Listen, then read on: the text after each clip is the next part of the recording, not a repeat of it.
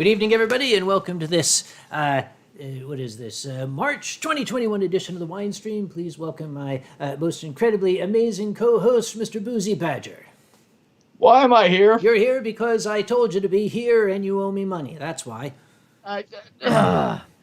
When you paid me a retainer, I didn't think it meant I had to actually spend time talking to you. Well, hey, that's the only way I can get people to talk with me these days. You heard it. You heard it here. Yep. Kage pays for companionship.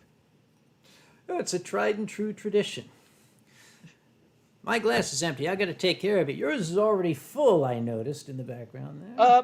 Mine's interestingly full. Mine is a smaller. What are you drinking this evening before I tell you what I'm drinking? This is, folks have seen this one before, a very, very lovely Rheinhessen Riesling Cabinet called Cabinet. It's a German word that means cabinet. It means the wine is so good you want to hide it in the cabinet so your friends don't get it. And I actually opened this one ahead of time because I recently had a bottle that was corked and it was terribly disappointing, but this one is in good shape. So what's that wine you're drinking? I am drinking the finest of Kentucky wines as I glance at my email to make sure that absolutely nobody who messaged me a moment ago. I'm drinking the finest of Kentucky wines, some Knob Creek. So, yeah, I've got about half a bottle and a little bit in reserve. A little bit in reserve. A little bit in reserve. What's that behind your head? Which one? The reserve. There's three shelves. I've got Suntory whiskey, got some tequila, got some Jefferson's aged at sea, Cax Creek, some Woodford single barrel. Let's see, a bunch of gin, Crown Royal. There's some Defiant single malt up here, some Jameson, some Tullamore Dew, some Booker's. I've got a small liquor store in my. I have children. Yes. I mean, this is how my children live. Is by me occasionally going in the basement and saying, "Daddy has to work." So I love it. Akira Hybrid is Boozy streaming as well. No, I'm a fiction. You're imagining they put down the bottle. You've had too much. Oh. Okay, that is supposed to come later, I'm sure, because normally that's what I start hearing, usually around 8 o'clock. So, well, yeah. Funnily enough, I actually told QM that they had to watch the stream tonight because, for secret to all the watchers, is there are those of us out there, as Kage has told you many times before, that have the contact information to send Kage messages going, "Stop." You've hit the limit. It's time. I trust you all to be judicious, though.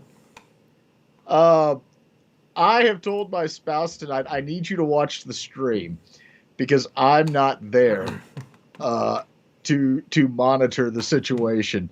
So I need you to be willing to come downstairs, lean in, and say, "Okay, it's time to stop."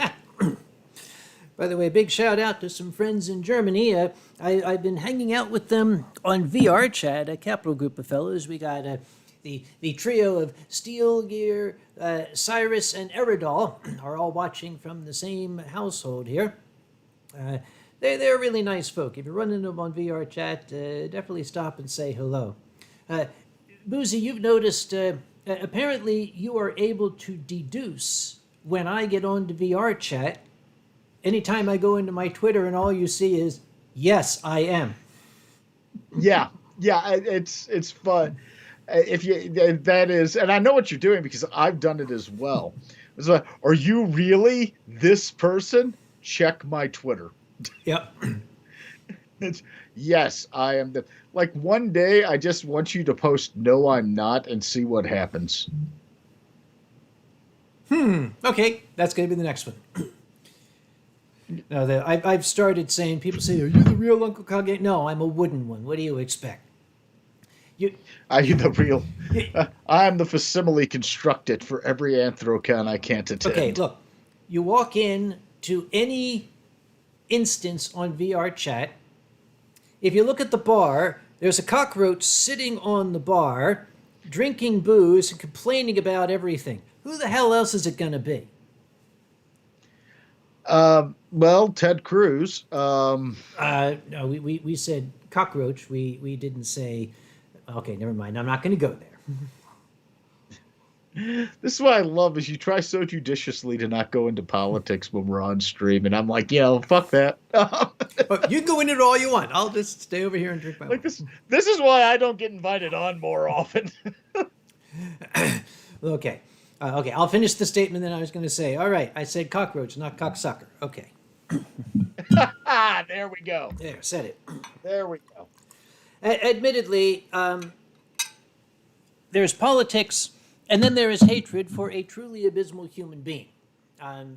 There is a difference. Politics is when you hate a person just because their beliefs differ from yours.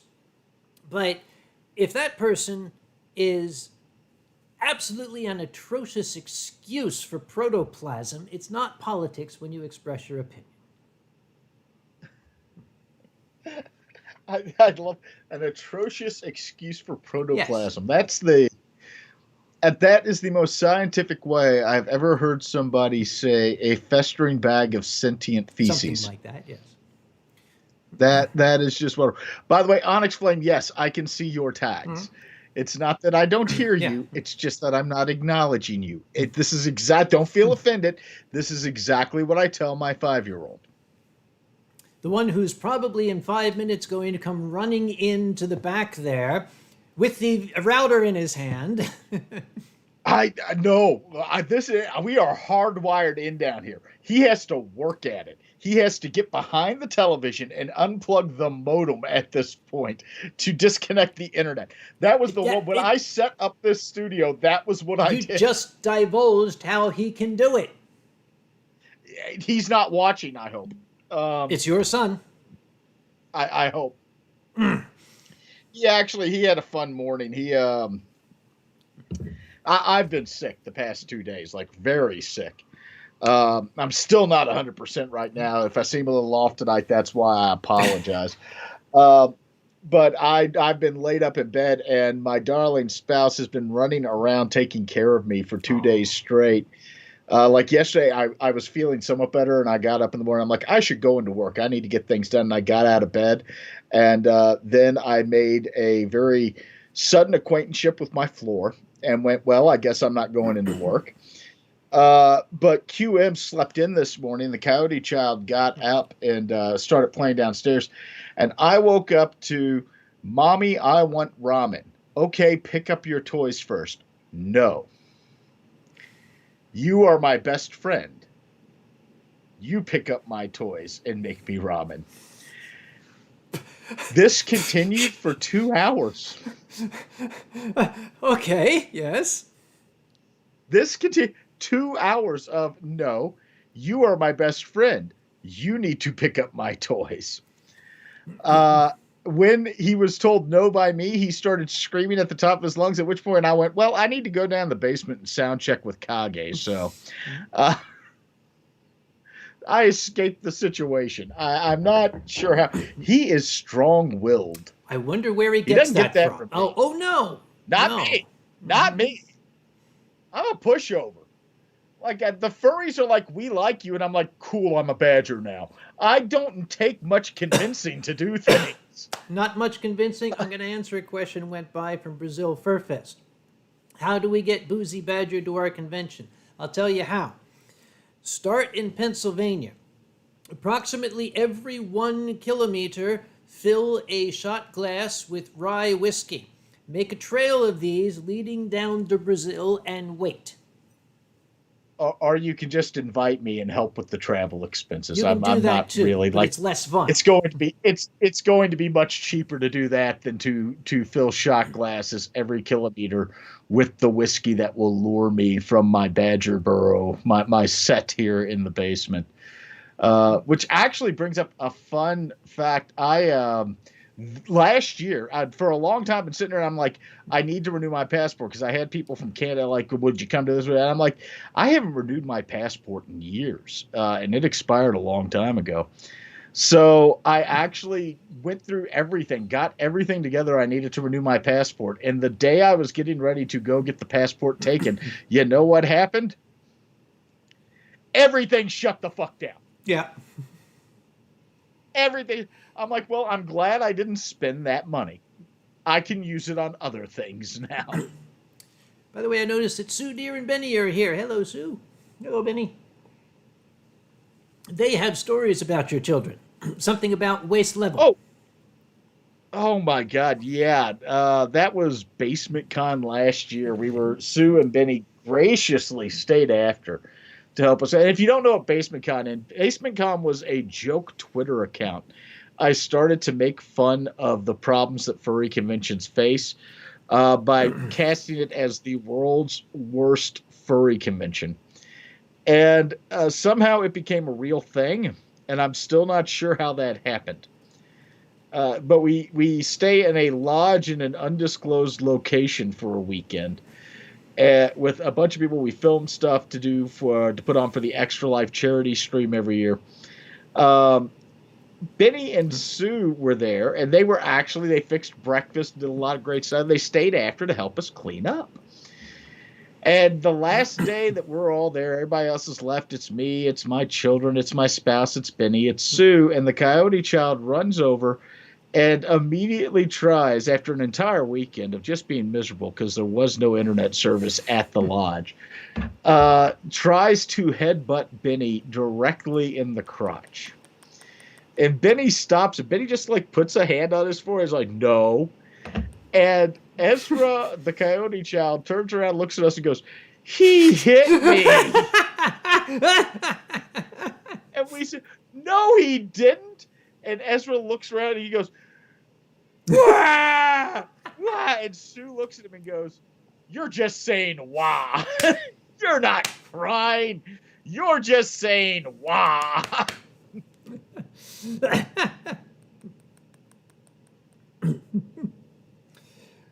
It's a kid after my own heart. He really is. Oh, he's something. He's a hoot. Who was it? Something went by. I had to. Ah, yes, it's Wolfcat Wildcat says, love your background, Mr. Badger. Well, the joke's on Wolfcat. That's his actual basement. Yeah, this is. Hold on. This isn't a background. This is real. This is what I do with my time and money. I take the murder room in my basement, turn it into a studio, and stock it with every type of liquor I've ever received. The only thing that I have seen that rivals that is Alkali's house. Of course, Alkali's is built vertically because he's very, very tall. Yours is built horizontally, so it's easier to reach. Yeah, when I was at Alkali's last, and he showed me his liquor cabinet, I was like, that's a lot of tequila. And then when I emptied out the boxes of liquor that I have received over the years, and I put them on shelves in my studio, I realized Alkali ain't got shit on me. Alkali's a very specific type of drunk. Alkali has 2 or 3 types. I have a variety. I could open a speakeasy in this basement with no issue whatsoever, except possibly the legal ones. Nobody clipped me saying that. Too late. What is it you're always telling me about saying stuff on camera when it's being recorded? Don't. Yep. The difference is I'm smart enough to talk my way out of the problem. You're smart enough to talk your way into a bigger problem. I have got the perfect answer. Oh, you are a saint. Sweetie, could I get a cup of coffee? You can. QM just walked in to drop off supplies for Tell me. her that QM is your best friend and therefore you...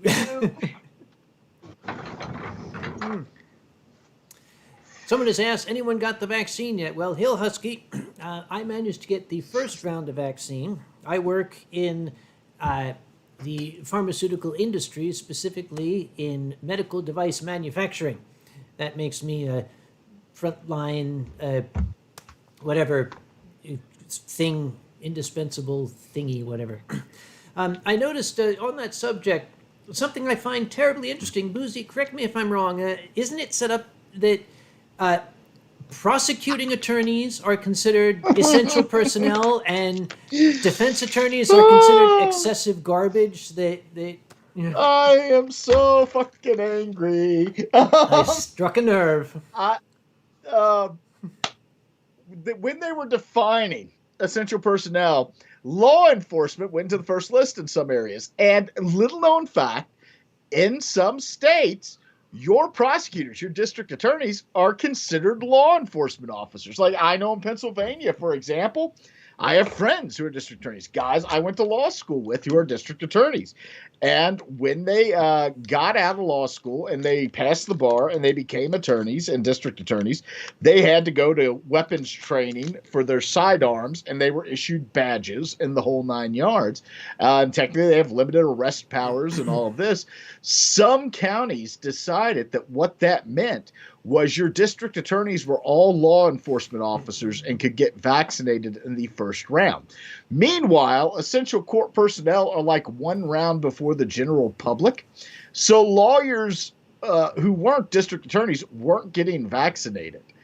Whereas district attorneys were being treated like law enforcement and being vaccinated. And, we were pissed off. It was like if you went to the Super Bowl and they were like, we're only qualifying one of the two teams to actually play in the game. Yeah, the other team were putting on a broken down airplane with one prop that may or may not explode to get here. And if they don't get here, they forfeit. And by the way, if they forfeit, you all go to jail.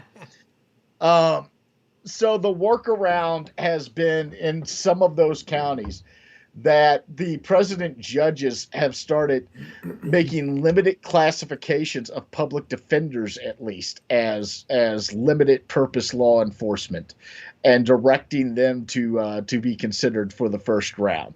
I am pissed about that, though. I just like, you don't have to meet reasonable doubt if the other guy's dead. So yeah.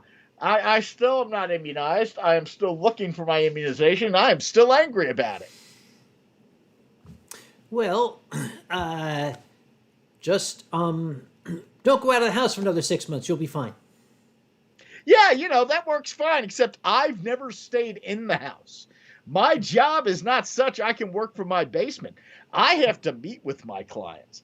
I have to go to... Do you know what a cattle call is, Kage? Yes, I do. A cattle call, for your viewers, is a court hearing where you're on the docket and everybody else, like if my case is on the docket at 9 a.m., there may be 30 cases on the docket at 9 a.m. and the attorneys and defendants and parties for all of those cases are there, and they just go down the list and call every case on the docket. The courtroom is packed. And lawyers, we don't like sit in a special place.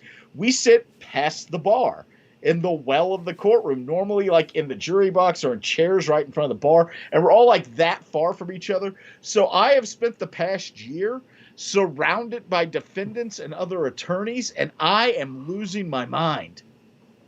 So where do the attorneys sit? Past the bar. So this is why they're always talking about the attorneys having to pass the bar. Actually, yes. That is, there's, if you go into a courtroom, there's the general seating area, and then there's normally a wooden bar with a gate right in the middle of it.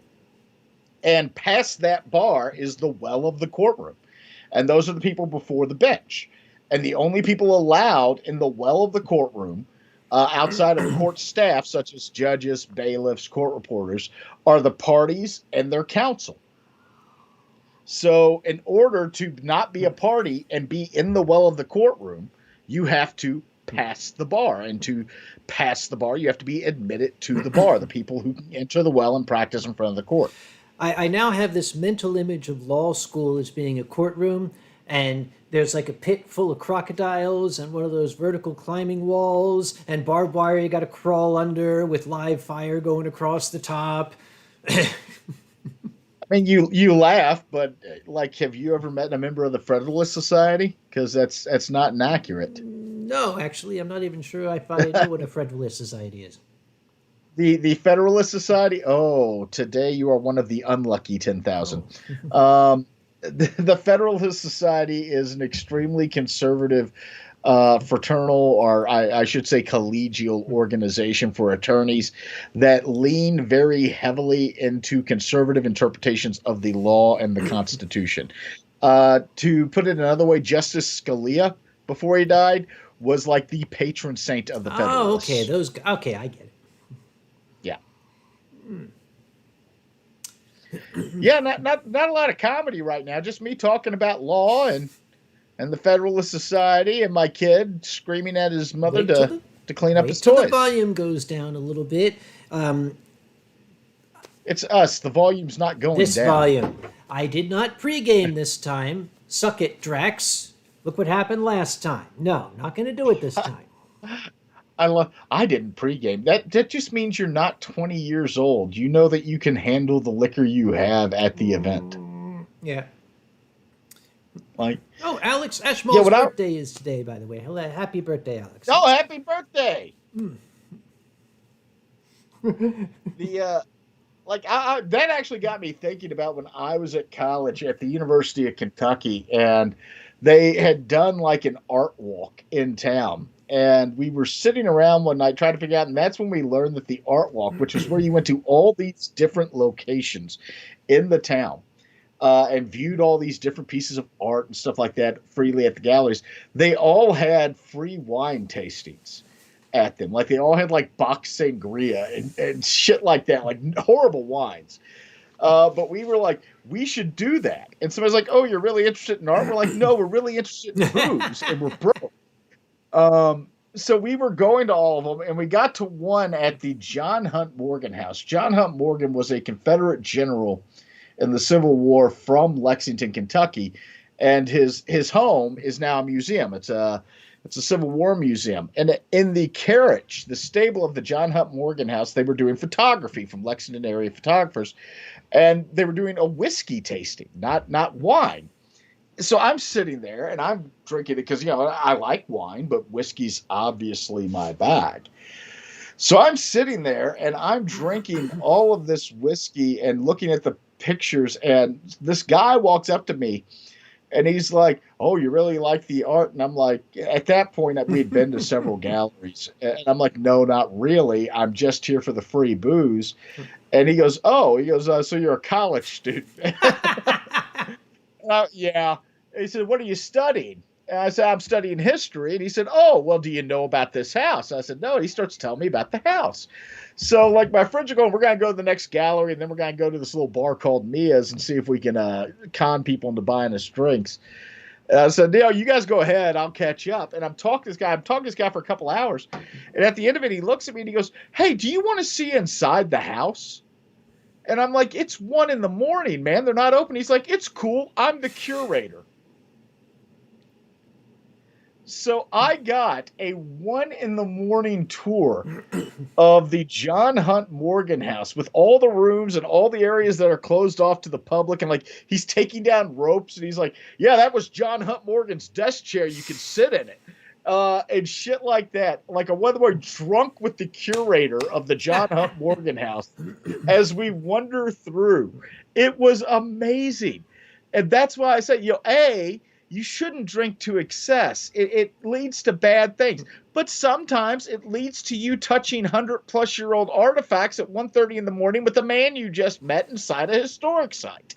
So, like, it was going to go one of two ways. I was either going to be murdered and dumped in the cellar, or I was going to have a great story. You spent the night touching that man's artifacts. Yes, I did.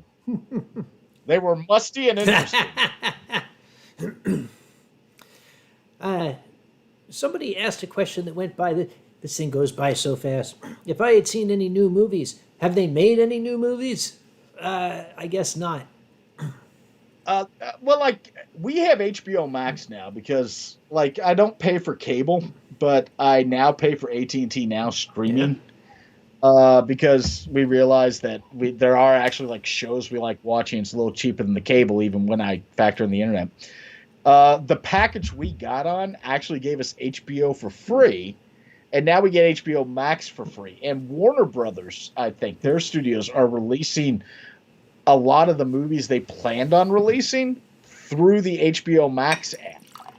at once a month. So I saw like The Little Things, which was that new Denzel Washington movie last month. I liked it. It was okay. It was really about police corruption without being about police corruption. So I hear the sounds of chaos in the background. now you hear the sounds of my kids upstairs That's laughing. what I said. That's better than the sound of screaming. So And what was that? that was one of them trying to get in the basement and being stopped. Now, Peter Cat has mentioned the movie Wolfwalkers. I'd like to know more about that. That sounds like my kind of movie. I like wolves, especially when they walk around. Now, I've not been completely idle and just dicking around on VR chat, and people say, "What's your avatar on VR chat?" Like I said, look for a cockroach sitting at the bar, drinking and complaining about things. That's me. But I started watching something. It's an older series. I never watched it when it first came out, but for some reason I decided to look into it, and I've gotten hooked on it. That's a Boardwalk Empire. Oh my God, I love Boardwalk Empire. Yep. I don't know what it was. I just was flipping by on Amazon and said, I'll try this out. Just one episode. I'll see how one episode is. Yeah, I'm through the first season now. I bought all the others, and I'll be working my way through. It turns into a heartbreaker. Like the end of it is a heartbreaker. Yep. It really is. Yep. You kind of look like Nucky Thompson now that I think about it. If you tell me I look like Steve Buscemi, I'm going to crawl through this screen and throttle you. I mean, like, you got those eyes. Those alluring eyes. Steve Buscemi eyes. The Steve Buscemi eyes. Just... Tony Ringtail says, the bigger question is Kage wearing pants today. It's too early in the stream to divulge that. We'll get there. Like, the answer is always yes. We have, like, Schrodinger's pants going on right now. We're both wearing pants and not wearing pants until we stand up. So... just think of it. In some reality, at this moment in time, we are both nude from the waist down. And in some reality, we're both nude from the waist up as well. Underneath this shirt, I am completely naked. Oh, Warehouse 13. Unexplained asked if you've seen Warehouse 13. I have. That's an old Sci-Fi Channel show. I have not. It's actually really good. It's have you ever heard of SCPs? SCPs, no. Yeah, they were like a creepypasta thing, and the idea was there are artifacts or things that have special powers. Like, if you look at it, it does this to you, or if you look at Warehouse 13 predates that, but is the same concept. It's a secret government warehouse in the middle of nowhere, and everything in the warehouse has some supernatural or time and space altering effect to it. And the whole show is them tracking down those artifacts and putting them back in the warehouse. That sounds like The Hidden Room.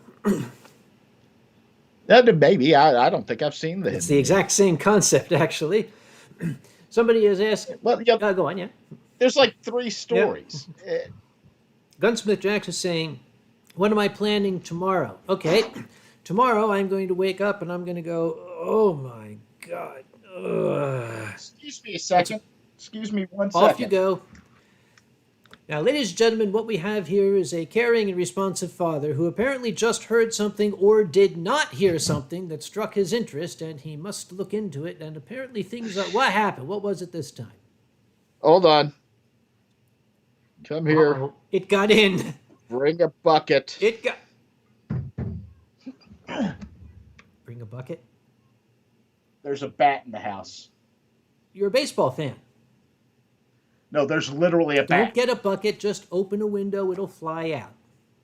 I can't. Why not? Because it's in the basement. Open the door. It's staring at me.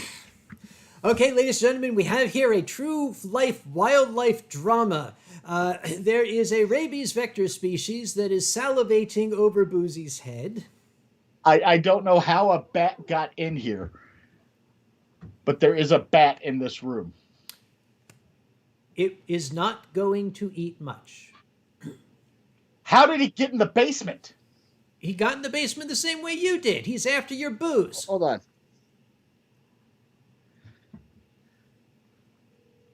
I actually have to do something about this. I can't just let the bat live. No. Bats are your live in the friend. basement. Live in the basement. You're gonna hurt it if you try to get it. You just open a window, open a door, and it will find its way out. Trust me.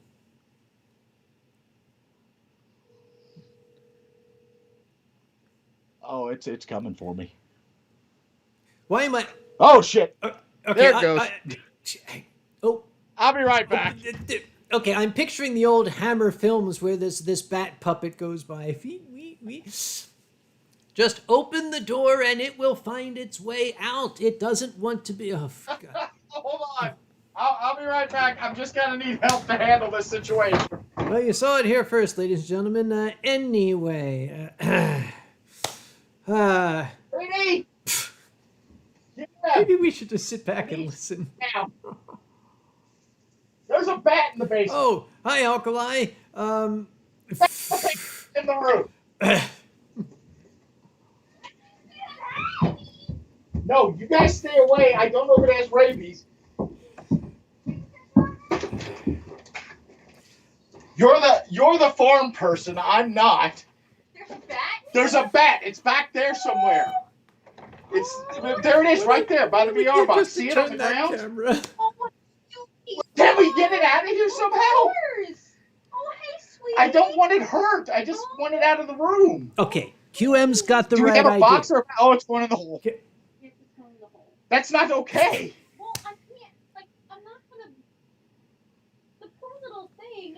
Yeah, I know. That's why I want to get it out of here. Well, get me a little box or something. There's like 90 boxes in this room. Okay, let me get a box. Can I suggest we move something in front of that hole real quick, though? What?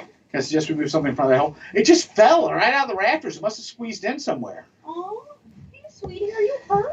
I think he Is may she be. talking to the bat or to Boozy? Just be careful. Don't get yourself bit. Looking at me. He's not exactly happy. I know. He just fell out of fucking I'd nowhere. be pissed too. I'm not happy. Come on, sweetie. Oh. Oh, no. He's squeaking. Oh, he's squeaking and he's stuck on this tape. And Oh, no. He's stuck on the what? remove him. You've got to get him outside, though. Boozy, you're a soprano all of a sudden. I'm not going to show you the bat, He Chad. is a soprano. You notice he's a soprano when a bat shows up? I'm afraid to get in the arm. Do you need scissors? There's scissors Don't over there. cut its wings off. What am I going to? Why am I saying? You got to cut his fucking foot off? Why am I offering you scissors? Okay, I used to work with birds of prey. I handled hawks this big. I wish I was there. Close the box, take him outside the middle of the yard and let him loose. As soon as I in the box, I don't want to hurt him. I don't want you to hurt him either. I think- Everybody wants to see the fucking bat, and I'm like, we're traumatizing the poor thing. Right now, You're traumatizing my channel. God damn it. He's quick. he's very. Ah. Right now, he's very scared and afraid of me because he thinks I'm Well, like. do you think he's got to be less afraid of me? I don't want to terrify him. Like he's already like his shit's already been rocked. He just fell. Fell from the roof in a mysterious building. Oh, God, do we have bats in the attic? We might. I don't want to have to call a fucking Oh, exterminator. hey, sweetie. Did you find him? He's right here. Oh, by my ass What? cushion. No. Yeah, by your. And he's going directly under the... Oh, he's moving closer to me. Hi. Boozy, you know, you become a soprano when you're nervous. It's really amusing. I'll be back with you in just a moment. We're dealing with an issue. Yes. Oh. Okay, all the artists in the channel, Boozy Yes. and the Bat. Here, That is the art Come theme on. for tonight. Boozy and the Bat. This way. Post it This in way. your Twitter and make sure you We just tag want us to both. catch him and let him out outside. We just want to put him outside where he can be safe and happy and away from me. Everybody's like, let us see the bat. And I'm like, how? Well, if I can figure that out. Oh, you got to put him right in front of my face? Yeah. Oh, Kage, did you think this would happen when you invited me on tonight? He's just like a little tiny Hey, remember like 30 minutes ago when you were concerned about my kids interrupting the stream? You know, admittedly, that was my concern at the time, although right now that would be almost a blessing. Oh Yes, my Gummibjorn is God. saying if you want to make any artwork of Boozy and the Bat, send it to Gummibjorn and he will share it and link it. I love how happy you are, but like I thought it was a mouse at first, and I was gonna be like, well, fuck, we're in the country, Boozy mice and happen. the Bat. Um, Yes, Boozy and the Bat. Oh, he's going up the wall now. Yes. Bats do that. That's just, oh my God. How does this happen? By the way, if you're wondering why, like, I'm like, QM, get down here. The reasoning's very simple. I'm from the South, but I'm from a city. You're a city boy. QM comes from the country. QM is a farm person. I am not a farm person. I have slaughtered a pig. I have milked a cow. I have birthed a goat. Those are the three things I have done, and I was not heavily involved in any of it. When random animals show up in our home, QM's the one I'm like, sweetie, come get it. Can I point out that previous times when animals have shown up in your house, QM has made pets out of them. Yeah, we're not keeping. You said that about the cat. Bat. He's a wild creature and he needs to go back outside. I mean, like, maybe we could put a small box under him and gently push him into it. Well, that's what I'm going to try to do, but I don't want to crowd him. I don't want to freak him the fuck out. Yeah, I don't want to freak him out either, because then he's going to bite me. I know how this ends. This ends with him flying right past you and biting me on the face. Artemis Star says, QN comes from the eastern Pennsylvania country. Don't mess with those people. They're like hillbillies from West Virginia, but smarter. I'm also from eastern Pennsylvania country, Artemis Star. He's not going to transform into either of them either. Like, why do we not have thick gloves you can wear? We do, but the kids took them out to like, through the front yard. And yes, Dandy Cupcake. Okay, well, he's now trying to climb up a smooth This is board. the bat hooker. This is the leather hooker. Yes, no, nothing to If he gets under that fucking thing. Well, if I could move this Rusty! table without... That's like, bad, and I love it. hurting. Don't look at the chat. Don't look at the chat, Boozy. Don't look at the chat. You don't want to see it. No, don't look. Don't look. Hold on. Let me send the kids a message to tell them to go get your gloves. Go get Mom's gloves. Well, tell them yard gloves. Yard gloves. They're not going to know what else, and then... Now. Hello, Viot. You got here just in time. There is Hi. If you're wondering why there's not a lot's happening, in the middle of a conversation about me getting hit on by the curator of a historical museum, a bat fell out of my ceiling. And now my spouse is trying to capture the bat in my small studio before it attacks me. Colby Pup is asking why we don't call animal control, and there's two reasons. One, animal control will probably not come right off the bat. Two, animal control will destroy the bat. Yes, they will. Yeah, here, where I'll just take him outside and then release him. Animal control, anytime they find an animal like that in a home, one of the very first things they do is destroy the animal to make sure the animal does not have rabies. So yeah, like that happens, especially like raccoons and shit. They don't do it a lot, but with like smaller animals like bats, yeah, they will, because they need to know if there is a rabies infested bat colony in the area. So you've seen it here first. Boozy apparently... Does it look rabid? I don't know what a rabid bat looks like. He doesn't look rabid, he just looks scared. Boozy apparently attracts furries that are into leather, as you can see. You know, probably only a baby. Okay, quick, close it up. Okay, well, here. Yeah, you can handle the part of showing the bat. Where to are you the going? stream. I'm not doing- Yes, let's see him. Her. It. Very carefully. I don't know if they can see it or yet. not. Aww. Yeah, that's it. That's a little brown bat. Little baby. All right, take him outside and let him I go. take the little baby outside. Thank you, my We're hero. looking forward to the Boozy and the Bat artwork. If another fucking bat falls out of the ceiling, we're done. Okay. That maybe I should rethink leaving that like that While and he's just not put some paying plywood attention, there. everybody who has his And I would address, send appreciate if stuffed you would bats put your head to in the his attic house. to see if we need to get control animals out here to remove a bat colony from our attic. Unlikely, because I didn't notice there were any bats up there, and I'm up there. Yeah, all I'm just the wondering time. how it fell directly from there because there's no holes in the side. It wanted to watch the stream. Might have been trying to get away from one of the neighbor's cats and just tried to and found a hole somewhere over there. Yeah, it is old. It's an I mean, old maybe it house. crawled in through one of those old Well, intakes. that's what I'm saying. There's Yeah. a bunch of. All right. Well, let me get back to entertaining now that we've done the bat. Bat bat. So is this going to be part of my legend Oh, now? yes. The very second you started singing Boozy was soprano. on a stream when a bat fell out of the. I don't have a phobia of bats. I just know enough to know I don't know how to handle small wild creatures. You go to a furry convention, dude. Like, I'm not scared of bats. I just know that I don't know enough to know how to handle them without hurting them. Dude, you've got 3 children. That doesn't mean anything. They thought Lenny could take care of the rabbits, Kage. Okay.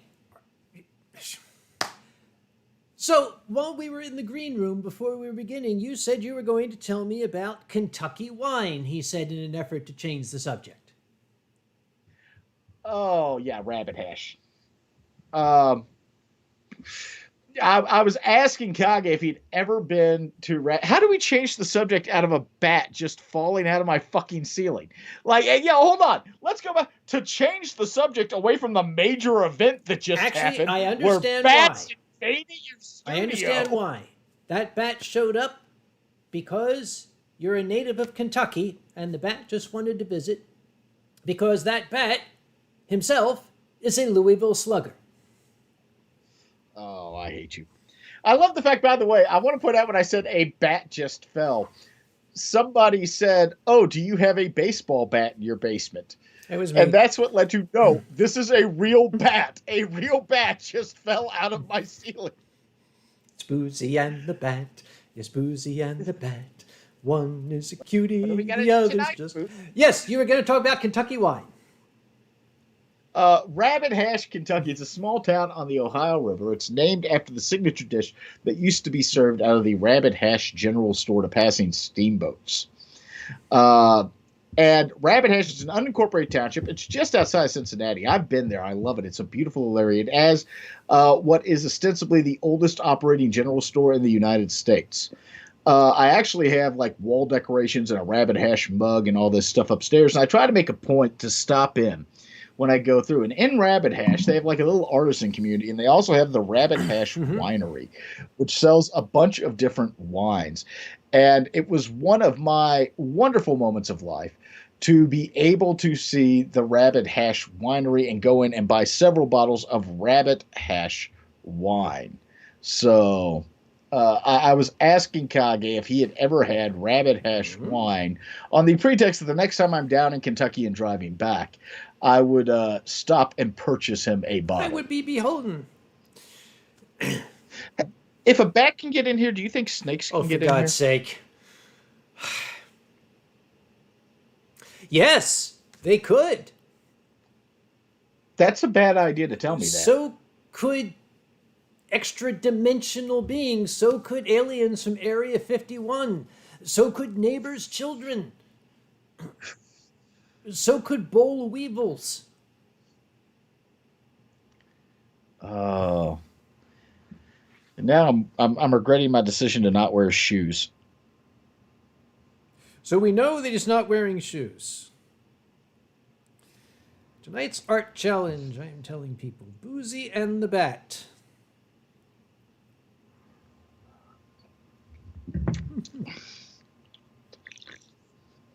Oh my God. That was an interesting way to start. Well, your stream. yes.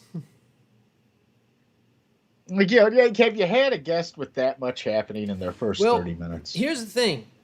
If it had to happen, I am very, very happy that it happened remotely. Had it.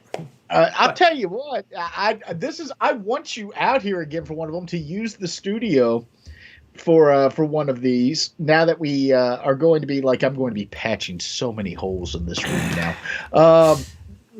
For one of these, for the fun of it. But I'm just amazed that happened.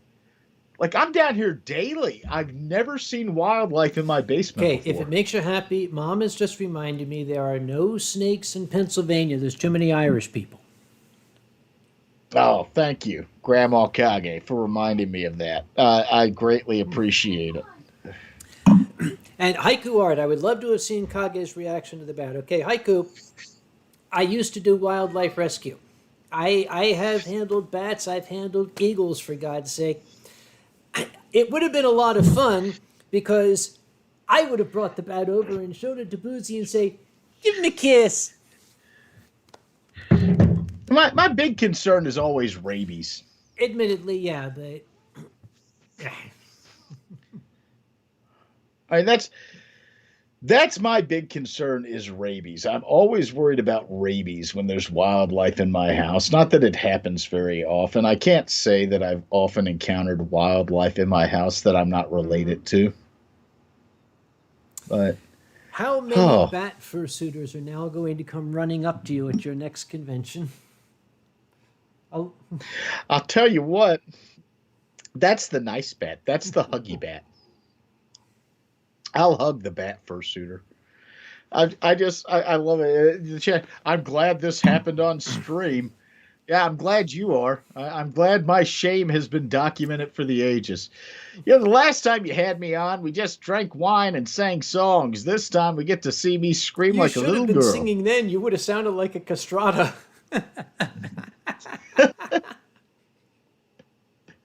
Oh, God, there's fan art. Good. That didn't Let's take see long. this. Where is it?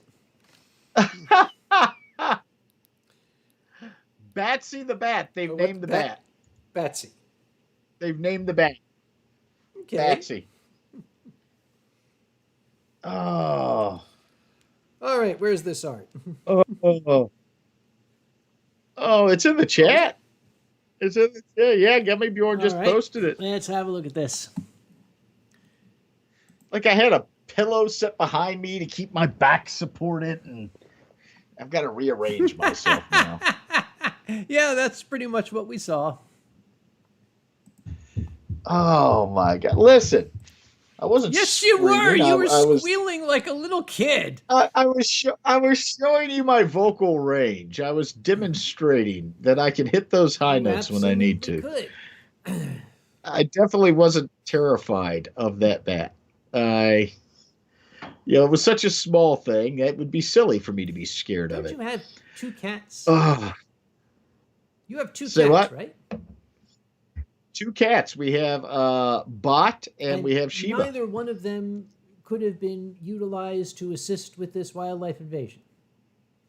Okay, Bot probably could have, but I didn't want the bat dead. And Sheba is old and will not move.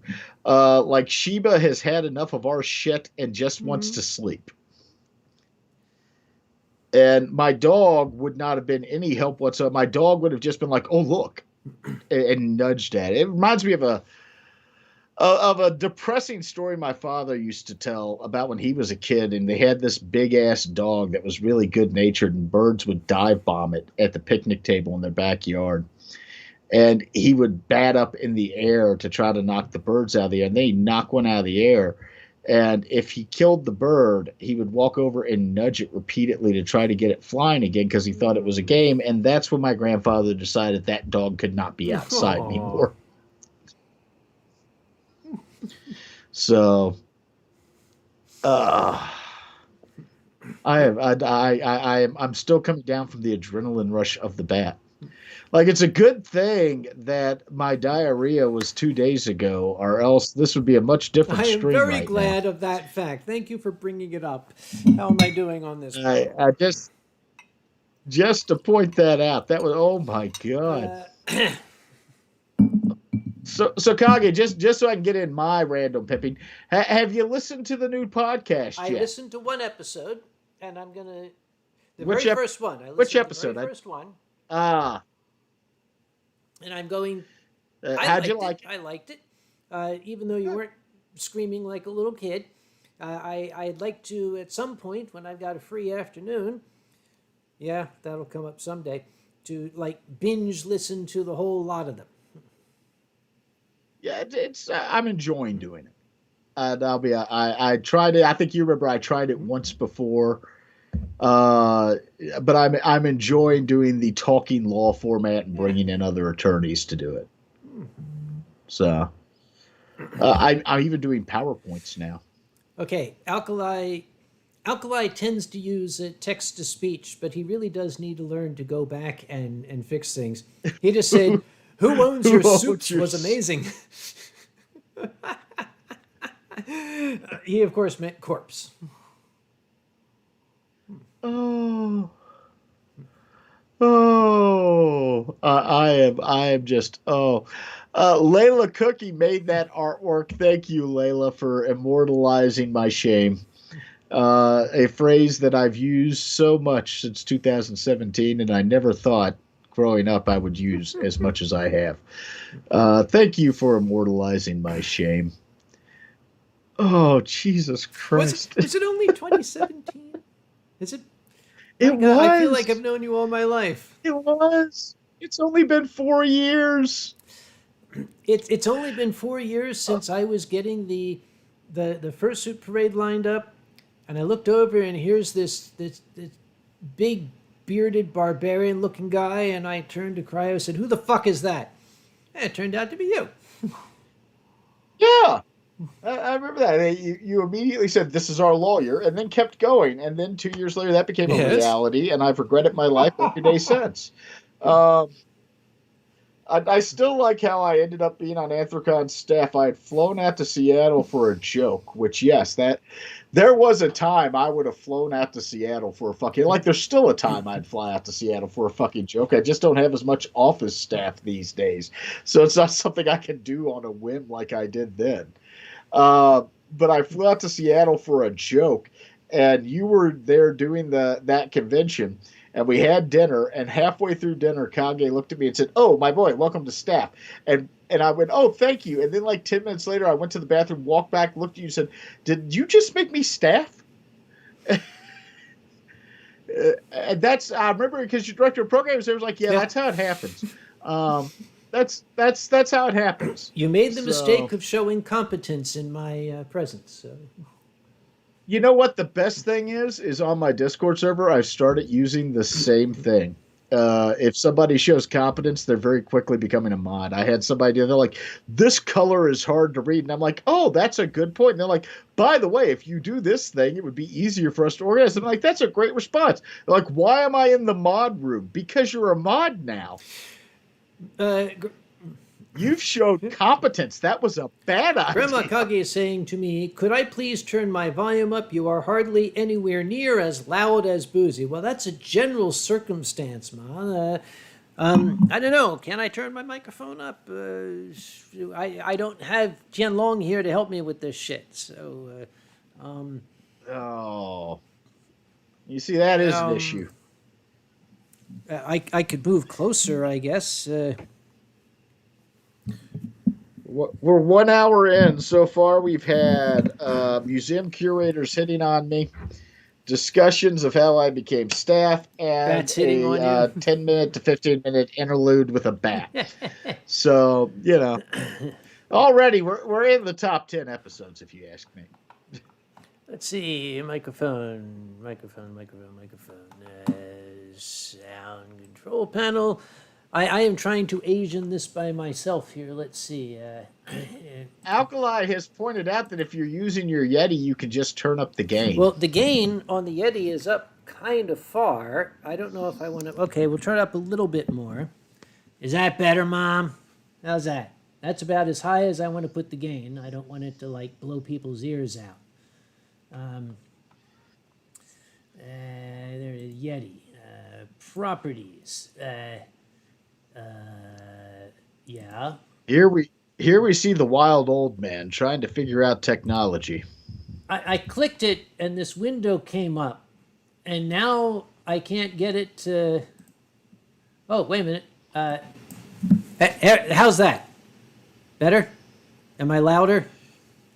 Not to me, but I've got you set. Like, I have a mixing board on my computer, Yeah. so I've got you set at a specific level for me. Okay, because I found this thing that had like a blue thing, and then it had like a gray part, and I moved the blue thing into the gray part, and well, let's get back to the channel. The chat is saying you're good. Okay, great. By the way, I'm just playing. That's what I usually get when I try to help Mom with stuff. Okay. Let's get back to... There we go. All right. Okay. Mom says I need to project more. Very few times has she ever said that to me. Normally, she's telling me to pipe down. Oh, so everybody's now tweeting about my bat friend. Yes. Thank you. That's Yes. That's something I really want on my resume. Attorney, author, lecturer, comedian, scared of bats. Not a baseball fan, huh? I love baseball. Can you think of another sport where it's expected for you to sit there and get shit-faced and sing songs and stretch and go home? Like, none of the other sports have that combination. Like, football, okay, you can get shit-faced, but you're expected to scream angrily. Hockey, you're expected to, like, be on the verge of punching the person next to you. Basketball, you're not supposed to really get shit-faced unless you're in a box. Baseball, dollar beers, peanuts, you all sing songs together between the innings. They give you a nice little time to make sure you popped your back, and then you go home. I love baseball. Don't know a damn thing about the sport, but... Which one is it where you paint yourself blue and strip to the waist and go in the stands? That's Saturday night at Boots Leather Bar. Okay, got it. Undertaker has a request for you, Boozy. He'd like you to say, "No, I'll never turn to the dark side. You failed, Your Highness. I'm a Jedi like my father before me." No, I'll never turn to the dark side. You failed, Your Highness. I'm a Jedi, like my father before me. Luke did not have a Kentucky accent. Sorry. No, he did not. And I love that when people are like, Boozy looks like Mark Hamill. I'm like, listen, if you can get Mark Hamill to notice that I exist, I'm cool. I think I've seen every... Like, have you ever played the Wing Commander games, Kage? Mm-hmm. You have? Long ago. Yep. Oh, I love Wing Commander. I loved it when it... Like, I'm looking for a flight stick just so I can play Wing Commander again. I have the entire collection. I have every Wing Commander game. I just need a joystick to play it with. I loved Mark Hamill in 3, 4, and Prophecy. And anybody who tells me anyone else is Admiral Tolwyn, then Malcolm McDowell can go fuck themselves. I would agree, and I would say that there is no better animated Joker than Mark Hamill. He owns that role. Do you know what Mark Hamill's first voice acting role was? What? Years and years and centuries and decades and minutes ago, a Ralph Bakshi film called Wizards. Mark Hamill played... I have seen that. I have, real quick, I saw that at a 6th grade friend's birthday party, believe it or not. What the hell were they letting people under 18 watch that film? Their parents were very progressive. Now, before somebody in the channel says it, which is a dick move, I really can't stand it when you mention a movie and then somebody gives away the ending. They say, "Oh yeah, that's this one." So shut the hell up, okay? But that film has the greatest wizard battle ever filmed in all of history. You talk about Gandalf and the other guy. No, the wizard battle in Wizards is the #1. Nothing can ever match it. Anybody who has seen the film is nodding sagely. Everybody else is saying, "Where the hell do I get this film?" You can find it on, I think, Amazon Prime or something like that. Yeah, that's actually I'll have to because we do like completely legal. Yep. Watch together streams every now and again. You gotta join us for one in my Discord where we all just kind of watch a movie together and then chat while we're watching it, and that may be the next thing that we watch. If on you do, one. let me know when it'll be. I'll actually get one of those discordant things and join you. Yeah, yeah, I mean that would be that's a fun little thing on there. Okay. Man, I Wizards. I love the Yeah, 21st century, by the way. Akiria Hybrid says, my drawing program isn't working today. I'll do the drawing later. Why don't you try my drawing program, Akiria? It doesn't crash. Yeah, because not everybody has a scanner, Kage. It's called a phone. You were saying, I'm sorry, go on. Like I have one and you have one because we are both in industries that require them. Well, I mean, like I'm in an industry that require them. You're just living in the 1800s, but This is not a fountain pen, neither is it a quill. As a matter of fact, this is the perfect pen for the laboratory, the Uniball Vision Elite. I have personally tested this pen against every solvent I had in the lab. The paper will dissolve before the ink will. wow, you put so much effort into making sure you have a sturdy pen. Meanwhile, I'm like, yeah, give me the blue bic. I need to make sure it's signed in something other than black. Mm-hmm. Oh, Jesus. I've had a lot taken out of me from this bat. Have another drink. That's right here. What should we toast to? We shall toast to the bat. To the health of the bat. To the bat. To the bat. May it live long. Let's hope it does. I went through this bottle awful quick. Incidentally, before I forget, I want to make sure that I give the appropriate nod. Remember, this Winestream is Patreon supported. We have wonderful Patreon patrons who, for whatever the hell reason, send money so that I can afford to bring in amazing guests like the Boozy Badger here, paying his travel expenses and all those things, feeding him, buying his booze for him. Let's go to our list. Pardon me. We are ever grateful to Silver the Viking, Tom Fox, Sicilian Furry Trainer, Jackal the Circle, Jeremy the Hayed Fox, Mama T, Nikolai Tiger, Onyx Flame, Rick Hale, Silent Dawn, Silvergatamon, Tezcat, Magic Jag, Wadius the Dragon, Bentley Shepherd, Blackfoot Ferret, Botunos, David Hunter, Dunkel Pfote, Atheist, Kahara Worgen, MacLabin. Welcome, MacLabin. Just met MacLabin on VR chat recently. Martin Spankenberg, McLovin Main, Merlin Scorch, Mutterwolf, Placeholder, which the name is Placeholder. Placeholder. Q the Dane, Rusty Rover, also welcome, Rusty. Sasha Whiteford, The Dragon Show, Ash, Wolf Velta, Volvaka, and Yakisoba. Thank you all for giving me money so that I can, like I say, afford to bring in amazing guests and treat them to a night on the town and pamper them as I have for this gentleman tonight. Make sure they have wildlife to amuse them. And, Did you send the bat? well, I thought you would like it. I mean, you're into furries, right?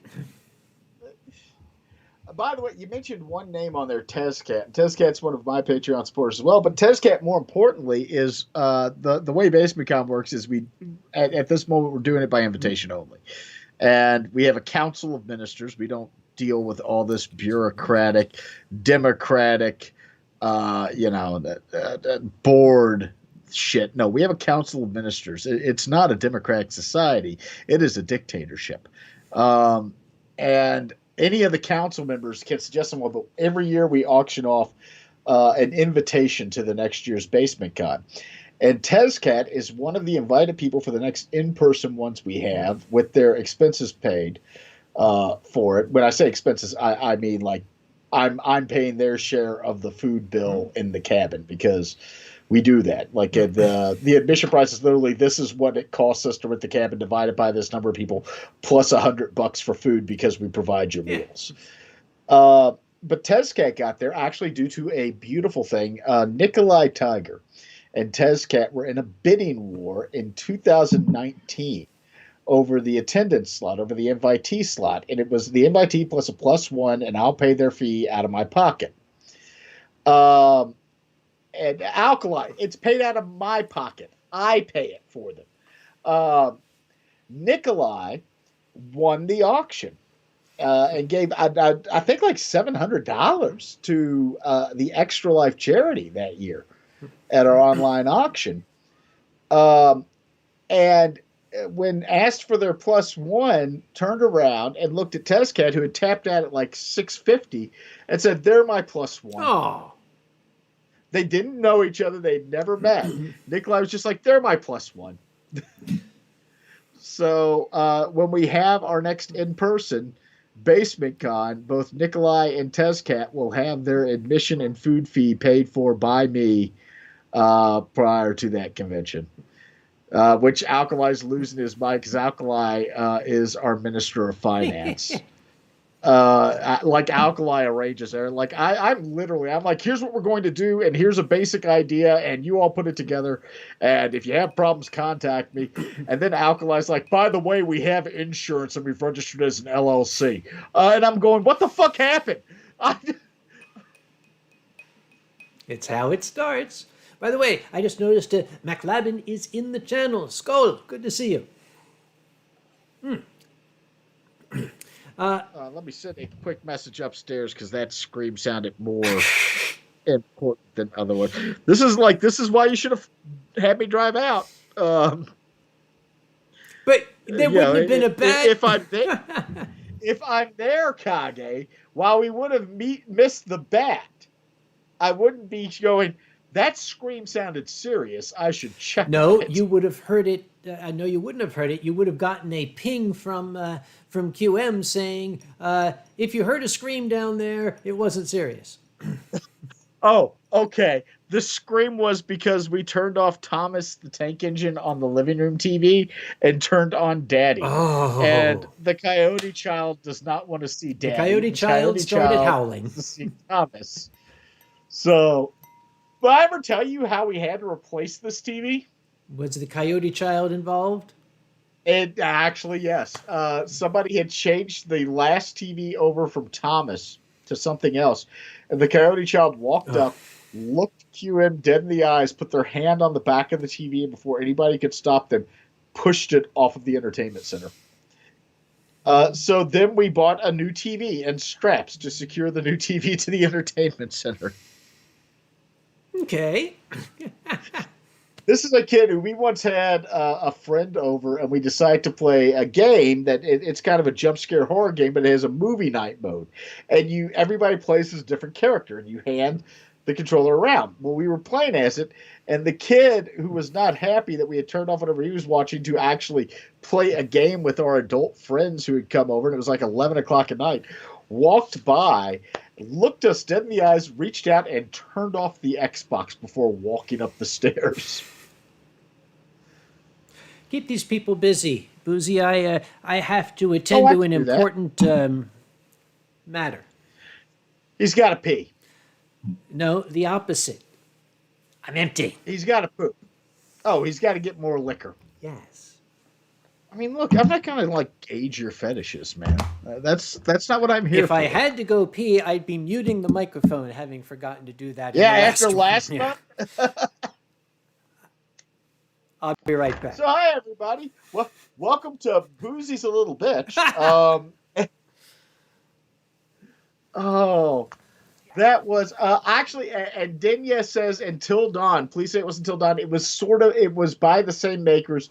It was the Dark Pictures anthology. It was Man of Medan, Little Hope, which is by the same makers of Until Dawn.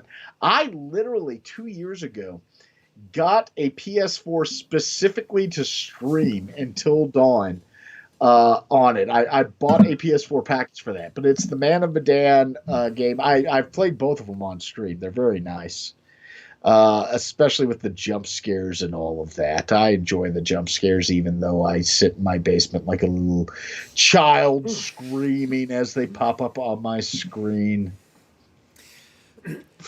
By the way, Kage, when are we going to get you to Basement Con? As soon as you invite me. You're always invited. Okay. Like, I'm not paying the travel expenses, but I'll pay your room and I'll pay your food bill. Well, tell me when the next one is safely to be held, and I shall see about it. As a matter of fact, Alkali and I are going to be having a conversation this week on that. Okay. Can I bring a bat? Sure. There's a lot of wildlife in basement. I do want to warn you, we have no cable connection, no telephones, and no internet connection, and your cell phone probably won't get service. That's fine. I'm used to that. Last year we walked in, the cabin had a DVD player, and it had 3 DVDs.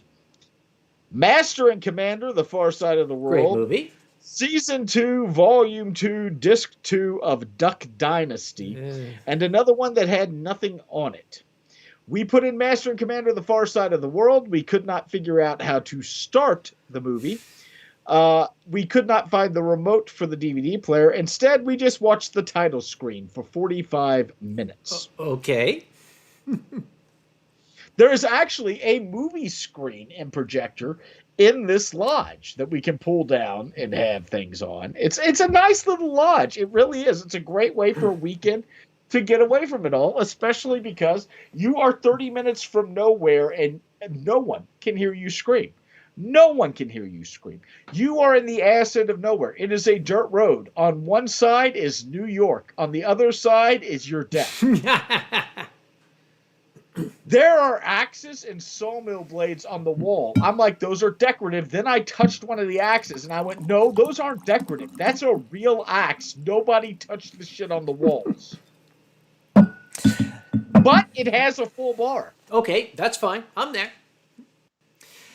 By the way, as you are now officially a convention chairman, For what it's we worth. should get you. You need the convention chairman button.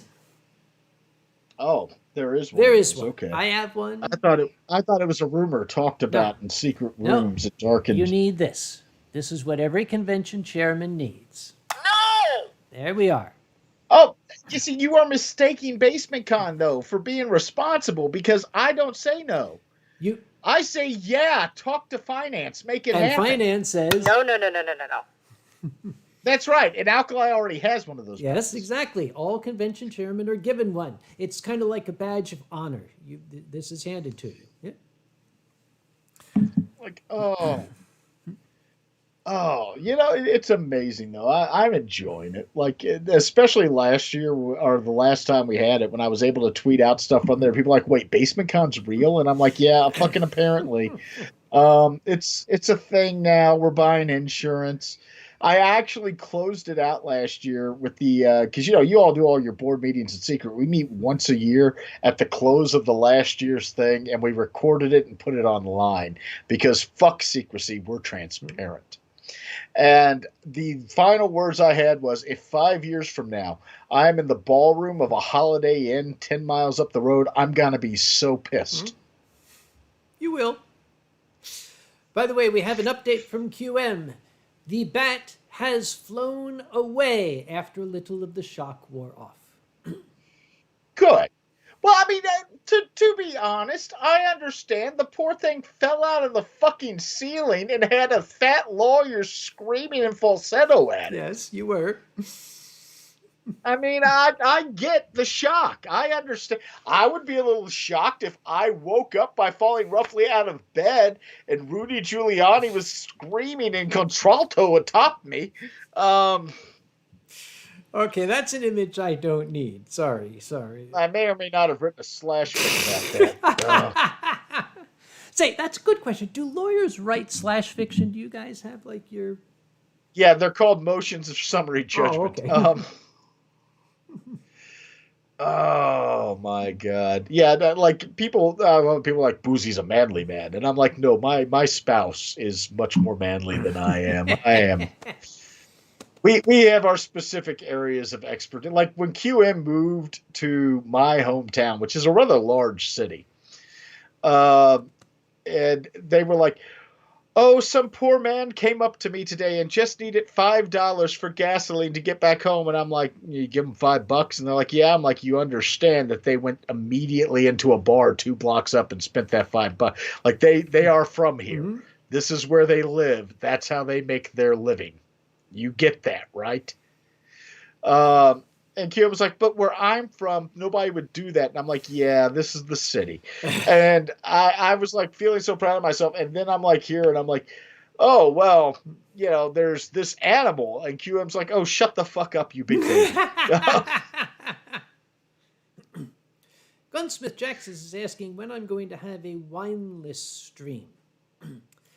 Don't you do that once a I year? do that periodically, not necessarily once a year, but now and then.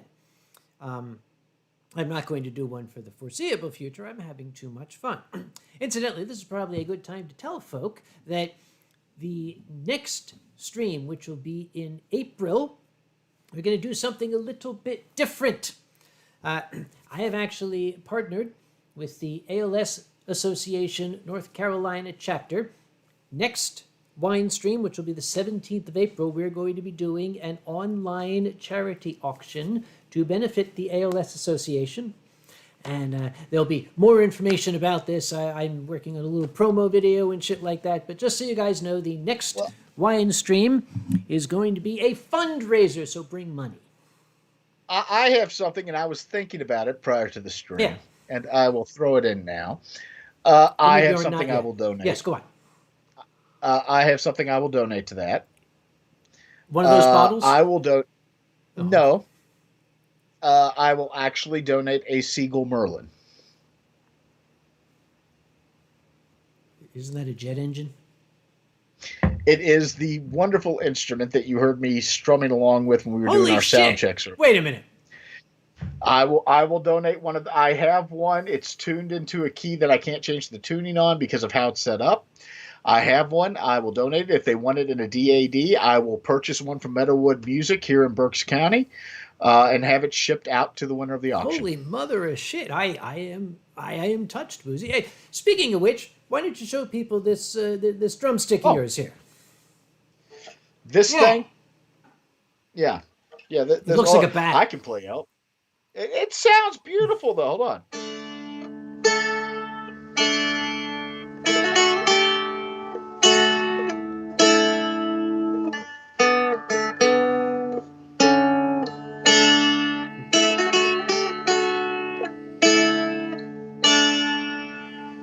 You need to learn to play Norwegian wood on that thing. It's a neat little instrument. It's essentially a strummable mountain dulcimer. Which I play the mountain dulcimer. I don't play it well, but I play the mountain dulcimer. I have for years. It's kind of my relaxation instrument.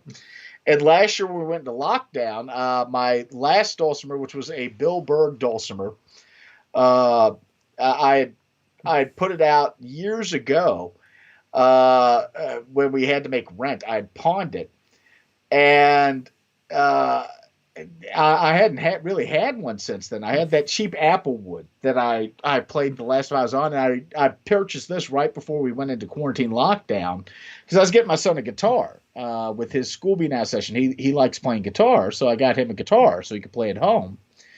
And I have just had so much fun with this since then, and I love playing. It's easy to play. Like, you can find the tabs anywhere. It's very easy to play, to learn how to play it. And QM's in there, so QM has now heard me. If you want it tuned in DAD, I'll get you a new one from Meadowwood Music. If you want it tuned in the key of G, I have a key of G that I don't play, and I will ship that out to you for next week's auction. Next month's auction. Next month's auction. Don't panic me like that. For a moment, I was like, no. Nick. It was, I'm going to lie and say that was completely intentional. And not that I completely forgot. I should probably show off one thing that, since you showed off one thing you're going to offer. I'll be right back. There's something I decided I'm going to put up the auction. I'll be right back here. Let me go grab that.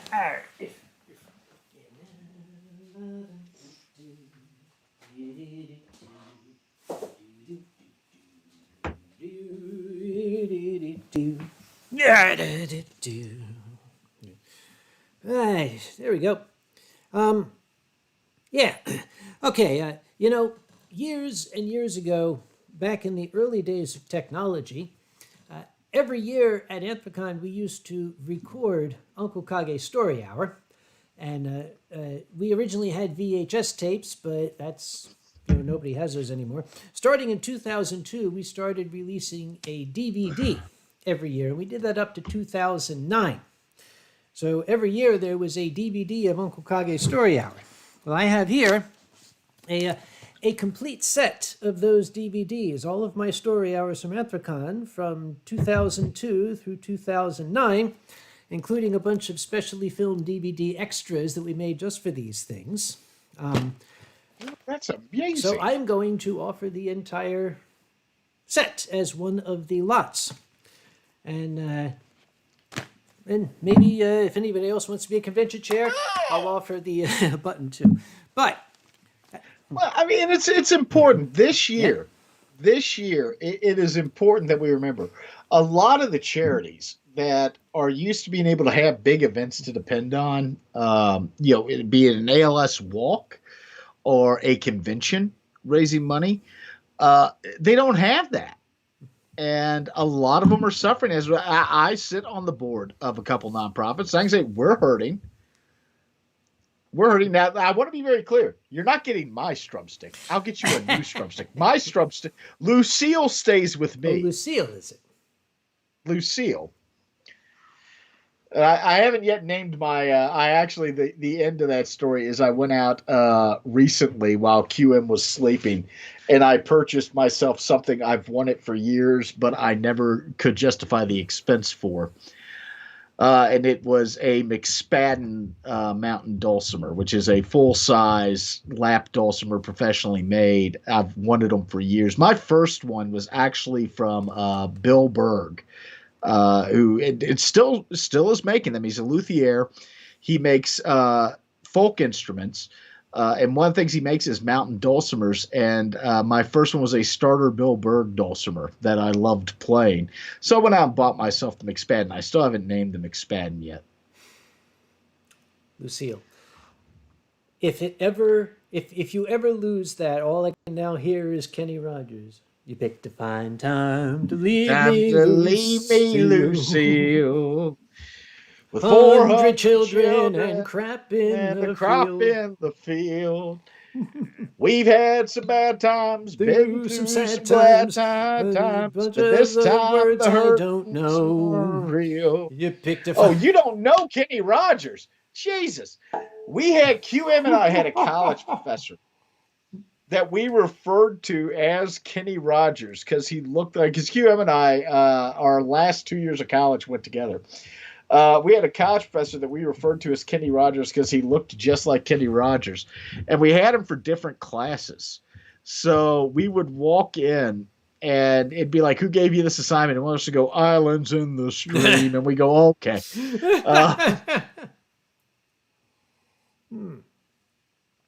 There's not much of a delay between us. Like Sinbad Wolf's go, there's a delay between. I don't think there's much of a delay between Here's the thing. The delay is there's a slight delay from Boozy coming to this.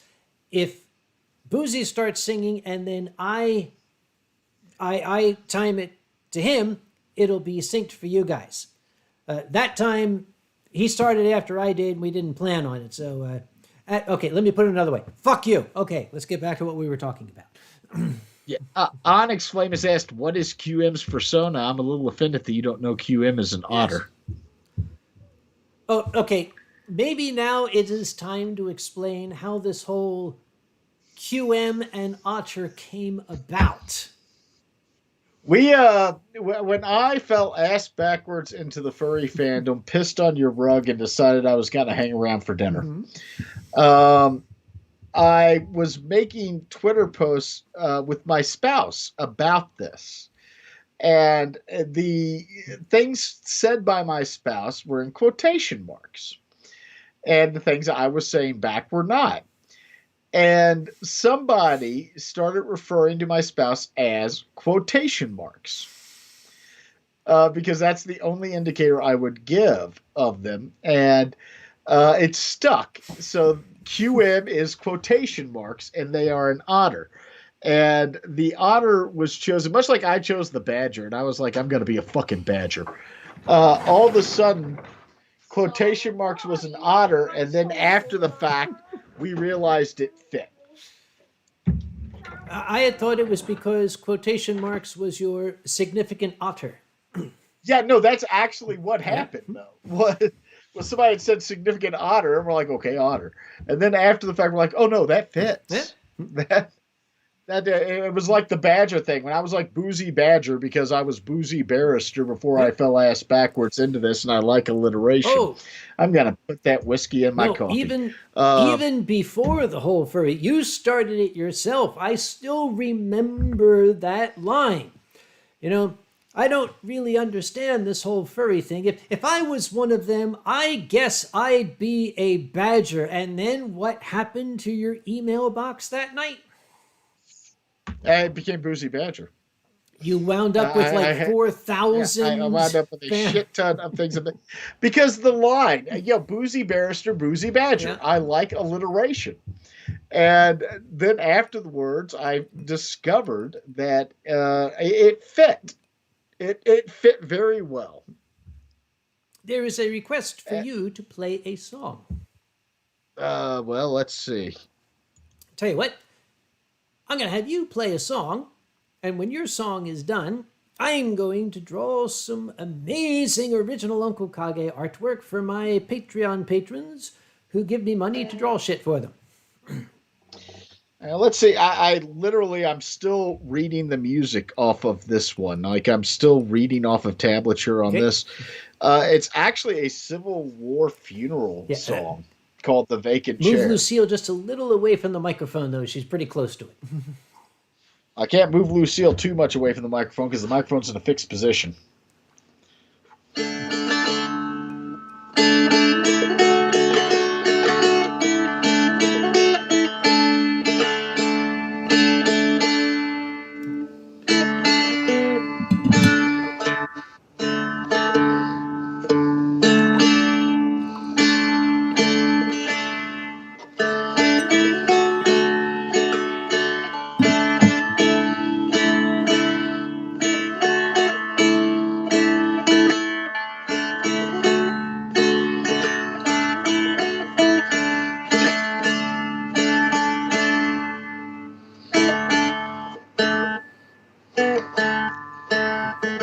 That's about as good as you're going to get from me reading off a tablature with that many. We need you to learn. But that's actually, I can sing it a lot better. It's a, we shall meet, but we shall miss him. There will be one vacant chair. We shall linger to caress him while we breathe the evening air. When a year ago we gathered, joy was in his my blue eyes. Now a golden cord is severed, and our hopes in ruins lie. Oh, we shall meet, but we will miss him. There will be one vacant chair. We shall linger to caress him while we breathe our evening prayer. Lovely. Do you know All Quiet Along the Potomac Tonight? I knew you were going to ask me that, and you know what I actually have up right now? Same song? The lyrics to All Quiet Along the Potomac Tonight. Yeah. I learned that song when I was in college because I had a professor who was teaching Civil War history, and an old Amish looking guy who looked like he was a veteran of the Civil War. But he would occasionally just break into song in the middle of the class. And for me, that was great. Other kids were like, he's gone funny. I'm like, no, this is part of it here. I grew up because I'm a history major, and I actually had a good chunk of my history master's done before I decided to go to law school, and I want to go back and finish my history master. I'd love to get a PhD in history, to be honest. And my area of study for my master's was antebellum American history, but I always thought I'd love to move that to become a Civil War historian.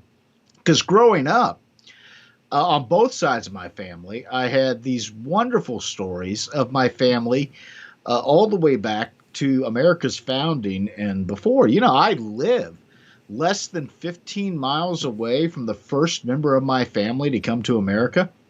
Really? I live less than 15 miles away from his gravesite where he was buried in the 1760s.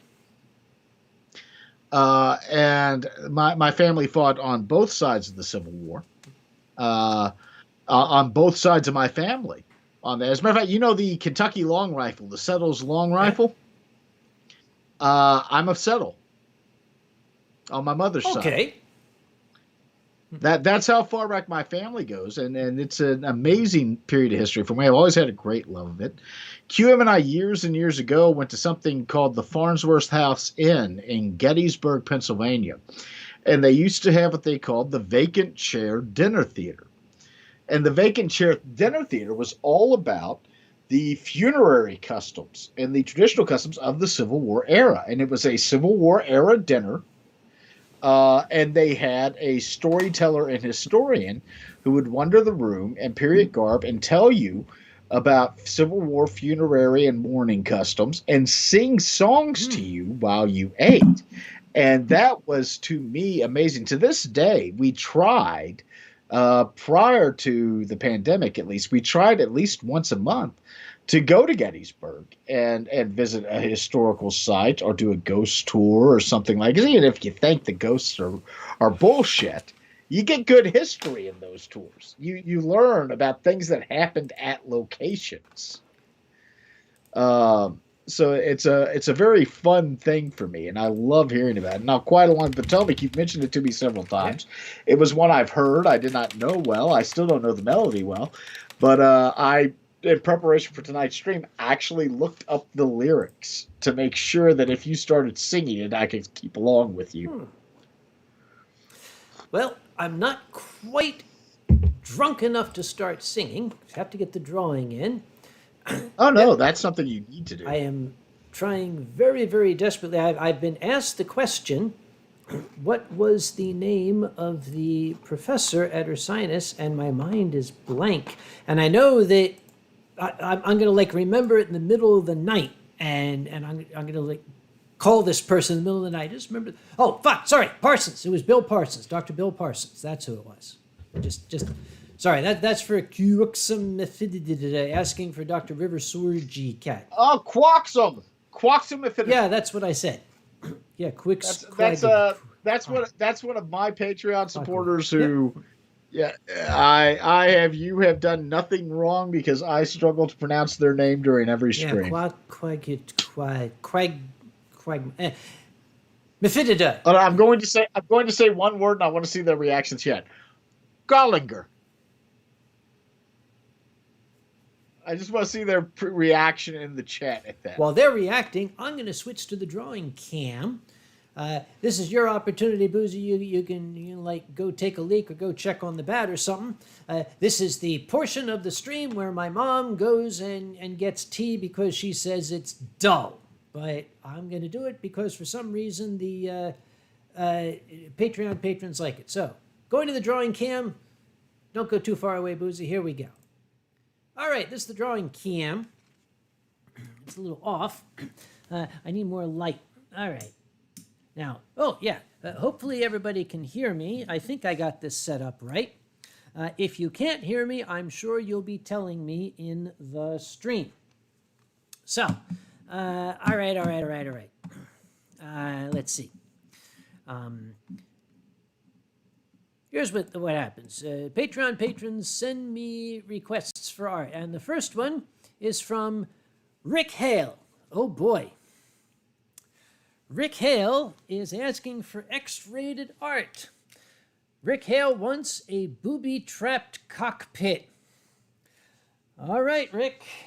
You twisted sicko.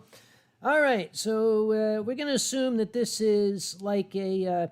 We're gonna make this like a World War I Sopwith camel. There we go. Right. Okay. It's got the hump up here. Imagine the Vickers machine guns up here and the big wing. you know, and it kind of comes along. Whoops. What's it? Where the hell? There we go. Okay. So, first we've got the boobies, which you will see here, and well, because they're boobies, we have to add the little eyes there and everything. Yep.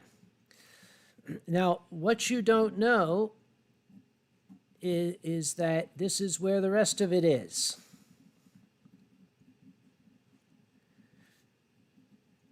It's called a cockpit. I ain't going to draw that part.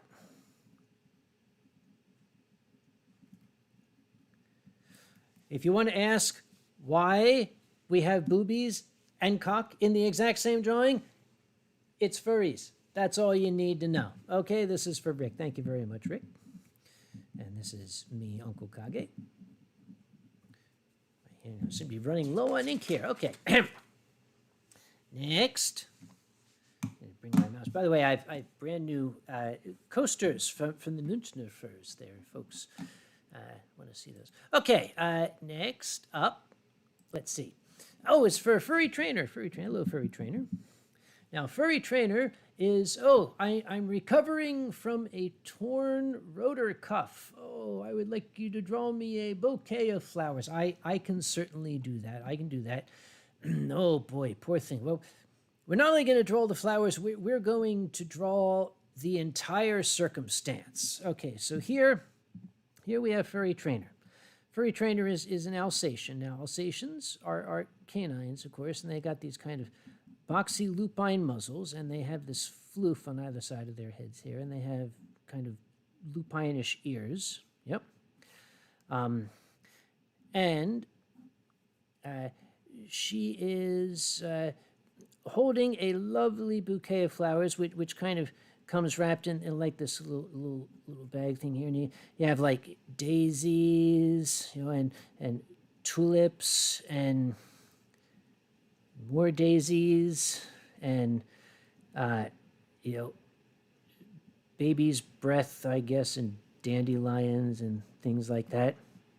And you see, since we are telling the story of what happened, here we have furry trainer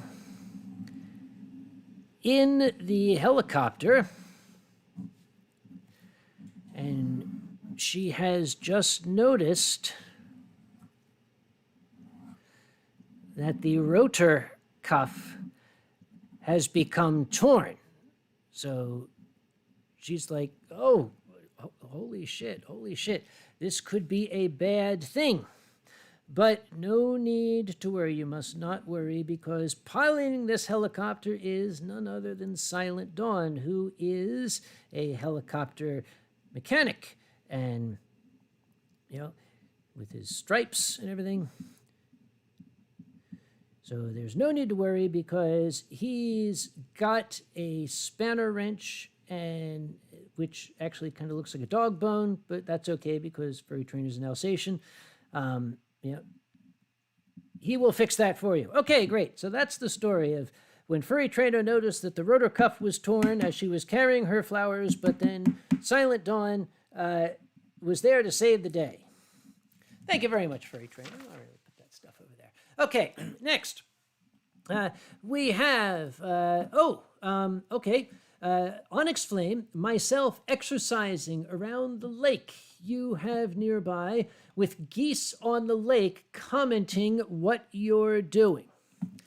Okay. All right, so first we need Uncle Kage. Now, we all know what Uncle Kage looks like, right? Uncle Kage's got that potato-shaped head, which we know so well, and his very familiar AstroTurf hair and ears, and his strange nose, and of course it's Uncle Kage, so he's, you know, enjoying his.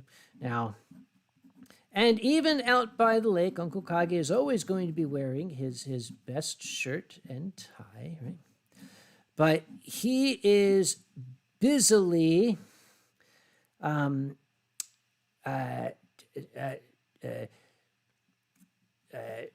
curling a very, very large bottle of wine, in order to build up his biceps.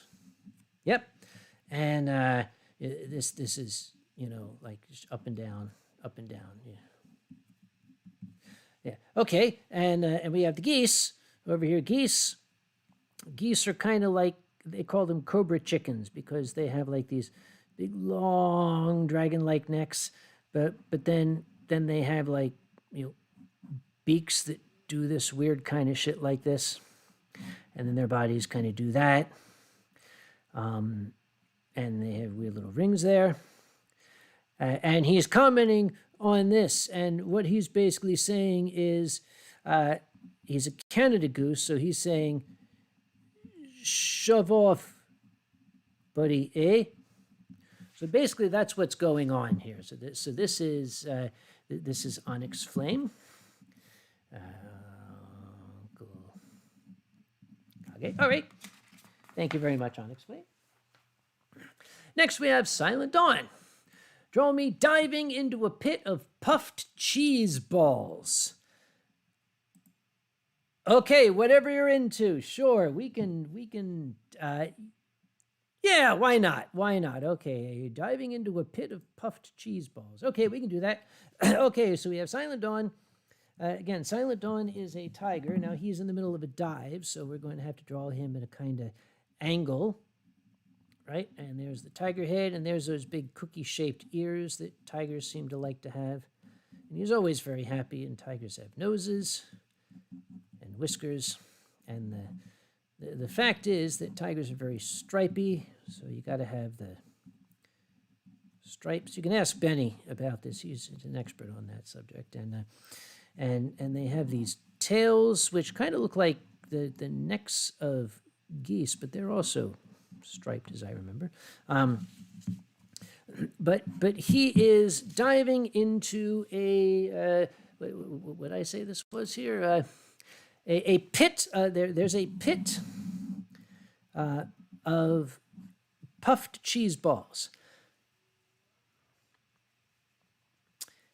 Now, I could spend all night long drawing these. So what we're going to say is these are very, very, very large puffed cheese balls. The pit actually only has like 4 or 5 of them in it. And, of course, they're cheese, so they have like lunar surfaces on them here. Okay, that's for Silent Dawn. He is diving into a pit of extremely large puffed cheese balls. All right, there's Uncle Kage. All right, thank you very much, Silent Dawn. Okay. And Silver Gatomon. We have Silver Gatomon. Draw the moon howling at a wolf. Draw the moon howling at a wolf. Okay, let me get some drawing reference up here. Hang on. Okay, let me borrow this thing. Excuse me. All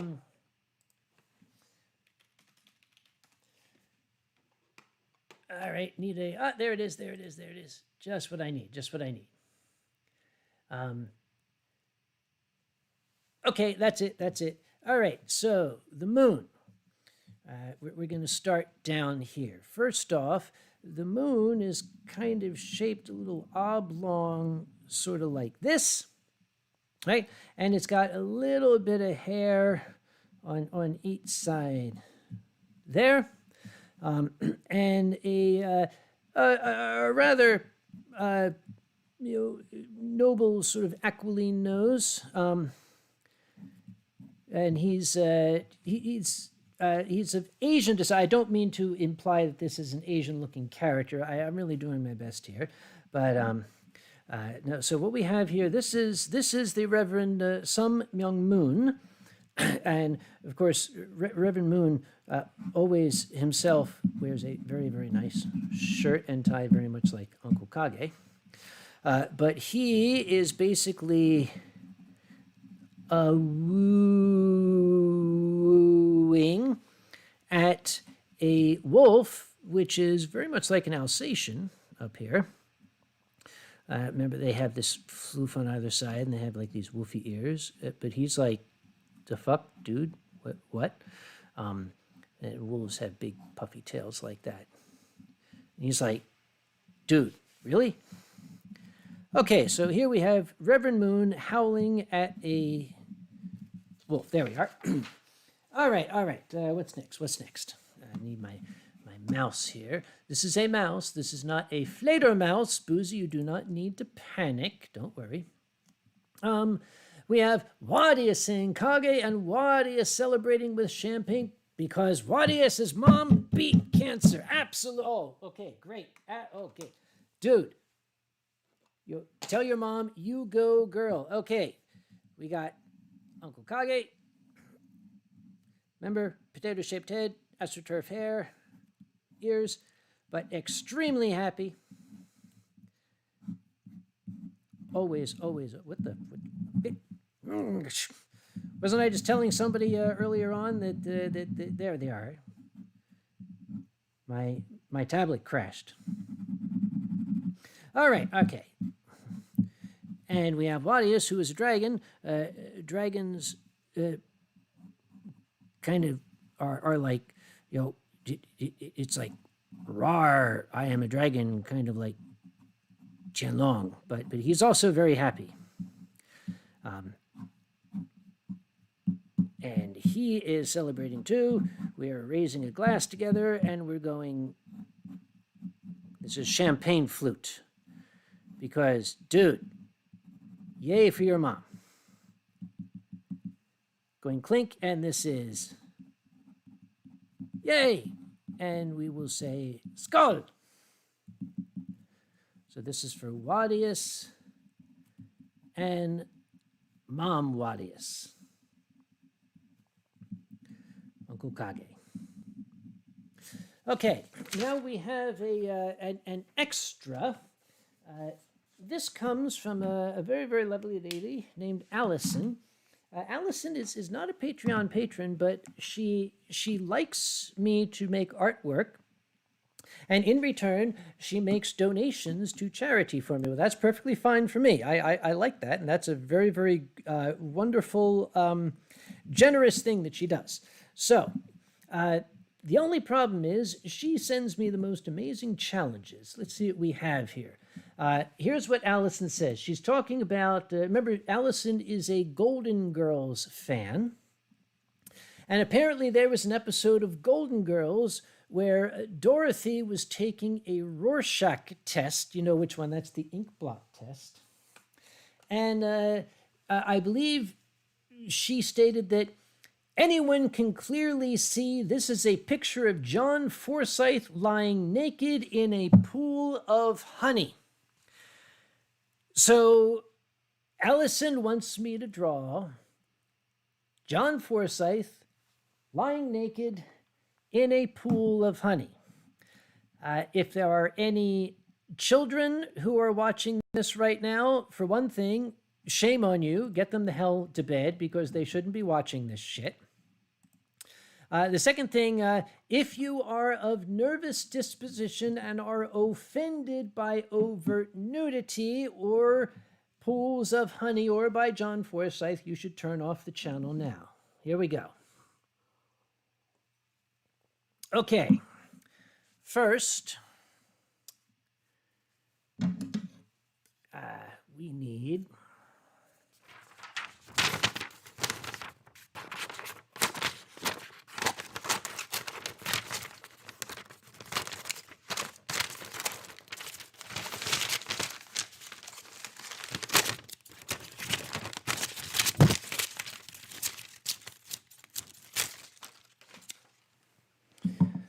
okay, there's the nude portion.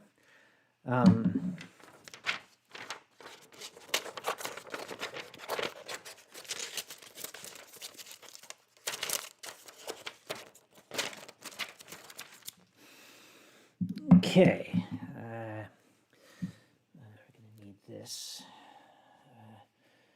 All right. What? It's a nude figure. It's his art.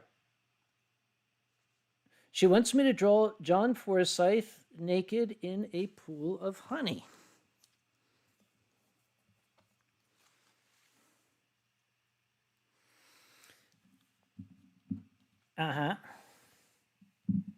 I don't know if they can hear Boozy or not. Okay, so here we have John Forsyth, and he's naked. Now, we're going to need the pool of honey.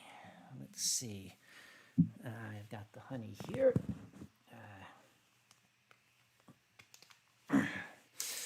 Okay. All right.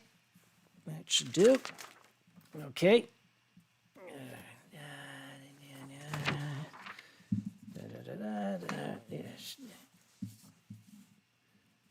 There, that should be enough. All right. Okay, so here we got John Forsyth naked in a pool of honey. Let me fix this here to where it really is.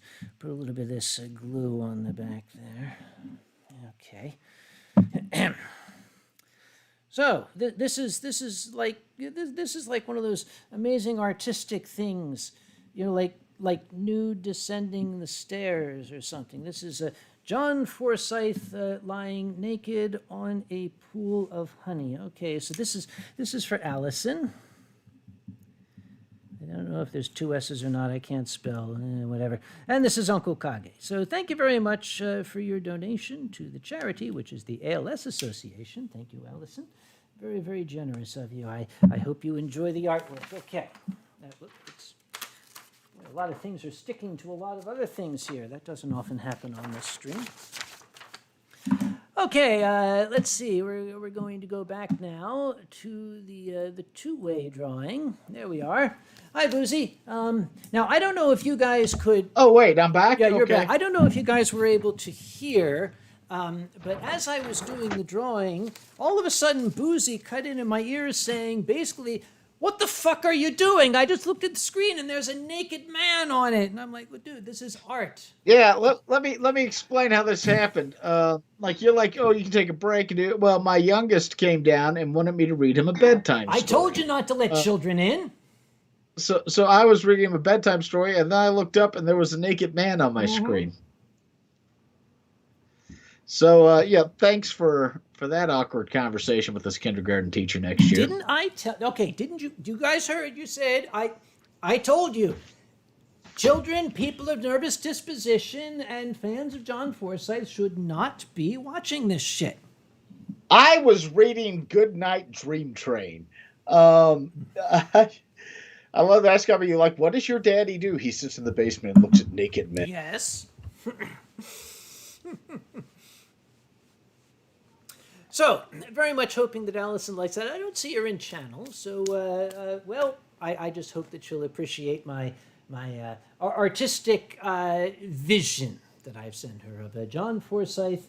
I'm actually very, very proud of this. This is John Forsyth lying naked in a pool of honey. I think I did a very good job with that.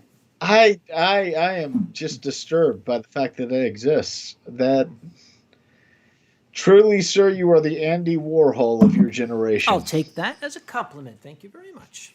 You definitely should. Okay, so we're Weird back. and Okay, how many people in the channel left over that? Oh boy. And you've been holding pretty steady. Looks like you only lost about 10 people. Out of 11. All right. Yeah. Okay. So, oh boy, what else is there to talk about? More booze. That's what they're to talk about. Yay. Yeah, I was gonna say, listen, you're the host. Oh, that's right. What's on your mug? Your mug. What's on? I don't know. I needed a caffeine-based delivery system for my whiskey. Show us what's on the mug. I think it's just two birds kissing. Oh, okay. I thought it was a mustache. Yeah.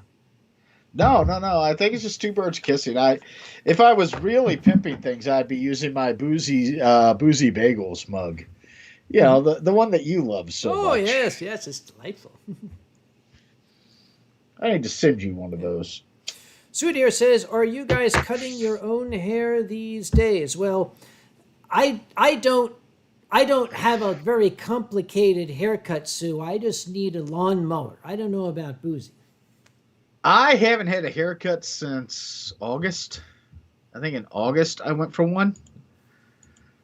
I haven't had one since. I need one. I need one badly. Okay, right. Well, you do look like a hippie. I just wanted to be the first one to tell you that. Like I normally slick my hair back, but it's gotten so long that when I do that, it doesn't. It makes me look less like a Philadelphia attorney and more like a used car salesman. You used to be a used car salesman, I will point I out. did, and I know exactly how I looked, but I was thinner and poorer. But poverty's a great diet. I've been there. I've been on the 3 hot dog dinner diet.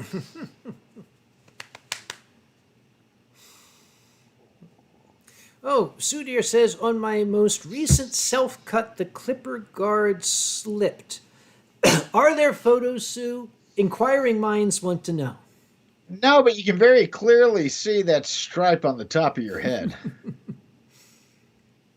Listen, Sue and Benny bought me a toilet. Do you think I'm not going to back? They are my shit angels. Please don't put it like that. Now, did I ever tell you that story? The You're going the coyote to. I just know child it. broke our toilet. Yes. And we spent, it was right after I broke my hip too, so I was no help whatsoever. And in one of my streams from the couch, I'm like, we don't have a functioning toilet. We need to get a new toilet. And by the end of the stream, Benny and Sue had sent me an email that just said, there is a toilet that is being delivered to your house today. They will install it. Sue and Benny bought me a toilet. I'm always going to support the shit angels. Please don't call them shit angels. Think of something. They're fine with it. They're fine with me calling them shit angels. Like last week, they bought toilets for their house, and I'm like, the shit angels make deliveries. By the way, I'm being called out by Undertaker the Furry Vampire, who says that's Burt Reynolds. That is not Burt Reynolds. That is very clearly John Forsythe. Can't you see?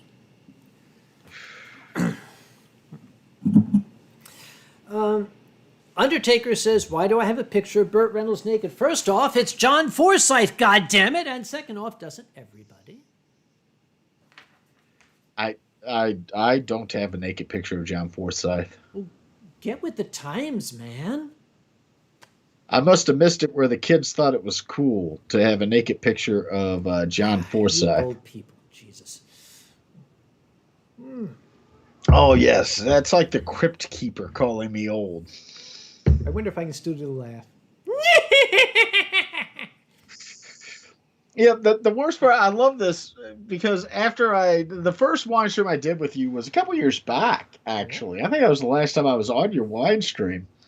And I came down to visit, and it was so nice. And even at the end of it, he folded out the couch, and it turns into a little bed, and he made sure there were fresh linens on it and everything. And then, like a month ago, I found out this asshole has a spare room, and I slept on the couch.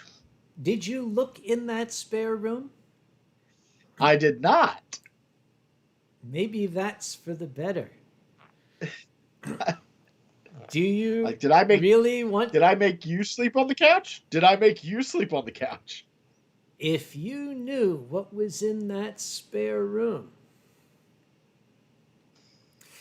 That spare room, the second bedroom at the end of the hall, that is one of Anthracon's storage rooms. You don't go in there unless you're a member of the Stuff Crew. If you go in there, you automatically become a member of the Stuff Crew. Please tell me you don't deduct it on your taxes.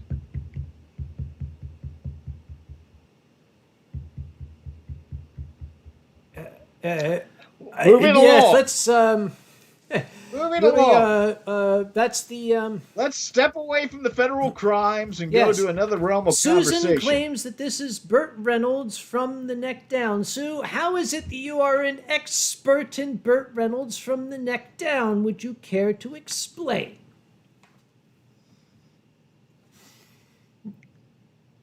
Oh, this has become a fun stream because you just had to put John Forsythe naked on the camera. It was a drawing request. It's fan service. It's what they wanted. They wanted John Forsythe naked in a pool of honey. You know, all you had to do was just say, I don't do not safe for work commissions. But it's me. That would be a lie. And you know, I never say untrue things. You know, I'm not gonna expose you. I'm not gonna expose you. But I found your fucking fur affinity. Really? No, Oh, good. no. But the reaction tells me I should keep looking. That's what we call a question to delve in to determine. Like if we were in a deposition right now and I'd said, Mr. Kage, are you aware that we have located your fur affinity? That reaction right there would tell me that even if I had not located his fur affinity, I should be looking for it. I forgot who I was talking to. It's under Kagemushi on fur affinity. And that reaction would tell me it's definitely not under Kagemushi on fur affinity. Isn't it? I thought it was. The one that I'm interested in? Probably not. Oh, yeah. Kage AD. That's the one you want.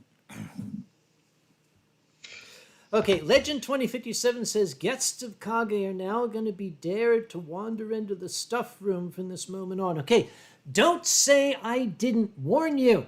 How do you think Talon wound up on the stuff crew? He was a UPS delivery man. He walked into that room. Yeah, the thing is everybody thinks you're joking about how you recruit people for Anthrocon, and it's not a joke when he says, if you are at my house and you walk into this room, I will make you staff. He means it. I went to dinner with the man. I thought I was getting a nice piece of grilled chicken. What I got was 4 years of sorrow. But it has its rewards, doesn't it? I had to tell you today that my job is to be an asshole so you don't have to be. Yes. I know that. I know that. You see, having this guy on staff is the greatest thing that ever happened to me. Okay, if I'm having trouble with a vendor or somebody that I got a contract with, I can be happy, bouncy, joyful Uncle Kage. I send them an email that says, look, guys, I don't really want to do this, but I got this absolute fucking douchebag on my staff. He's a lawyer, and he insists that we get this in writing. If it were up to me, I'd say no, but shithead there is saying we gotta do it. So in order to get him off my back, could you please just send this to me? It works beautifully. Technically, I love saying that technically I'm part of the programming staff. And yet I showed up at the con one year and got a message from Kage that just read, hey, I was just handed this contract. Could you review it for me? Less than 10 minutes after I checked into the room. The problem is this motherfucker walked me to my room. He knew he was going to send me that email the second the door closed. No heads up. Literally, door closes, ding, there's the email with the contract. And my first 20 minutes at Anthrocon were spent adding lines to the contract and running around to people saying, just have them sign this version. The timing, I can assure you, was absolutely coincidental. Oh, there's somebody in there. I'm already on Valium. How much worse can staff at Anthrocon be? You can't increase your dosage on the Valium. But I'll say again, it does have its rewards, doesn't it? You know what the best reward was for me was the year that you sent me over what is your form ban letter. And it stopped me if I'm revealing secrets here. Go on. But you sent me over your form ban letter and said, what do you think about this? And I said, cite this specific provision of Pennsylvania law.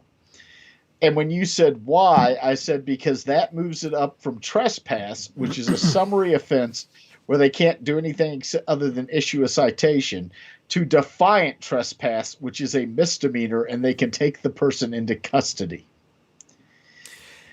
And And there was a just a long pause, like it was a back and forth email exchange up until that line. And then like 3 hours later, I got the same draft letter back that said, "How does it look now with that language in it?" And that's when it hit me. You all had 20 years and no one had told you if you warn somebody that it will be considered defiant trespass, that's when you can have the police remove them immediately. You also made me take out the line, "I hope you can swim." Yeah, well, It was meant to be it's friendly and lighthearted and flippant to kind of yeah, defuse well, the situation. it was meant to be that, but listen here, Uncle Gotti. It doesn't always come out that way. Uncle Gotti. I like that. I really like that. Somebody write that down. I want to remember that. The And the Dapper Teflon Don cockroach. here. Yeah, nothing sticks to him. I always love that. Yeah, I think of you a lot. Back when I worked on the boats, we had a crewmate who was in as people on the river normally are, in a complicated family situation. And his ex, his new husband, boyfriend, I forget which it was at the time, had sent a couple threatening text messages. And this was back in the day where like it was T9 texting. And it sent a threatening text message and was like, "I know you work the dog watch, which is the night watch. I know you work the night watch on your fleet and you're alone down there." And he told our chief mate about it. And our chief mate, a guy named Carl, who used to walk around with, back before vapes were a thing, they used to have little nicotine inhalers that used to be. And Carl had been on nicotine inhaler for like 5 years at that point. We called it his binky. Sorry. Go on. But Carl looks at it and puts the binky in his mouth and goes, "Well, I guess you could tell him that the Ohio River, well, it's a deep river. It's a dark river. Man could go in that river, they may never find him." And handed the phone back and walked off. And that's when we realized that Carl was in roundabout way saying, "Tell your ex's new husband that if he comes down here, we will kill him and throw him in the river, and they will never find his body." And occasionally, I sit here and I listen to you talk about the Allegheny being outside of the convention center, and I just get the image of Kage going, "Well, the Allegheny, it's a deep river. It's a dark river. A lot of river there. Man could go in that river and they'd never find him." I'm just going to say this. Have you ever heard the expression, "The most effective way to lie is to tell the truth in a fashion nobody believes you"? Yes. Cheers. I will say I have said that more than well. I'm like, come on, look at how ridiculous this statement is. Nobody'd ever believe it's true. And then you're like, it's definitely fucking true. Just that's how we're presenting it. Yep. Legend 2057, how far do you have to enter the stuff room in order to be considered a member of the stuff staff? Is it when their foot touches the floor, or do they have to completely enter the room? It's okay, Legend, it's not a question of that. It's basically a matter of, do you enter my flat? Once you do, I might look like a frail old man, but I do work out. I will overpower you and physically force you into the room, at which point it doesn't matter. You're on staff. I love it. Listen to this motherfucker. "When you enter my flat," like we're in merry oldie England. He's got here. a British flag as his icon. I figured I'd speak his language for him. Okay. Yeah. If you have an elevator at your flat, you lift him up. No, you have a lift at your flat. Somebody earlier had asked. They said, "Have you ever seen My Cousin Vinny What do you think of it, and what's your favorite lawyer movie? And in portions. Number one, first, we have banned most forms of lawyer media in this house. Because I am that pedantic asshole that will hit pause and be like, that's not how that works, and go on a tirade in the living room until everybody's sick of me. Secondly, My Cousin Vinny is actually one of the best movies you're ever going to find for how courtroom procedure actually works. Yeah, it obviously has a heavily fictitious element, but it's very accurate on how courtroom procedure actually works. And it's probably the most accurate attorney movie for that. My personal favorite lawyer movie is actually called The Judge. It's got Malcolm McDowell, Robert Downey Jr. and Robert Duvall in it. And I like it more because it's a father and son legal movie. It's not accurate, but it's a father and son legal movie, and I have a special place in my heart for those because my father is an attorney as well. Go on. I have to send this out before it escapes my brain. There is a brilliant suggestion just came across channel. Oh God. I'd love to. Is it the I'd love to watch what? I'd love to see you and Legal Eagle. I'd love to watch one of your movie lawyer tirades. I mean, Oh no, this is the next art challenge. Oh God, no. It comes it comes from Matthew Otter, who is a delight. Oh God damn it! I see it. Yes. I see it. I see it. Uncle Gotti and Batsy Badger. Quotation marks has asked, which of our kids do you think will be bitten by the lawyer bug? And they're asking that purely for conversational purposes because they know which one I'm going to answer with. And that is Mint Kitten. Why Mint Kitten? Mint Kitten, first, loves to be pedantic. Second, I loved this. Went to at a lot of cons. I do lawyer horror stories and I do basic law panels. In addition to like the mock trials I do at some of the larger cons and the comedy shows I do. I love educating people about the law. I'm one of those rare attorneys that actually has a true passion for the law. I like my subject matter. And Mint Kitten walked into a lawyer horror stories panel, heard me talking about the good parts of my job, walked out and looked up and said, I want to be a lawyer now. And it was hearing me talk about things like stopping somebody from being foreclosed on or helping somebody collect when they were in the wrong that did it. And like, I'm not going to hamper that by telling them the reality of practice, because a good lawyer can do a lot of good for people. The hang up comes when a good lawyer realizes that not everything they're going to do is good. And you got to balance those out. Is that sometimes the practice of law means you take shitty positions for shitty people. But if your practice is you're taking shitty positions for shitty people so that you can represent the people who really do need your help and whose lives are actually changed by your involvement in the case for the better, then you're doing okay.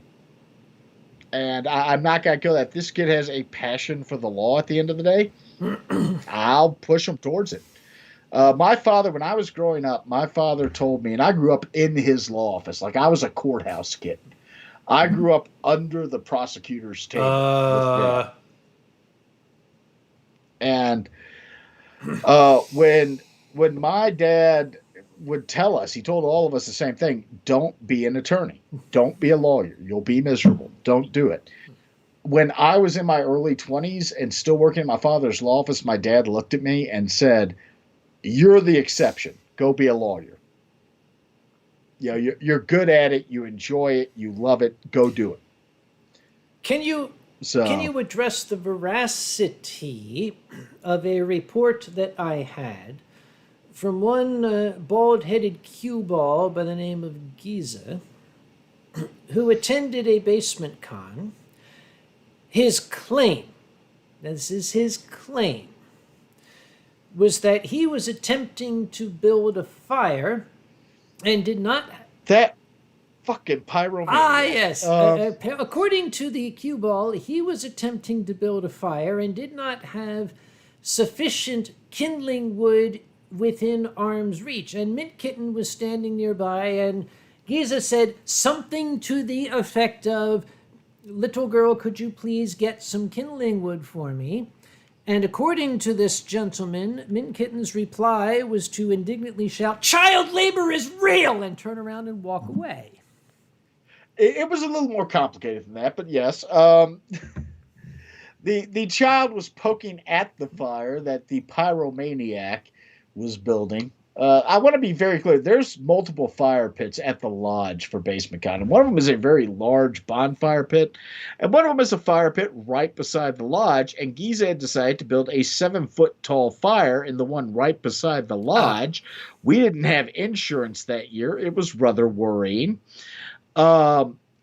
And my child was sitting there with an axe handle poking the fire, and Giza said, "Hey, would you go get more logs?" And Mint Kitten looked at the child, or looked at, no, it's Giza, so looked at the child is accurate.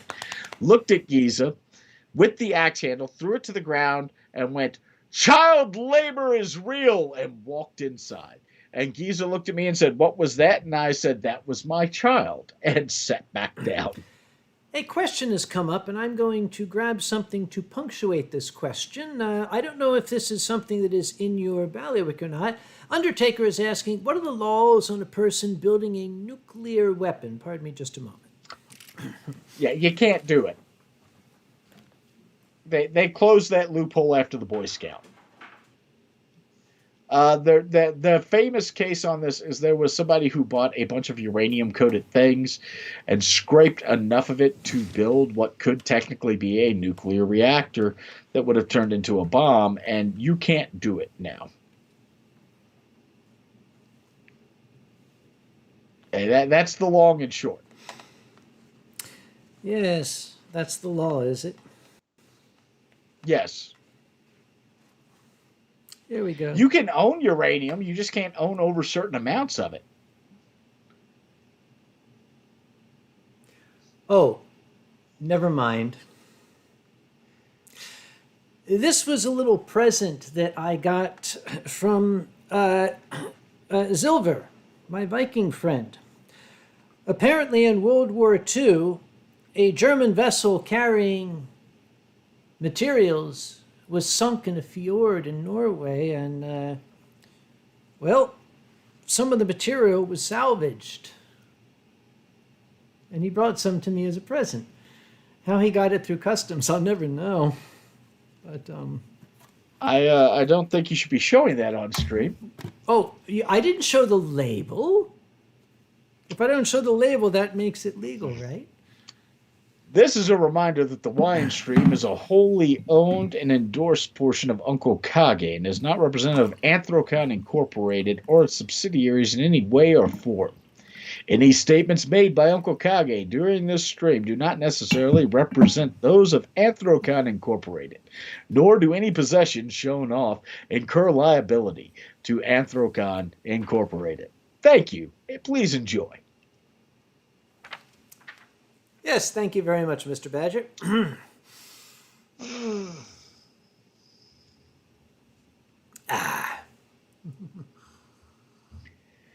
Oh my God! Like everybody's like, "Oh well, look, there's disclaimers now." Did you think there wouldn't be disclaimers? Liam the Kaidu says thermite is legal in the UK. It's legal in the US too, isn't it? I believe it is. I listen. I don't tend to Google the legality of heavy explosives. It's not something that comes up frequently in my day-to-day practice, and I'm a little concerned that you're all making an area I need to have expertise on. Consider who you're talking to. Yeah, I know. I've been to MFF. I've met the U.S. Marshals. I'm aware. I was on stage in front of 800 people when that happened. I've got an ironclad alibi. I loved it. I just love the first time I went to MFF, somebody was like, "Oh, do you see those antennas?" And I'm like, "Yes." And they're like, "You may think that's for the fox hunt, which is a radio thing where everybody tries to find out where a radio signal is." But they said, "But it's not." And I said, "Yes, I know. Those are U.S. Marshal transmitters." And they said, "How do you know?" And I said, "I'm a defense attorney." Do you think it's the first time I've seen it? It's like when you told me when you're like, the FBI and the marshals are at Anthrocon in plainclothes, and I'm like, I know, I've seen them. And he's like, oh, but they're in plainclothes. I'm like, it's not hard to spot them if you know what to look for. There's also this. Yes, we do have plainclothes law enforcement let me- at Anthrocon. I can make this very quick Yes. for you, the disclaimer you're about to give. It is not uncommon for agents of that sort to be present at very large gatherings in major cities whatsoever. It isn't uncommon. It's not at all, especially when it's an event that may draw attention from certain crowds. Okay. The whole idea to these guys being plainclothes undercover is that they are supposed to go undetected, right? We let them choose their badge names. Originally, we don't anymore. Because these undercover, detectives were choosing names like Canine Cop or it's like, no, stop. That's the opposite of undercover. You're not supposed to do that. Yeah, like I hate to say this, and you're gonna kill me afterwards. But do you all know where the Anthrocon Hotel is located? It's located like 2 blocks away from Pittsburgh's federal courthouse. It would be absurd to expect the federal government not to have somebody present at a major event with thousands of people taking place 2 blocks away from their federal courthouse in the weekend prior or the weekend of a major national holiday. And when we had the one gentleman that was talking about making a display of weaponry on the sidewalk in front of the convention, I said, oh, please do. Benny has said it's located 1 block away from the hookers. I didn't notice the courthouse. I noticed the courthouse. I noticed the courthouse immediately the first time I went to Anthrocon, not just because I've been to it before, but the signs of the court. Like the courthouse in one of the districts I went in used to be in what was a hotel. And if you drive by outside, you'd never say, that's the federal courthouse unless you know what you're looking for. And the moment you know what you're looking for, you're like, that's the federal courthouse. Yep. There is still a question that is going to haunt me. And it is a little dream of mine. Call it an ambition, call it a pipe dream. I very much would like to meet Mr. Obama someday and just have an opportunity to speak with him for just a few moments. Because in 2014, when the presidential motorcade drove down Penn Avenue right past Anthrocon with all the fursuiters with their fursuits and their faces covered, it was... I couldn't wrap my head around it. Why would the Secret Service allow such a thing? Unless the president requested it. I don't know. But I really want to find out why the hell, who thought it was a good idea to bring Mr. Obama past Anthrocon in 2014? Yeah, I have to send one email back to a client real quick. Is it the bat? No, it's a client freaking out because they got something everybody in this type of case gets at this point in their case. But they're freaking out because they think it means the case is going to be dismissed when it's not going to be dismissed. We won't ask. Carry on, I'll cover for you. So, no shit, there I was. Okay, guys, let me tell you something about Boozy. Do you know that when he is a guest at somebody else's house, he wears footy pajamas? I would not have expected it. I came out in the morning and here's this guy with like footy pajamas. I'm like, dude, the fuck? He looked at me and said, They're footy pajamas. Do you have a problem with this? And I was like, no. It's just, he really looks cute in them, by the way. It's adorable. It's like a sorry, anyway, oh, Chen Long is here. Hello, Chen. No, he's not a bathrobe kind of guy. He's a footy pajama kind of guy. Oh, Chen, you're here late. You're here. Chen, did you get to see my amazing artistic masterpiece? There, I have shown it to you. So, now that there are no further questions, we're going to continue on. What's going on in Channel right now? Let's see. Let's see. Oh, Viot Dragon, I am ex-military artillery and demolitions specialist. You don't want to know what I know how to make. Well, Viot Dragon, I have a PhD in chemistry. You don't want to know what I know how to make either. Let's see. Dottie Cindergraph. Do you have any advice you have for those who are thinking about possibly getting a PhD? Okay, Dottie, this is something that's a little in-depth to talk about on the stream. Here's what I can tell you. If you're getting a PhD in science, a PhD was the biggest singular barrier to employment that I could have gotten. The salary... I will be what? I will be right back. I do have to use the bathroom very quickly. We'll take you on your word at that. Okay, fuck off. Okay, he can't hear us now. We're going to talk about it. More about the footy pajamas. No.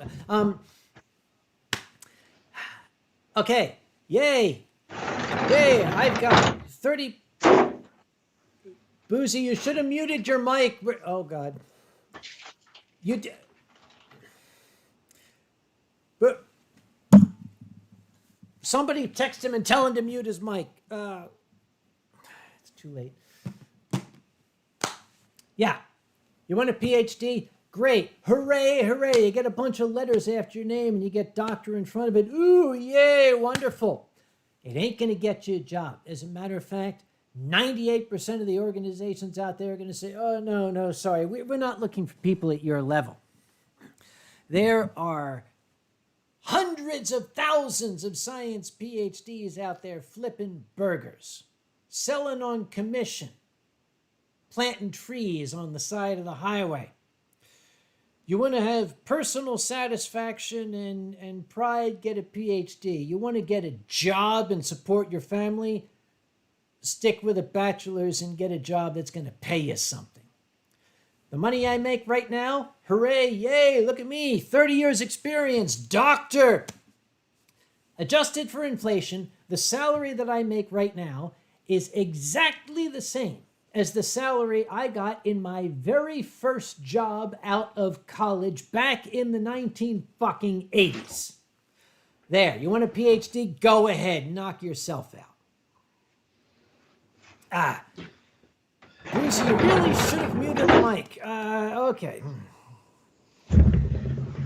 Oh, hi. Hi. I was going to tell you to mute the mic, but it's all right. I was just pissing and moaning. Thomas Fuchsbell found jobs for science PhDs in North Carolina paying $56,000 a year.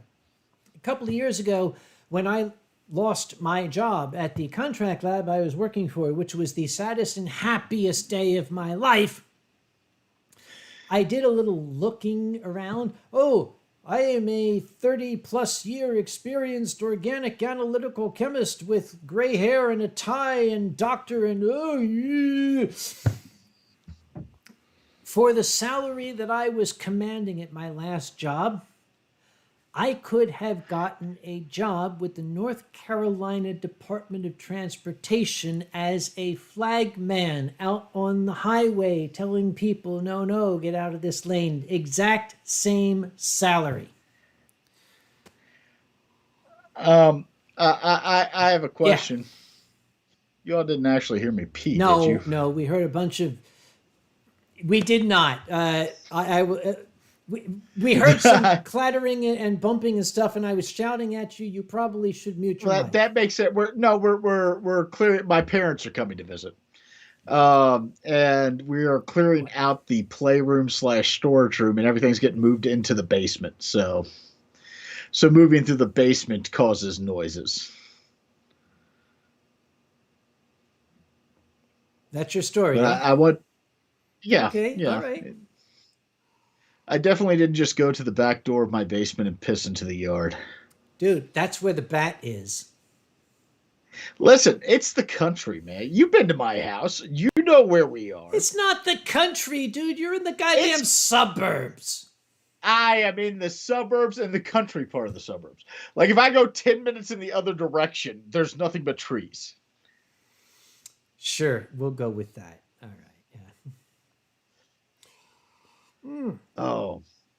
No, I do apologize real quick for this. There is, in bankruptcy law, there is something with Chapter 13 cases where you get something called the trustee's memorandum, the trustee being the person who oversees a Chapter 13 cases administration. And, like, they're not really adversarial, but I propose a plan to the trustee, and the trustee will come back and say, like, we don't like your plan. We think your client should pay more. And they send me a memorandum of all the reasons they think they should do that. When they do that, they file an immediate motion to dismiss to be heard on the next confirmation date. And the practice is that I start addressing everything in the plan or arguing with the trustee, and we get more or less unlimited continuances to address these until we decide we're just butting heads. I have literally never had one of those memos go to a hearing because normally we push the trustee to a point where they agree with us or we compromise. But the problem is my clients then get a copy of the motion to dismiss that the trustee files the same day they send me their memorandum of objections to set the hearing date. And every now and again, my trustee gets that. They're like, we got a letter from the trustee saying our bankruptcy's been rejected. I'm like, that's not what it says. Let me explain. Like, I told you about this when we filed because it's very common. It happens in, like, pretty much every fucking case. But don't freak out. I'm already handling it. And this is where I earn my money. Like, the part where I spent 4 hours preparing your petition and plan and filing it, I don't earn my money on that. I don't earn my money at that meeting or sending it. I earn my money now when they send me their objections and I tell the trustee to go fuck themselves repeatedly. So don't worry about it. You're not out of bankruptcy. Keep making your payments. Don't freak out, and don't email me at 7:00 at night on a Saturday. There's a note from Artemis Starr, which I think is very, very sweet. Artemis says, so I've read a short story. It's called Tweaked in the Head by some guy named Sam Conway. It was a really good story. I just wanted to give a compliment to the author. Well, thank you very much, Artemis. Tweaked in the Head was my first professional publication. And I will state, going to a bookstore back when we had those things and picking up a book on the shelf in the bookstore and opening up and seeing your name in the book was quite amazing. And something else, I will do this. This is just for Artemis. All right, Artemis, you read the story. Well, guess what? This is red. That story was based on an actual bird, this specific bird. You will notice he's doing his Clint Eastwood pose in this particular picture here. So that story, like most stories, has a grain of truth based in fact. And you're talking about all this lawyering stuff here. I recently sent Boozy as some entertaining reading material for the next time he's in the bathroom. And considering his recent tweets, I hope he brought it with him. Anthrocon did have a lawsuit brought against it more than 15 years ago. Details of that, they're for a Con Horror Stories panel. I have read the deposition, and I'll tell you what, I would love to do a dramatic reading of the deposition with you at some point. We could. Why not? Like that would be amazing. Isn't it amazing though? The first thing, because like you're saying that the first time and seeing it in print. Did you know I'm a published author? Are you? Yeah. What did you publish? Years ago, I wrote short fiction for a number of pulp anthologies. I was publishing a number of them, and in magazines. And the pulp anthology. And you're right. The absolute amazing thing is to see your name in like the table of contents and be like, that's me. Yeah. By the way, Matthew Otter, So- this is not a peregrine falcon. This is an eastern red-tailed hawk. Hence red. In this deposition, see, this is what I was very proud of. Now, Boozy can tell you, if you're giving a deposition, the whole idea is you're telling your story to the other guy's lawyer. That lawyer, part of his job is to get information out of you. And, well, you can probably explain this better. There's all sorts of little tricks they use. Yeah. To give you an example, a deposition is essentially I get to know what you're going to say. And it's used in civil matters, and it's anybody you think may be a witness. You identify them in something called interrogatories, which are written questions, and then I may request to depose them, which is I sit them down and I ask them questions. And the questions don't have to just be things that I could ask in court. The rule is anything reasonably structured to lead to admissible evidence. So I can ask questions about a number of things to get it. And then I listen to your answers and I get the transcript. And part of it is to build a record for court so you can't go back and contradict yourself later. But I get to ask you a number of things. It really is sort of, I want the information. The way that you prepare for depositions, because there's not a lot of objections you can raise in them, is you tell your client how to answer things. Like, you stress, I don't recall is a valid answer. Don't guess. If you don't know something for certain, I don't recall. Don't do their job for them. Make them structure the question in that way. Then listen to that question and answer the question that is asked. Do not answer any unasked questions. If they don't ask the question, you shouldn't be answering the question. So, for instance, Kage, do you have the time? I do. It's 7:34 right now. Okay, but I didn't ask what time it was, did I? No.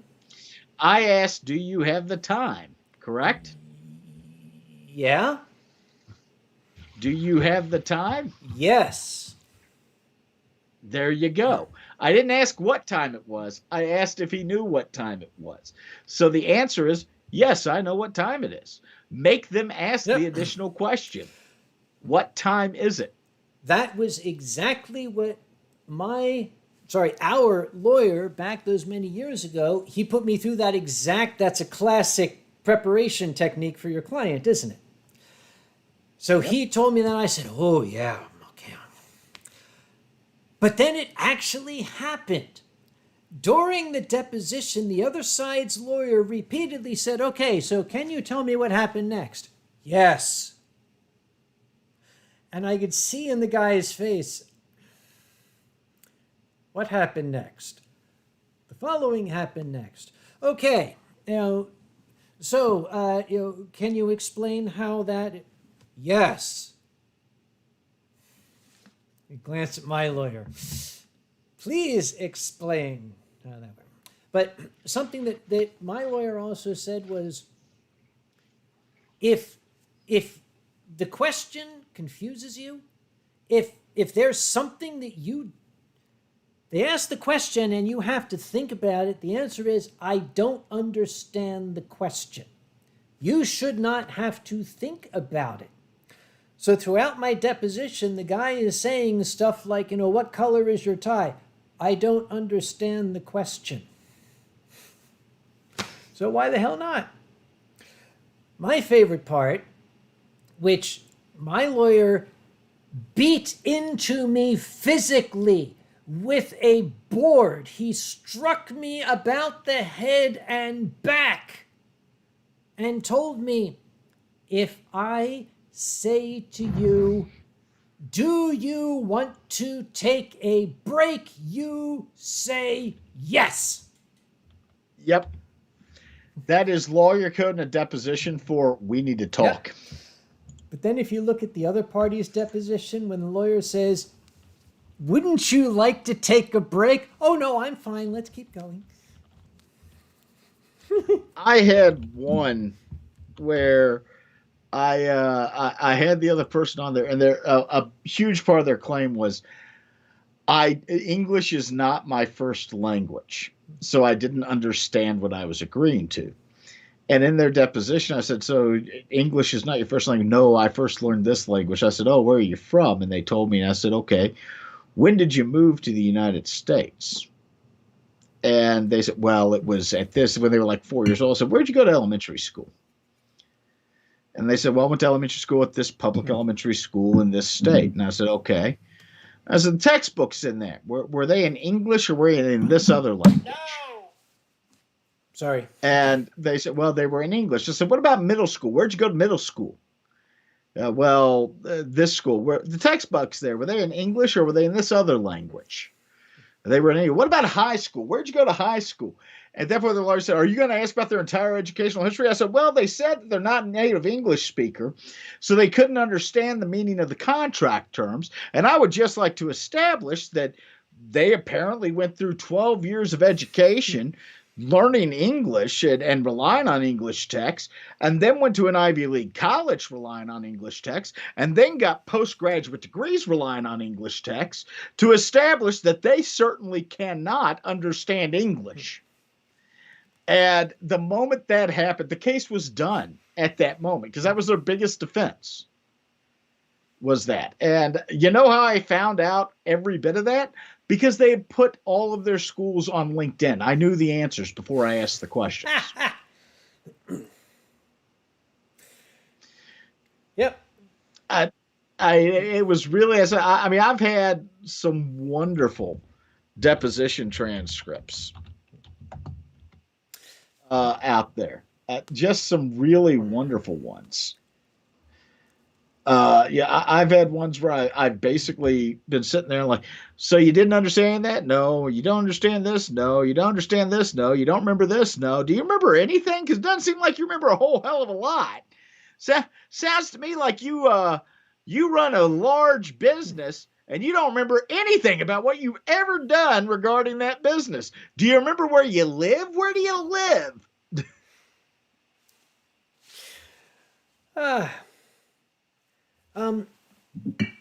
Keep these people busy, would you, Boozy? I need to No, I can certainly try. No. I can No. certainly try. No. Can you share any of them in private? I assume you're asking about deposition transcripts. No. I would never share case materials of a client without my client's express permission. That's just not something I'd ever do. It's unethical. It's not something I would do whatsoever. Attorney-client privilege is one of the most sacrosanct privileges that exists. If you tell me something in privilege, I am bound to carry it to my grave unless you release me from that. So, hey, Boozy, I want to know if, say, person got a ACD for a B, miss, and dropped a violation, could said person buy a rifle? I would have no idea. That's a New York State question. You would have to ask a New York State attorney. I am not a New York State attorney. I am not qualified to give legal advice on New York State law. There is a naked John Forsyth. Even if they're anonymized, no, I do not reveal client information. I just, even if it's already part of the record in a lawsuit, without my client's express permission, I would never release that. That's just not something I would ever do. Have I ever had to deal with the VA in a case? No, not really. VA benefits. Does attorney-client privilege last past the client's death? Yes. Your privilege is yours to the grave. I notice I don't say I carry your privilege to your grave. I say I carry your privilege to my grave. As Georgia versus Denver, Fenton Allen. Have you ever heard about this one, Kage? I can honestly say no, but it sounds intriguing. Georgia versus Denver, Fenton Allen. This was a guy who went to court. He was in jail and was very, very profane with the judge. And it actually got memed when the court transcript came out. I was there the day that was released out into the wild. That was released into the wild from Lawyers Slack, which I'm a member of. which is a community of lawyers on the World Wide Web. There's about 500 of us in there. I was one of the original members of Lawyers Slack, of the 20, we call them the OGs. The 20 OG members of Lawyers Slack, and that was one of our members who had that transcript and released it into the wild afterwards. So I saw that before anybody else did on the internet. But yeah, it was amazing. It was a hilarious thing. Dave Nevius is going to post the link to that, and Kage, I strongly suggest you watch it after the I'm stream. looking forward to it. Somebody said you've gone on record about how lawyers go out to bars and share horror stories. Does that mean you share names and then tell unrelated stories? We don't share our names of our clients. We'll sit here and say, like, I had a case today where, you know, this type of bullshit happened. We'll share general statements, nothing that could ever identify a client or a case on that. That's just not something we do. There are some guys who do it, but generally it is the rule of thumb is you cannot share anything that would identify your client or case, even if it's known, even if they know your client or they know your case or you're entered as of record on that. And that's just a big thing. Do I ever deal with the causes of people who are disabled? Of course. Every lawyer does. I don't do a lot of disability filings, just simply because my firm doesn't handle them a lot. My father's office did a lot, and I was a part of that on a federal on a regular basis with his office preparing the disability filings. Dave Nevius says, how come Boozy can pronounce my name correctly, but you can't? Did I mispronounce it just now? By the way, I mentioned earlier something, and I'm going to, because this is a wine stream, and occasionally I do educational shit, I'm going to educate you guys. I mentioned earlier in the stream that I had a bottle of wine that was corked. That doesn't mean it had a cork in it. That's not what that means. So John Cleese is not part of this wine stream. See this? This is a cork. This is what you seal the wine with. You ever watch, you know, the rich fuckers when they take the cork out? They always are like, what are they doing? When the waiter hands you the cork, you take the cork, you do two things. One, you kind of squeeze it, make sure it's still a cork and doesn't crumble in your hand, and you give it a sniff to make sure it doesn't smell like moldy sweat socks. Wine that is corked has reacted with the cork and can form very, very minute quantities of a chemical known as trichloroanisole. You don't need to know that. It's not going to be on the quiz. It smells like fucking mold. And if you get a cork and the cork smells mildewy, the wine is going to taste mildewy. It's not going to hurt you. It's just going to taste like shit. So, anytime you're at a fancy restaurant or in a non-fancy restaurant and the waiter pulls the cork and hands you the cork, make sure it's not falling apart in your hand and make sure it's not got mold on it. You're fine after that. I am scrolling just real quick to make sure that I am retweeting all the people who have sent out bat fucking shit. We've started a new meme.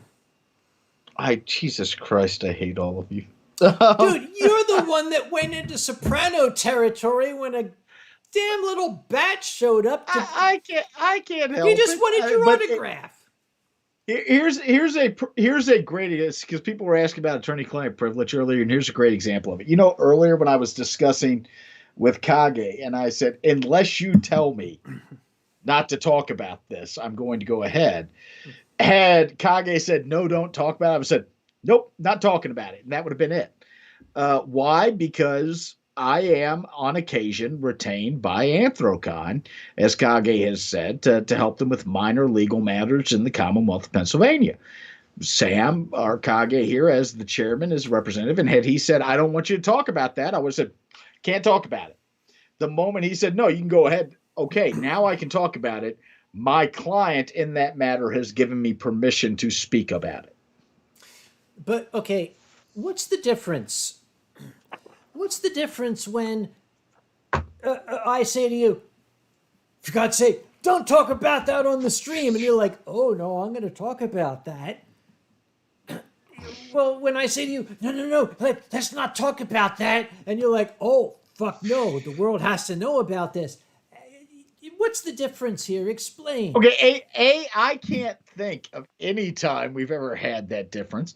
B, I'm pretty good at reading you now as to when you are performatively saying something and when you are not. Plus, you have my text number, and I know you will text me, do not talk about this. Yeah, you're right. I got nothing. I mean, I hate to say it, but knowing you on and off performance, I consider and go, that's performative.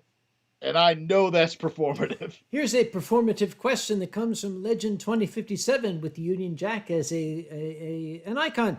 Imagine a bat falling from the courtroom ceiling next time Boozy is at work. That's not my problem. They got bailiffs in the courtroom.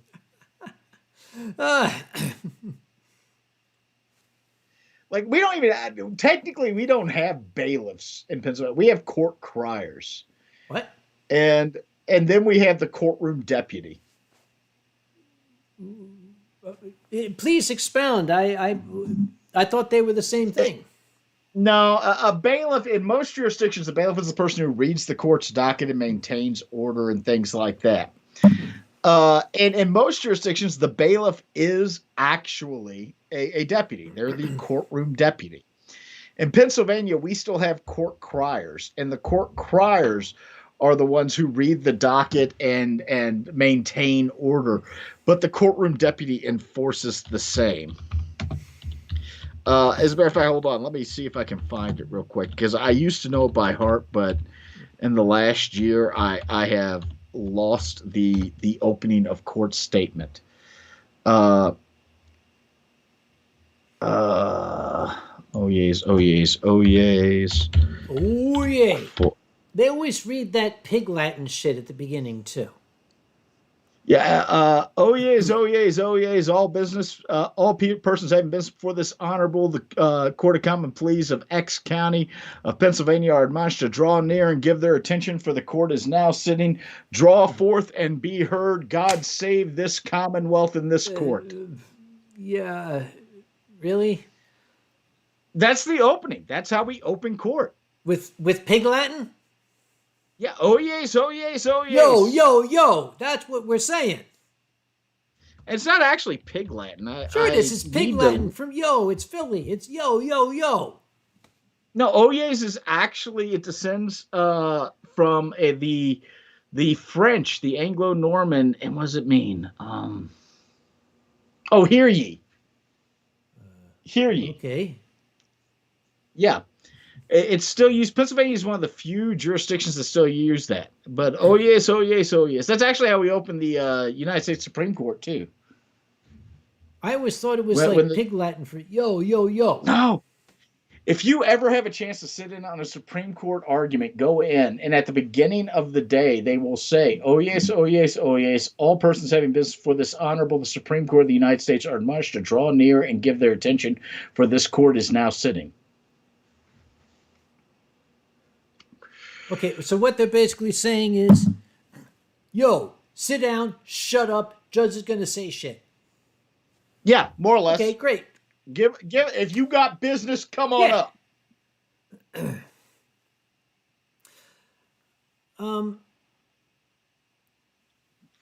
Okay, Sorkera the Arctic Fox asked a question that I think might have been cut off. Let me ask. Okay, here's what it says. Boozy Badger, what's the worst case you ever had to deal with and Kage did the... That's what it says. What's the worst case you ever had to deal with and Kage did the... Do you want funny worst or real worst? Let's do funny worst because it, yeah. Like I can give you funny worst is the person who wanted like $1 million for a $20,000 house that burned down and would not accept anything less, no matter how often I told them you're not going to get more than X amount, no matter what, even if everything goes in your favor and all of their counterclaims are knocked out and they refuse to settle. And then when the judgment was eventually entered against them for much less than they got a judgment in their favor for much less than what they thought it was worth, and a judgment entered against them on a counterclaim, they were like, I'm going to report you to the bar. And I'm like, report me to the bar. Yeah. I've got every letter that I've ever sent you saying that you need to settle this case for this offer because you're not doing any better. This is my job. This is what I do. But those are just frustrating as hell, because you'll have a client. And I'm realistic with my clients. I'm like, we'll claim this amount, but understand you're not getting anywhere near that amount, even if we go to trial and you win on everything. There's no way you're getting that amount. The claim is just there to preserve our right to seek it. But I have clients, and every attorney has clients that get blinded by that number on the claim, no matter how often you try to let them know that's not a real number. The serious worst case, there are two types of cases I do not take anymore. One is heroin dealers, and the other is child sex abuse. And I think that speaks for itself.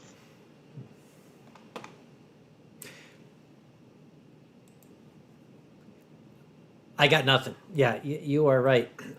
And for that, I absolutely certainly salute you. I understand you are a man of the law, and you are a man who is dedicated to providing defense to those who need it. But the way I say it, everybody deserves a defense. If it doesn't matter how wrong you are, it doesn't matter how guilty you are, it doesn't matter. If there is no one who is willing to make the state or the other party prove their case beyond the burden that has been placed upon them, then the system doesn't work. Yeah. And trust me, I'm a parent. I sit here and I look at those types of cases, and I'm like, I want to string this motherfucker up too. But at the point that you are in a system where you don't make the state prove their case, then you are not making judgments based on law, fact, and evidence and the ability to prove beyond a reasonable doubt. You are making judgments based on emotional reactions, and God help you if you ever get on the wrong side of that system. But and I have said this before, I'll say it again. I view my inability to trust myself to adequately handle those cases on behalf of clients who need my defense, not as a moral uprightness thing, but as an ethical failing as an attorney, because as an attorney, my job is, without regard to my client's acts, deeds, or positions, to zealously advocate for them and force the state to prove their case. I just simply do not trust myself to consciously do that. Now let's take that very, very deep, very emotional statement. And now let's move it back to the 1960s and superimpose it on Sammy Davis Jr. dancing across the screen saying, "He come to judge, he come to judge, he come to judge." Which, if you kids have never seen it, oh, for God's sake. Okay. Now, question came up here, lots of stuff going on. First off, Onyx Flame, no, elephant toothpaste doesn't work like that. Please don't do that. And Isorkera the Arctic Fox, and since I got my lawyer here to back me up. Actually, real quick, I want to, because Rick Hale actually said a term that I have used before to explain this. I'll represent you, but I'm not going to shake your hand. Okay, great. I like that. Yep. Isorkera Arctic Fox is asking if the thing with Duggo is still going on or is it resolved? That depends on the term resolved. Legally, there are no more cases. Anthrocon v. Doug O has been settled. The case is closed.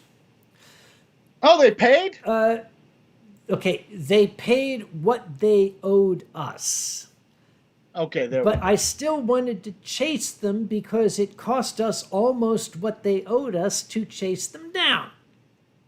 Yeah, well, when you told the Doug O story and you told me about how far you went to chase them down, and what was my immediate reaction? Uh, if I remember, it was something to the effect of "You're a stupid idiot." Yeah, well, I mean, like, because you're like, well, we had to have a court in this state do it, and I'm like, no, you didn't. You could have brought that in front of a magistrate's court here in Pennsylvania, because that's where the contract was consummated to be fulfilled. Waited for him to not appeal that verdict for 30 days, moved into the Court of Common Pleas, and then just gotten a judgment out in Utah by the Foreign Judgment Act and had it done out there lickety split. You didn't need to spend that much money. What are you, an idiot? I got a story out of it, though. You got to say, well, how many thousands of dollars is a story worth? How many thousands of dollars is the story worth? That's not the question. The question is, what is it worth that every year I send a Christmas card to Doug O and his family saying, "Merry Christmas from Sam Conway and the Furries. Hope to see you soon." You know, you could have still sent that card. Where the fuck were you when I needed you, asshole? Now, listen, it's not my fault you had shitty advice. We didn't have any advice back then. Where were you? And that leads into another question where somebody was like, have you ever seen an unrepresented party win in a lawsuit? Yeah, but never cheaply. Okay, we had fun, which is what's important.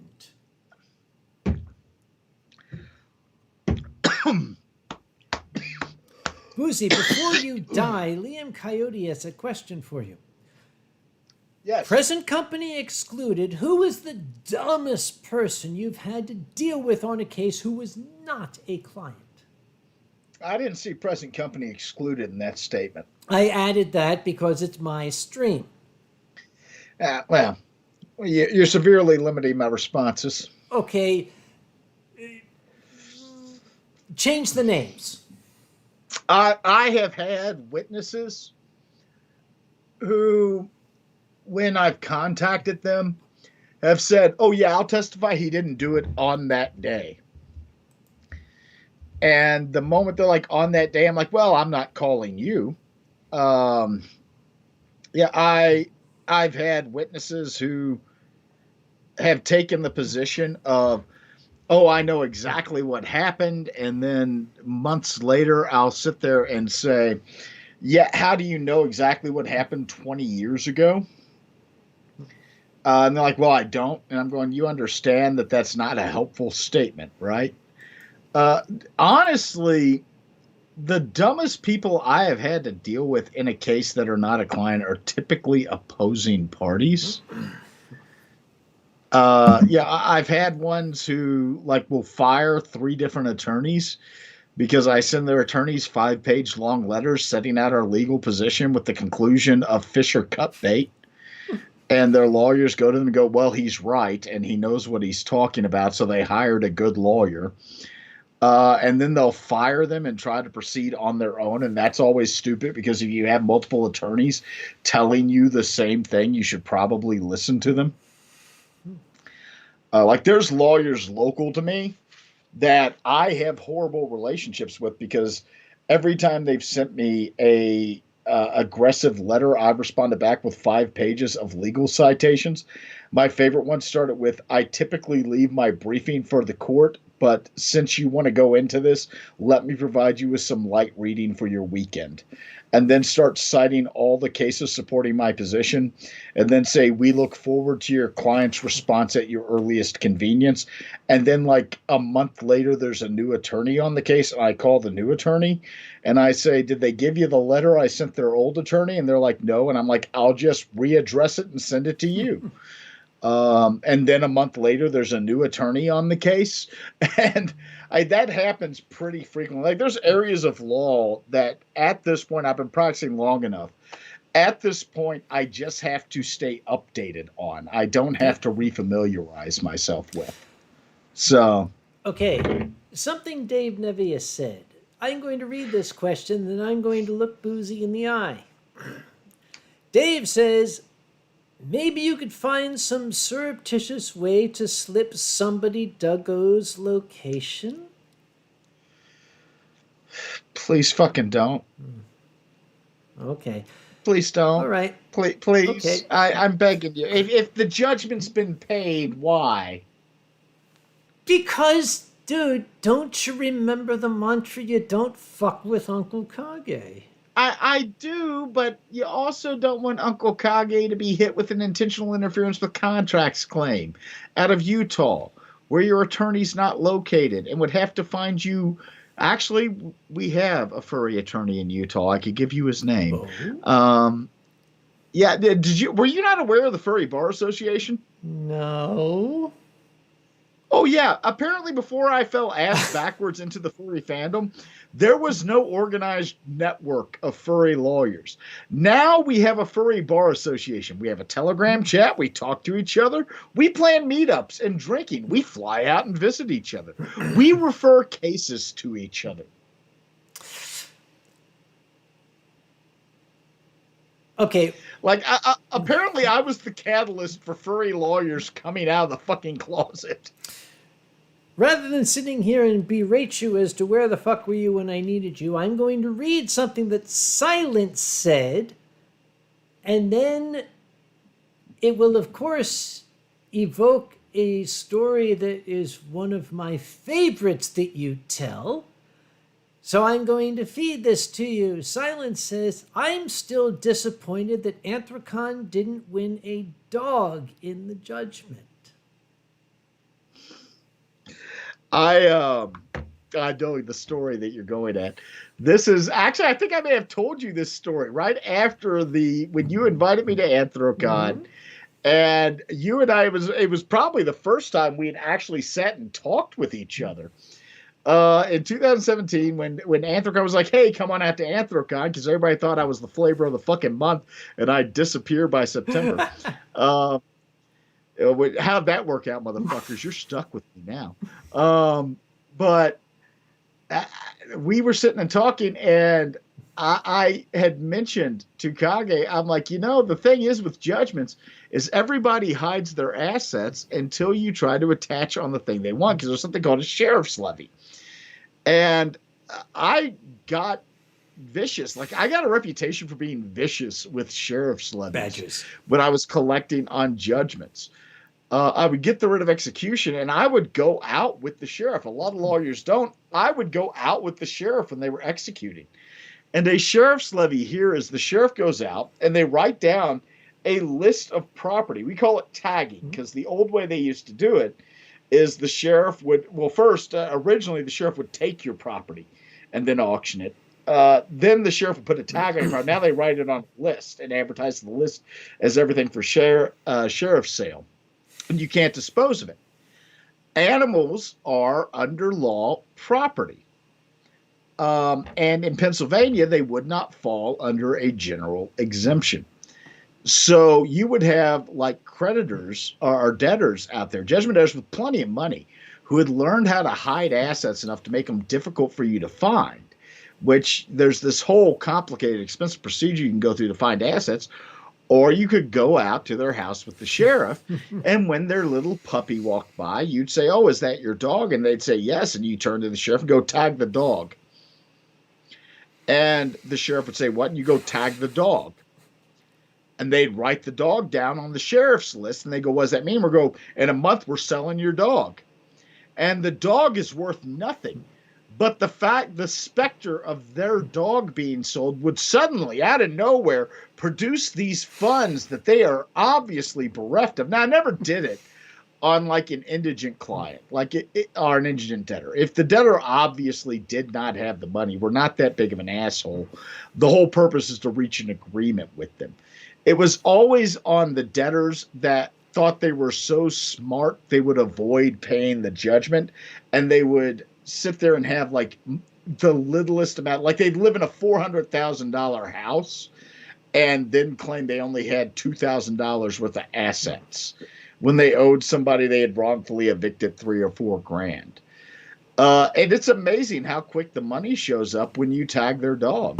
or the jeweler who had everything, who when you showed up to sheriff's tag it, would say, oh, everything's on consignment. It's not really mine. So you can't tag it. And we'd say, okay, are the cases yours? Yeah. Tag the cases. What? Tag the display cases. Display cases are thousands of dollars retail. So we tell the jeweler, fine, we can't tag the jewelry. We're going to tag your display cases. We're going to sell your display cases in a month if you don't come up with this judgment. Or the strip club, where we did what was called a till tap. And a till tap is where you go into a business that you have a judgment against and you tap the till. The deputies take the money in the register towards the judgment.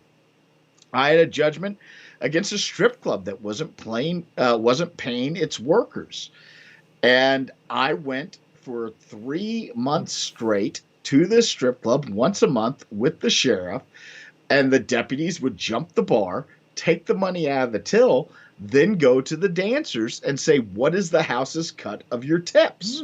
And the dancers would tell them the cut, and the sheriffs would take that cut and then tell the management, if we find out you're taking it back from them, we will suggest they file theft charges against you. So, yeah.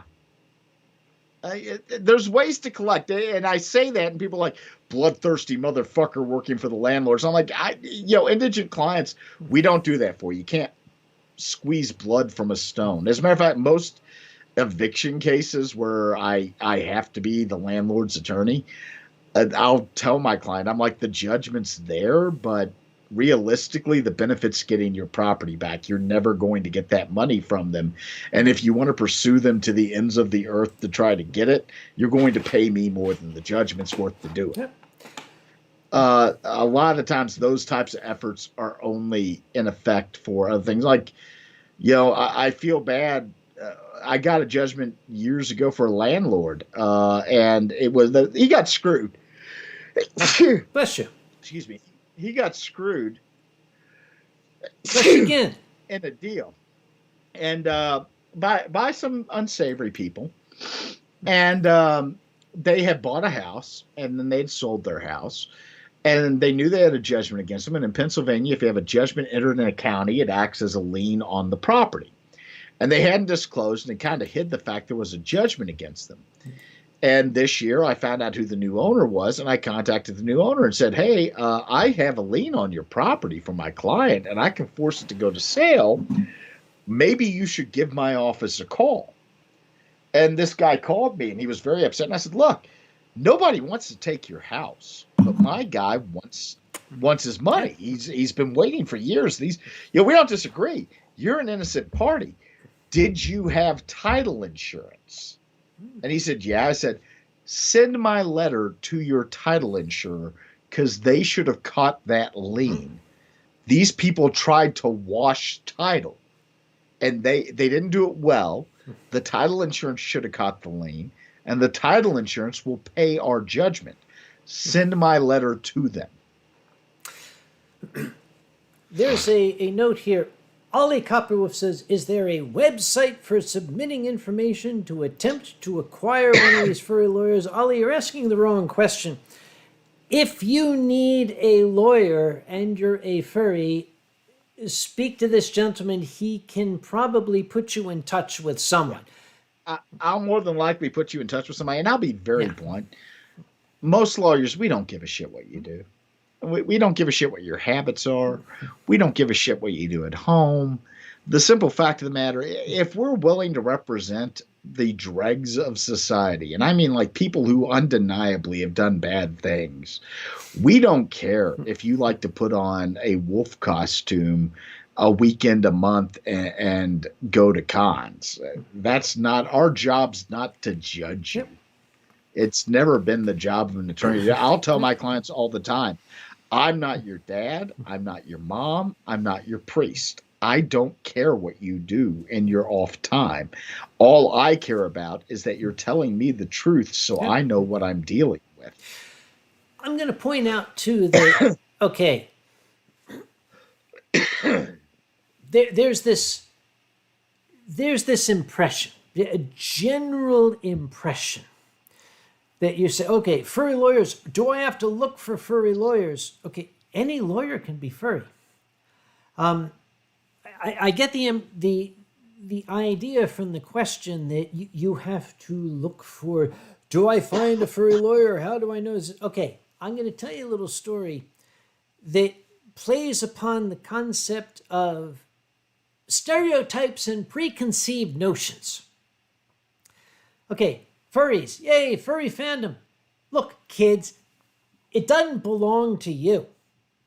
Furries have been around a hell of a lot longer than you have. Anime kids, your grandparents probably watched anime back in the 50s. I was on an airplane flight once. I was in first class. I was dressed very much like this, but you picture the bowler hat and the, expensive, Bill Blass blazer on top of this, looking very much the businessman, reading a copy of the London Financial Times. And as the line was going back to the cattle section, I glanced up, and there was a young fellow, 20-something years old.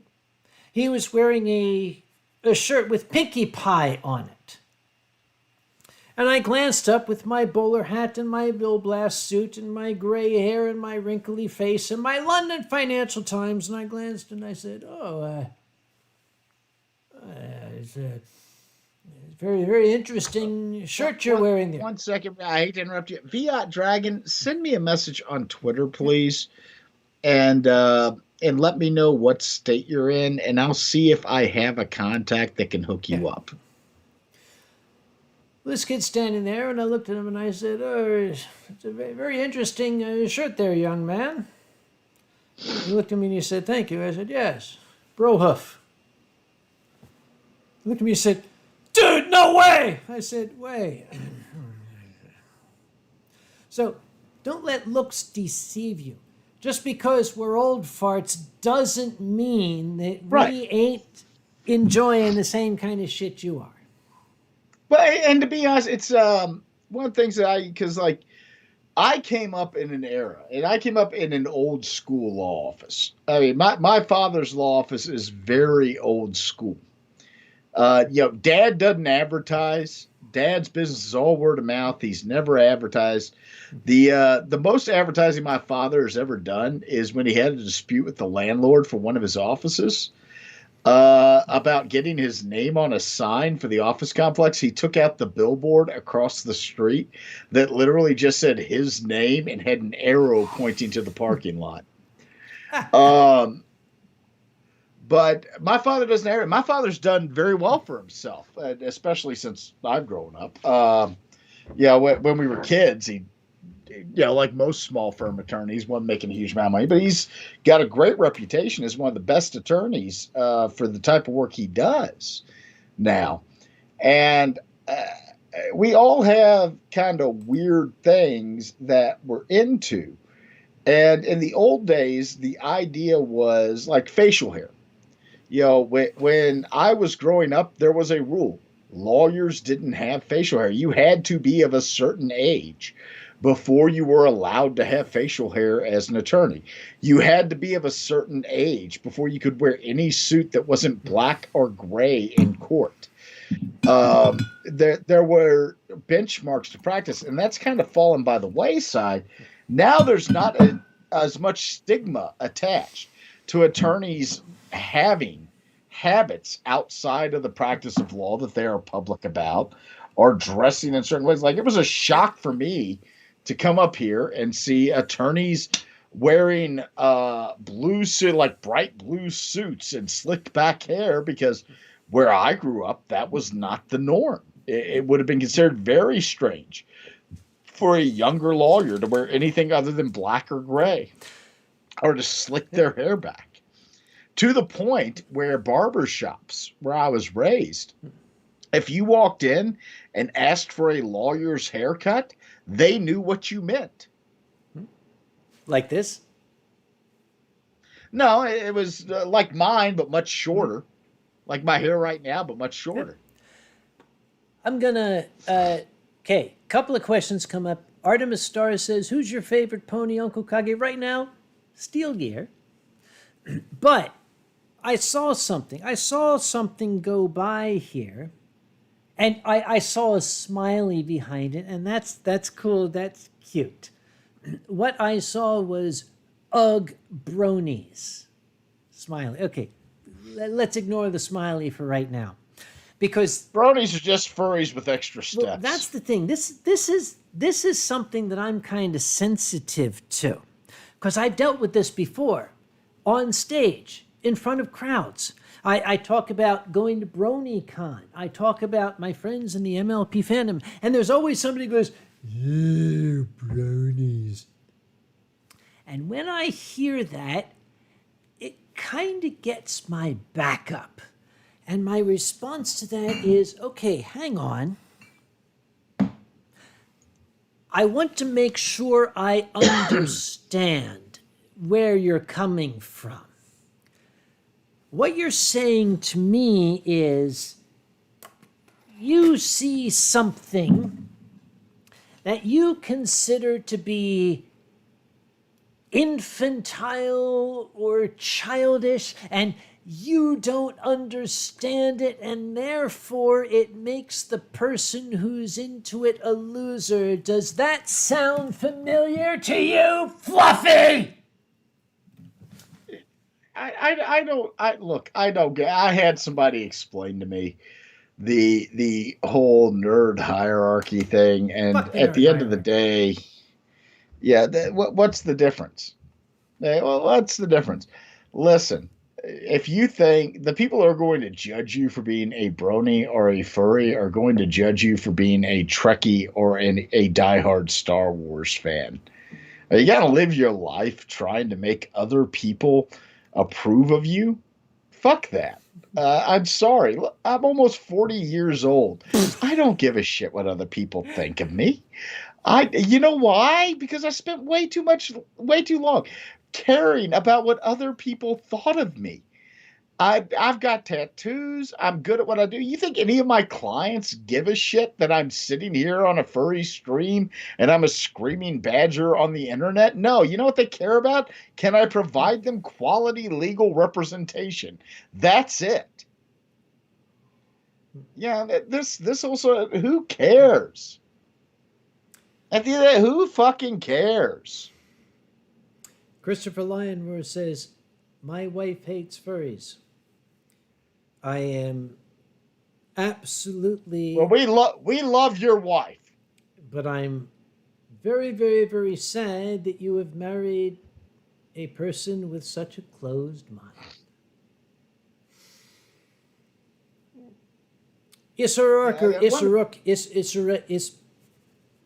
Some Arctic Fox says, for you. Okay. The Arctic Fox is saying, what's better to try as a starter, liquor, whiskey, or vodka? I don't know if there's a real answer to that. I'm going to throw that to you. It depends on your taste. Whiskey has a very strong bite to it. Vodka, if it's good, is going to burn, but it's not going to have so much of a bite to it. Liquor is sweeter. Liqueur, by the way.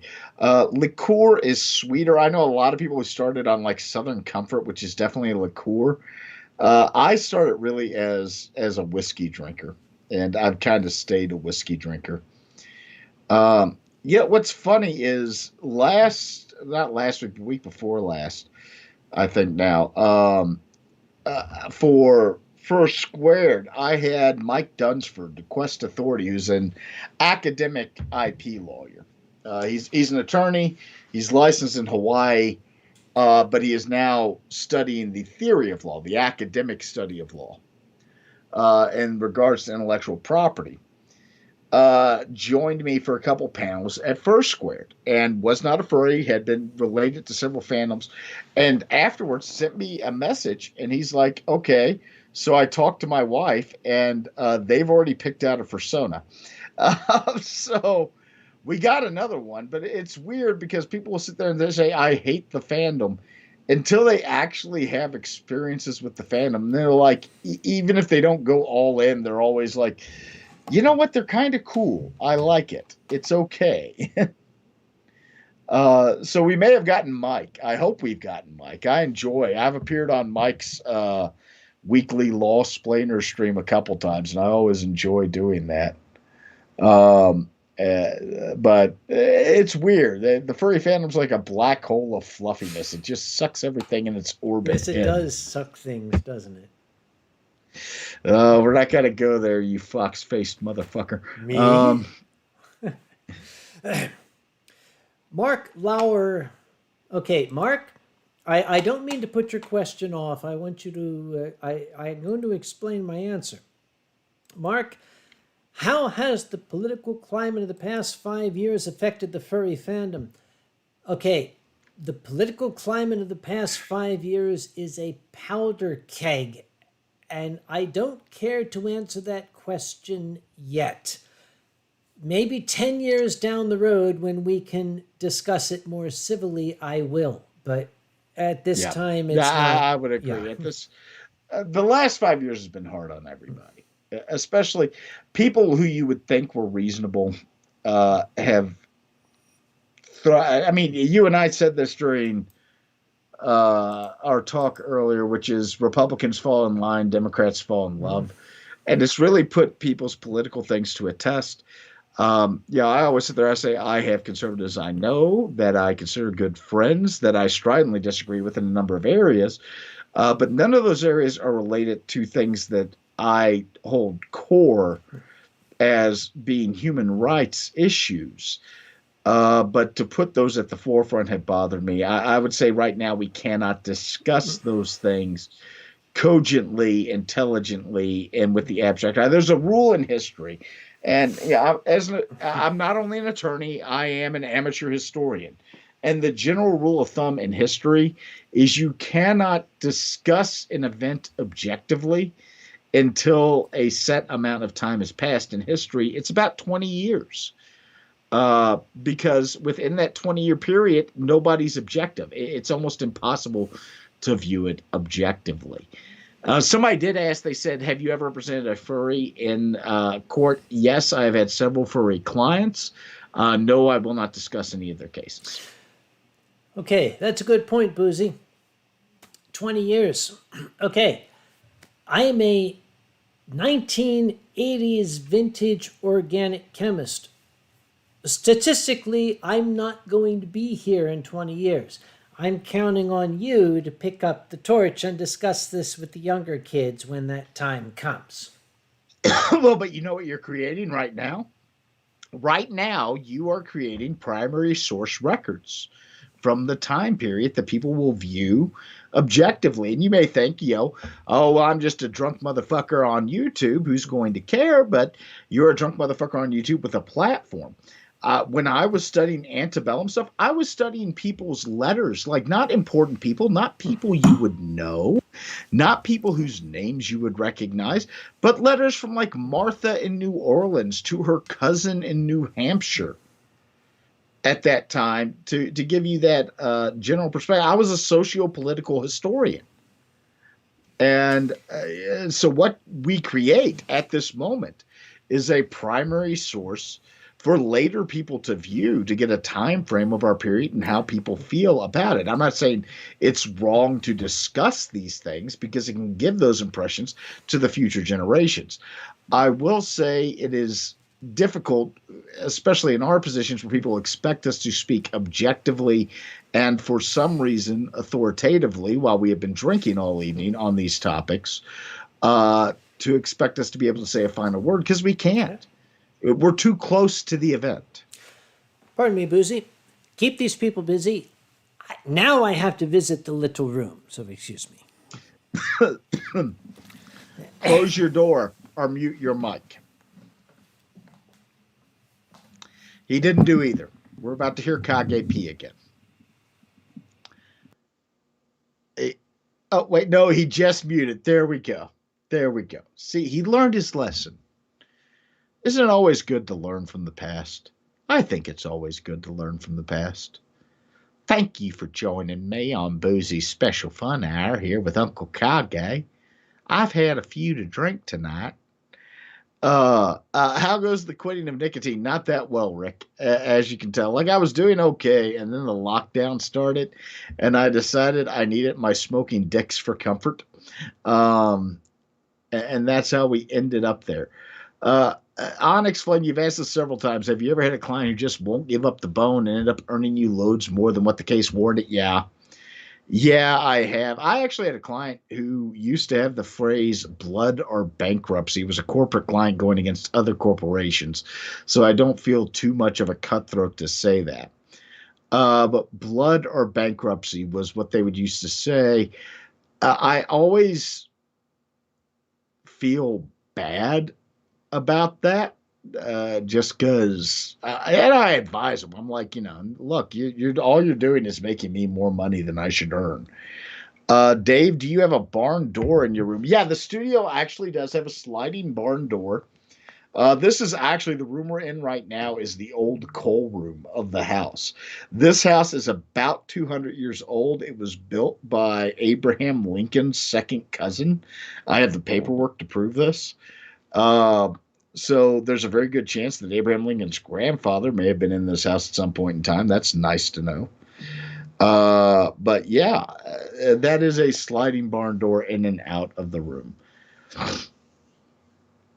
Let's see. Boozy sounds like he'd do a radio show and all new. You know what the funniest thing is? I years ago had an interview for a job, and I went in because I'd always learned that before you go for a job, you dress your nicest. So I was wearing like a suit and tie, and this was a shitty job. It was like, I think it was actually my deckhand job when I got hired as a deck boss. But I walked in, I was getting my haircut, and I was talking to somebody, and they said, "You have a voice just made for radio."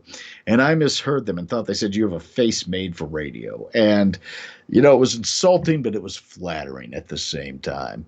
Onyx, I do drink cider. I enjoy cider very greatly. So, yeah, there you go. Kage's back. He hasn't remembered to unmute his mic yet, but he is back. Yeah, there he goes. He's talking without remembering his mic's muted. Motherfucker. This is. Am There I we back go. now? You're back. You're back. Sorry, I just.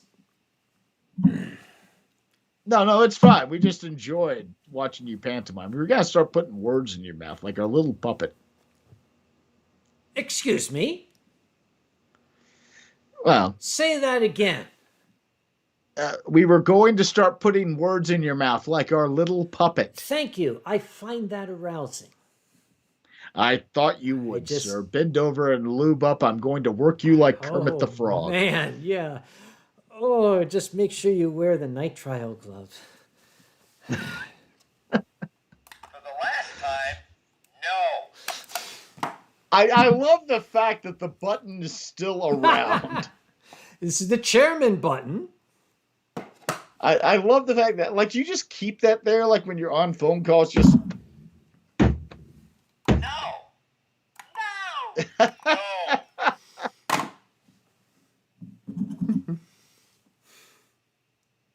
Oh. So Kage slept in the murder room in my house. Yes, with your hooker.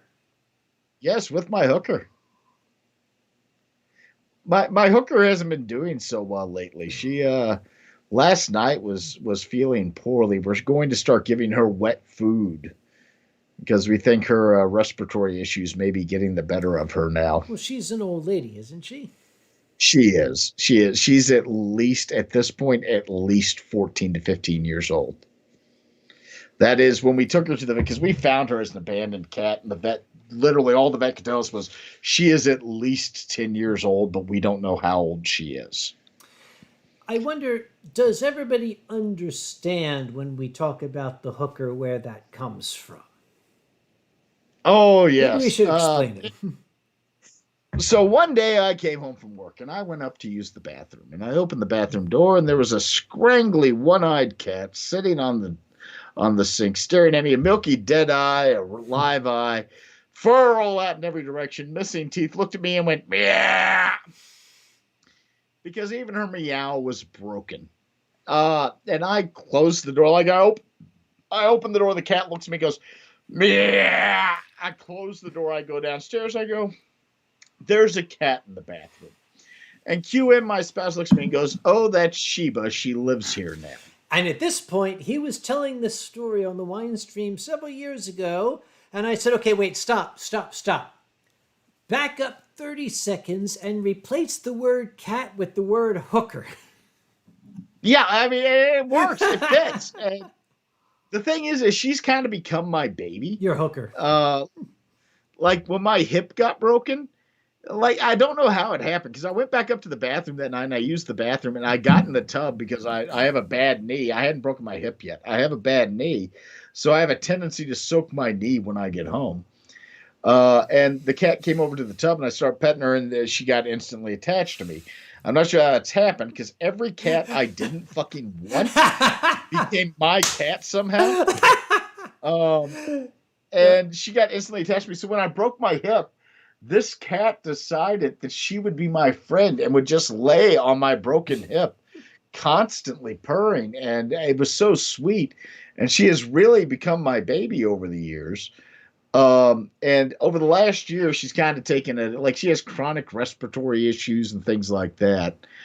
So over the past year, she's lost a bunch of weight and we started giving her wet food to get that back up. And we have to feed her away from the asshole cat, Bot, another cat I didn't want that somehow has become attached to me.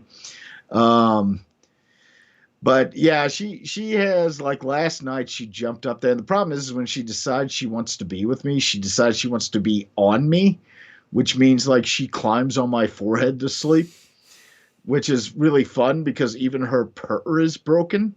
Like she purrs like, yeah. So anyway, she goes, and when Kage had come to visit, she had decided she was going to sleep in the room Kage was staying in. Yeah. So, like, the next morning, I'm like, how was your sleep? And he's like, you're wheezed on me. Which I'm like, yeah, she does that. And kept moving on with the day.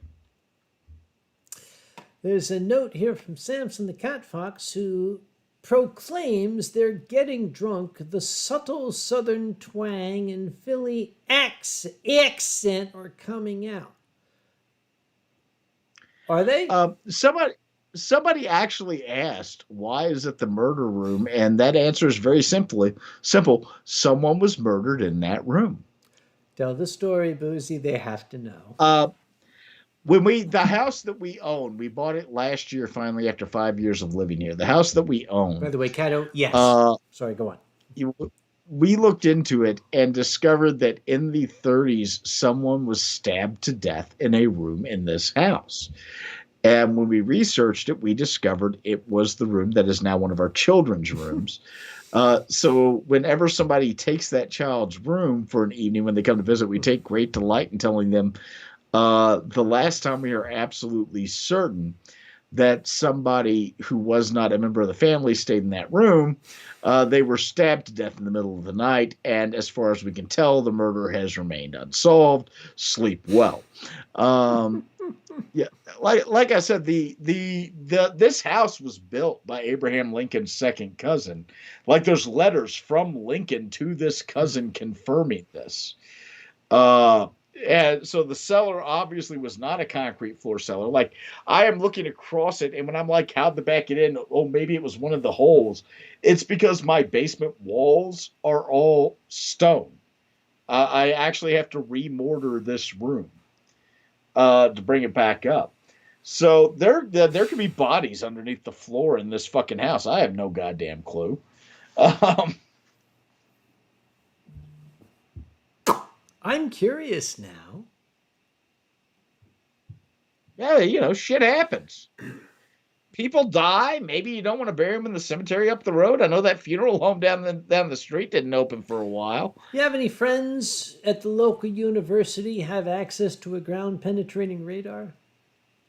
Well, why would I want that? Why would I want the absolute knowledge there's a grave in my basement? You want that knowledge. Come on. No, I Yes, don't. you do. I really fucking Yes, you don't. do. If it's a historical grave, I've got to do a bunch of shit. Yeah. Yeah, somebody asked, how old's the furnace in your house? I don't have a furnace. I have a boiler system. This house was built, like I said, about 200 years ago. The room that is now my studio was a coal room. It was a coal-fired furnace. We don't have central air. We have radiator heat. What I have is a boiler. The boiler is about 40 years old, I think, the last time a service guy came through, and is actually in really good Excuse shape. me, Boozy, We've I'm had going it to interrupt you serviced for every just 2 a years. second.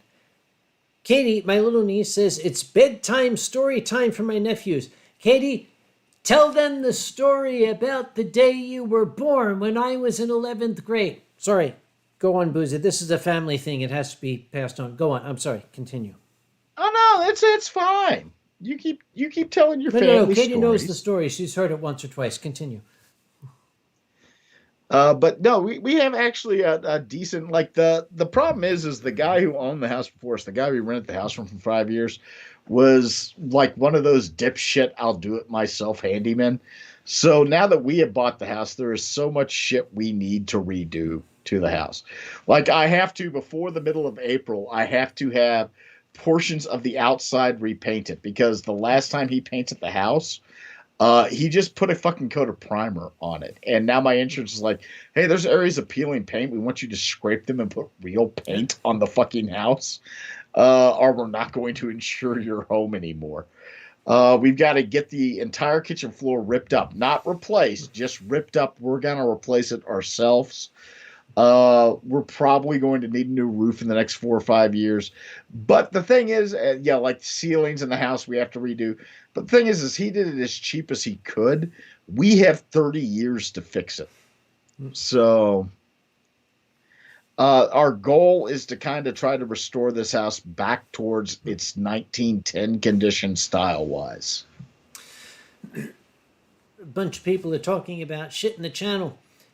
When I first went to Chicago in 1991 as a postdoctoral student at the University of Chicago, I took lodging in the Poinsettia Apartments on Hyde Park Boulevard. A wonderful old apartment building that went back to the classic days. My apartment had, the drawing room doors, the 12-foot high ceilings and everything.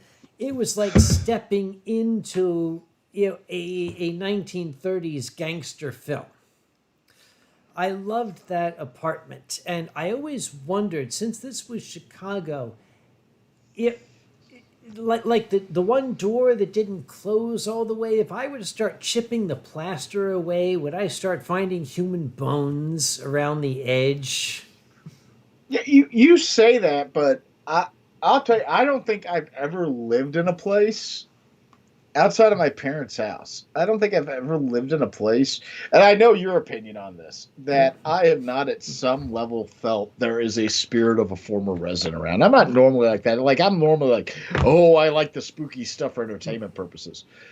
But, like, okay, we lived in one house where we had a room that was just birds and corpses. And weird shit happened around that house. Kim and I's first apartment, we would see someone walk. No, back up and.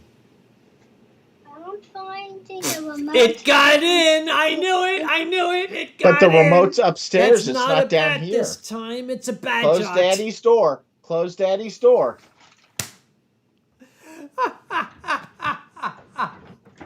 He's looking for the TV remote. Uh-huh. But we had a house or an apartment we lived in that was the second story of an old mansion, and we would see like a form. Well, like you could see it from our bedroom door, a form moving from what was the bathroom out into the hallway, which would have been the way down to the master bedroom before the whole level was divided into apartments. We find out later that the mansion was built by a preacher who had died in the house in a fire. Yeah, we had another house where, like, in the basement at night, you would feel someone staring at you. If you were down, like, I had a reading corner down there I completely abandoned because of that. Yeah, it's weird to get to that. And I'm not saying like I believe that it's all ghosts of the dead coming back at us, but I think it's weird that there were nights when I was in college and laying in bed with my future spouse that I would roll over and look out the open door to our bedroom and see something walking from the bathroom through that fucking door out into the main hallway on a regular basis, not as like a one-time thing that I could write off. Uh, so I always thought that was weird. This house, I'll say, for a period of time, QM worked for the Commonwealth of Pennsylvania Liquor Control Board, and the office they had QM in was like an hour and a half away, but was very close to their parents' farm. So during that time, QM and the kids would stay at the farm during the week and come home on the weekends because it made more sense. Um, and I would be alone in this house all the time, and I've gotten to the point in my life where I'm so used to somebody in bed with me that I don't sleep well when I'm alone. And I would sleep downstairs on the couch because of that, and I'd wake up and I would hear people walking around upstairs, and the fucking cat and dog would be laying on the couch across from me. And for a period of time, no shit, to the extent I was worried that a former tenant had broken into the abandoned house that was next door and was somehow getting into my attic. Now, So, if you go into the main line of Philadelphia, these giant old houses in Bryn Mawr and Bryn Athen and Ardmore and stuff. If you go to the old money houses in Philly, when they talk about of the Philadelphia families, my late father used to service the heating systems in most of these houses. And it occurred to me as I've been thinking about it, I've been in most of those giant old mansions because I worked with my dad for several summers back in the 1970s. And I remember one of these massive old money Titanic era houses that had about 50 rooms and 4 levels of basement. A 4-story basement, if you will. But my dad used to take me with him, and here's what I'm getting at. If there were ghosts in these houses, my late father was on a first-name basis with them. Because if I could take you back to 1976, one of these massive old estates on the main line in Philadelphia, imagine this old Alabama farm boy would show up there. He would go inside. The butler would show him down to the 3rd level sub-basement. And the funny part was when I went to work with my dad, he never said to me, just stay close to me here. He always just was like, okay, go off, do whatever the hell you want. Okay, this is gonna sound really funky. This is gonna sound really weird. But when I went off and explored, I would hear my dad talking. Now, the thing is, my dad was not a man who talked to himself. He didn't prattle on to himself. I'd be off, screwing around on level 3, whatever, and my dad would be talking. He'd be like, he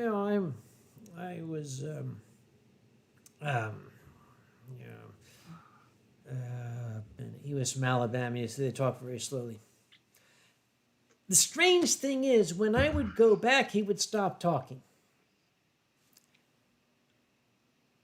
Now here's the problem. He's gone from this earth. I have no way of asking him who he was talking to. Whatever was there. Nothing. Darkness. A football field. You're hearing me, but you're not understanding me. Whatever was there. I know your father was Southern. I'm Southern. I know. He was talking to whatever was there. He was talking to whatever was there. You are correct. I understand. That's the thing with Southerners is, like, whether we believe in it or not, we always keep. I used to have a saying, and I would joke because a friend of mine would be like, "Let's go to this cemetery. Let's do that. Let's do this at night," and I'd be like, "No," because frankly, I'll fight any man alive, but I'm not going to fuck with the dead because I can't hurt them. But it's a respect. I'll never forget. My grandfather died in the basement of his home. He my mother, when she and my father had come back from Boston when my father was in law school, one summer my mother and grandmother were on the way home. They called him and said, "We're going to stop at Moby Dick," which was a fish restaurant, and what do you want? And he said, "I want 2 fish sandwiches with some cheese." And they said, "Okay." And by the time they got home 20 minutes later, he had died of a heart attack at the bottom of the basement stairs. He had made his den in the basement. And that den remained unchanged for the remainder of the time my grandmother owned that house. It was exactly the way he left it. And as a kid, I hated going in Nani's basement because I always felt like there was something down there with me. And finally, one time, I told my nana, who was this little half Cherokee woman, about it, and she looked at me and she said, "If there's anything down there, it's your grandpa, because we built this house and we're the only ones who ever lived in it. And do you think your grandpa would ever hurt you?" Now, Grandma Nani was a very upright Southern Baptist woman who wouldn't hell with that, but it's part of the Southern belief system is whether you believe in it or not, it may be there. Now, Haiku Art says, "Ghosts are a bunch of hokum and BS." I agree with you, Haiku. Again, Benny and Sue are here. Benny and Sue both knew my father quite well. And they would agree with me. Let's assume for a moment that there is an establishment that is haunted by the spirit of my late father. Boozy will appreciate this. The spirit of Samuel Conway Sr. is wandering the halls of this home in the late hours. How do we know that? How do we know that?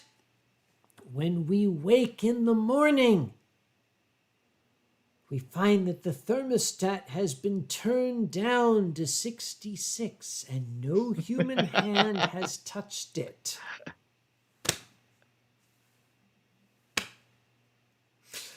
We find that whereas our hot water heater was only putting forth 1,200 BTUs, suddenly it's now putting forth 1,750 for no explanation. It's like, oh, good heavens! Our oil burner would never quite trip the breaker when it was supposed to, but now suddenly it does. That's the hauntings my father would have done.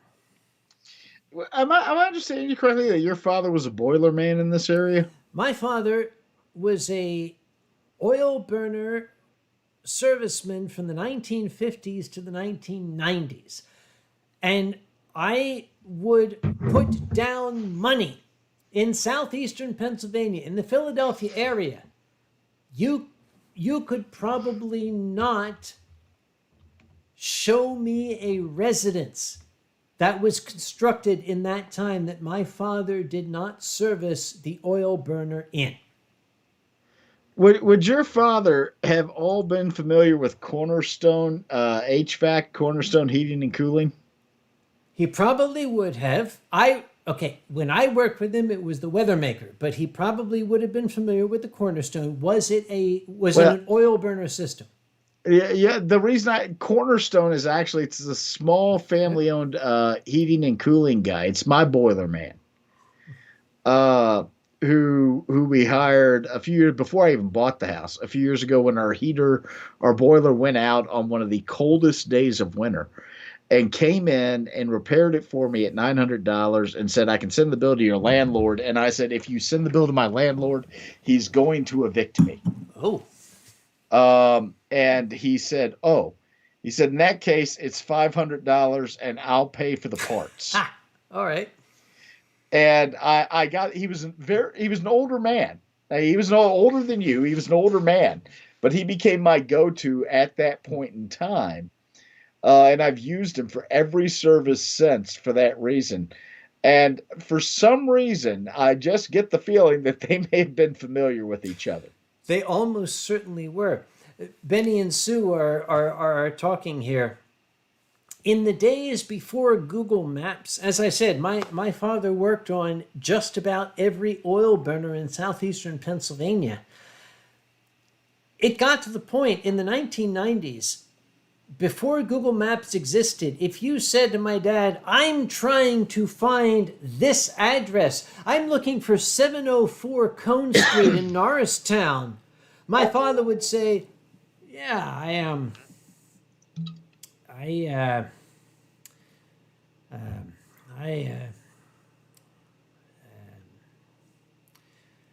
do you call, I put a burner in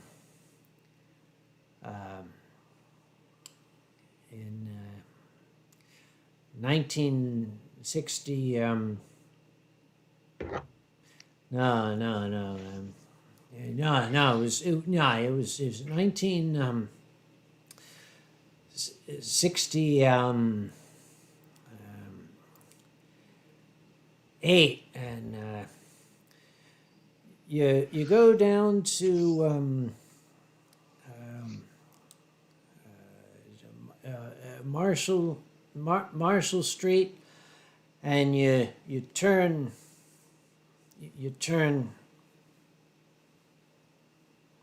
right, and okay, Benny, Sue, am I making this up? Am I exaggerating this? Please tell these people, is this hyperbole or not? Give us a second. That is, I'll be blunt. Hearing your descriptions of your father, I am very sad I never got to meet him. I am too, because my dad would have loved you to pieces. Every time I hear you talk about your father, I'm like, that's you know who your dad reminds me of when you talk is my Uncle Howard. He reminds me a lot of my Uncle Howard, just an insanely smart and witty man who worked his ass off and loved living every second of life. Give me a second here. Pardon me. Keep talking. But that's every time I hear you talk about your father. Oh. Well, welcome to the Winestream as we get more and more depressing as the evening continues. Oh, he's back. I have to act like we were talking. Everybody laugh. Yeah. Laugh very quickly. We've been having so much fun while you were gone. All right. This is the man. I'll hold it a little closer. Can you see the family resemblance? Actually, yes. Now, the thing is, okay, I make joke. I make light. Ha, ha, ha. But you know what?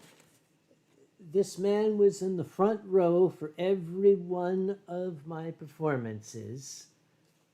And he always laughed very loud, and at no point did he tell me, I would rather you not cover that shit, because he was a man who understood the value of a joke.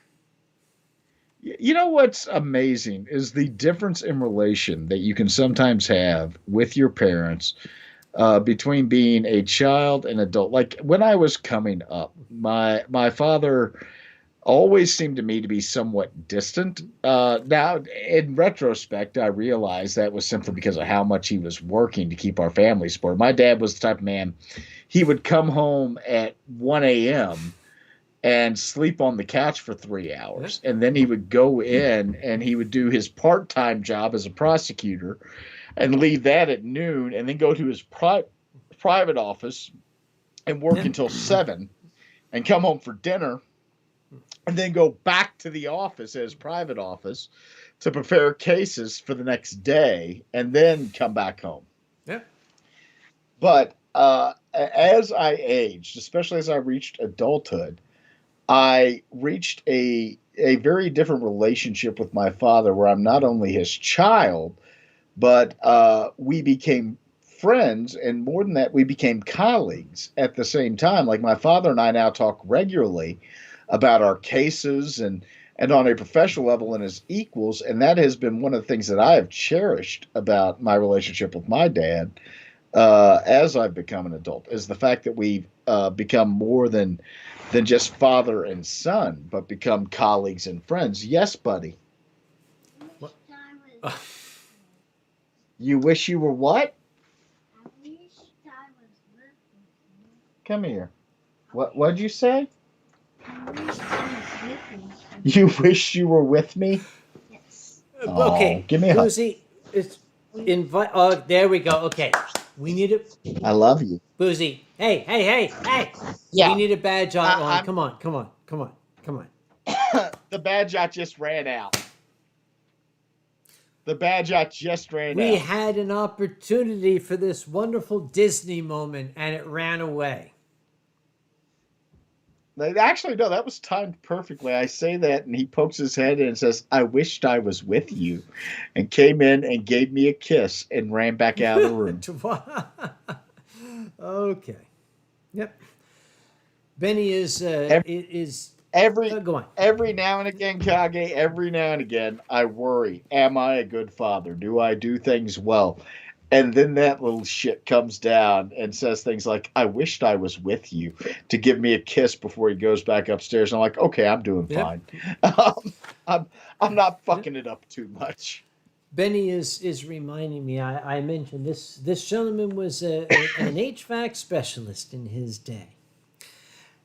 You might hear Benny and Sue talk about the farmhouse in Lansdale. Have you ever heard stories about the farmhouse in Lansdale? Benny and Gideon and some of the old time furries rented a farmhouse in Lansdale, Pennsylvania, that was built about the time of Stonehenge. And okay, the things I remember most about the farmhouse were numbing cold in the winter and 25 million centipedes. But at one point, after years of visiting them and trying to figure out why the hell the place is so fucking cold in the wintertime, I said, hey, guys, I'll tell you what. I said to my dad, hey, Dad, I got some buddies in Lansdale. Could you come and have a look at their system? Dad came out, and we went down in the basement, and he pushed his way Indiana Jones style past these centuries worth of cobwebs. And he looked at this antediluvian heating system. And he sort of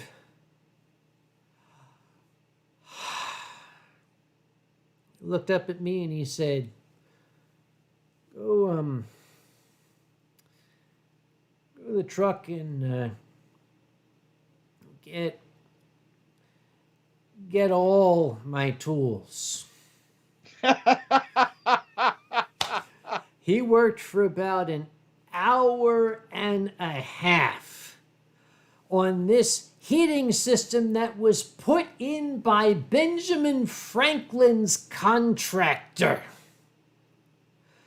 And he actually managed to bring it up to code after an entire afternoon's worth of work. So the kids took Dad and me out to breakfast. And here's what I remember from the breakfast. The waitress came along and took our order, and the boys said, "So what was wrong?" And Dad said, "Well,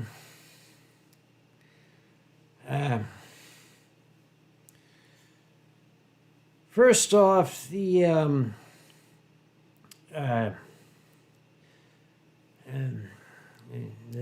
what do you call the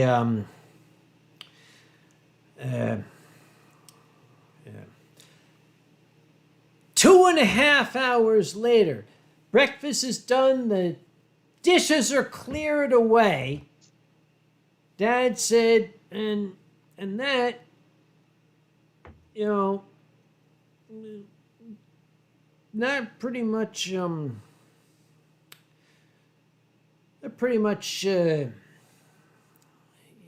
covers it. Now you're gonna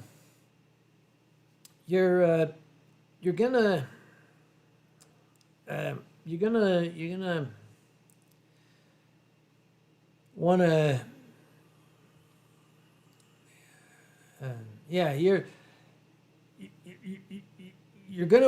you're gonna want to have me you're gonna want to have me come back but then he died, so we don't know what and then they tore the house down, for shit's sake. I will never know. Okay, Benny, Sue, back me up. Am I making any of this up? Am I fabricating any of this? We're going to find out right now. Give me about 30 seconds for the lag to hit here. We'll wait. We can patter while we wait. We can drink while we can patter while we wait. Yes, we can. I need to refill my shot glass. I need to refill my shot glass too. Somebody actually asked me, they said, what does your dad think about your involvement in the furry fandom? I have posted several times a video of my father when they came up to visit, after I was like, yeah, I do talks for people in giant animal costumes now. And I'm like, say hi to them. And there's a video of my father out there saying, hello. And that is like the part. My parents came up. We have furry art hanging behind our couch, and my dad looked at it, and his immediate thought was, okay, well, who's who in this picture? And he asked us to point everybody out. To the extent I have considered bringing my dad onto the Legal Funhouse stream when they come to visit this month. Do it while they are here and just say, hey, Dad, I'd love to have you jump in on this. My father doesn't care, really. Most parents, and this is the rule, most good parents don't care as long as you're healthy and happy. That is our concern. Yeah. I mean, that's just the end of the day, the fact of it.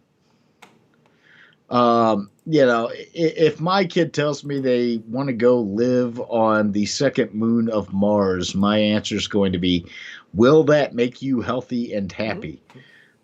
Recently, my oldest moved out to watch the other side of the country, moved in with their significant other. And, at the end of the day, the response is, we hope you're happy. And if things go wrong for you, you can always come home. We're right here.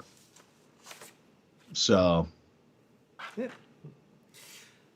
People ask me, what did your father think of furry fandom? I'm gonna hold this up real close, and I don't know if I can get the detail in. It's difficult to see, but if you... Wrong finger.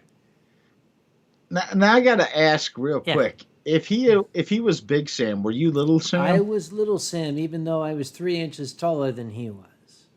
Yeah, that doesn't matter. That's how it works. He was Big Sam, I was Little Sam. But it's kind of hard to see, but you see where my index finger is here? That is the giant railroad bridge next to the David L. Lawrence Convention Center. This picture was taken on the second floor of the DLCC at Anthrocon 2008. So, what did my father think of furry fandom? He was on my fucking staff. That's what he thought of furry fandom, okay?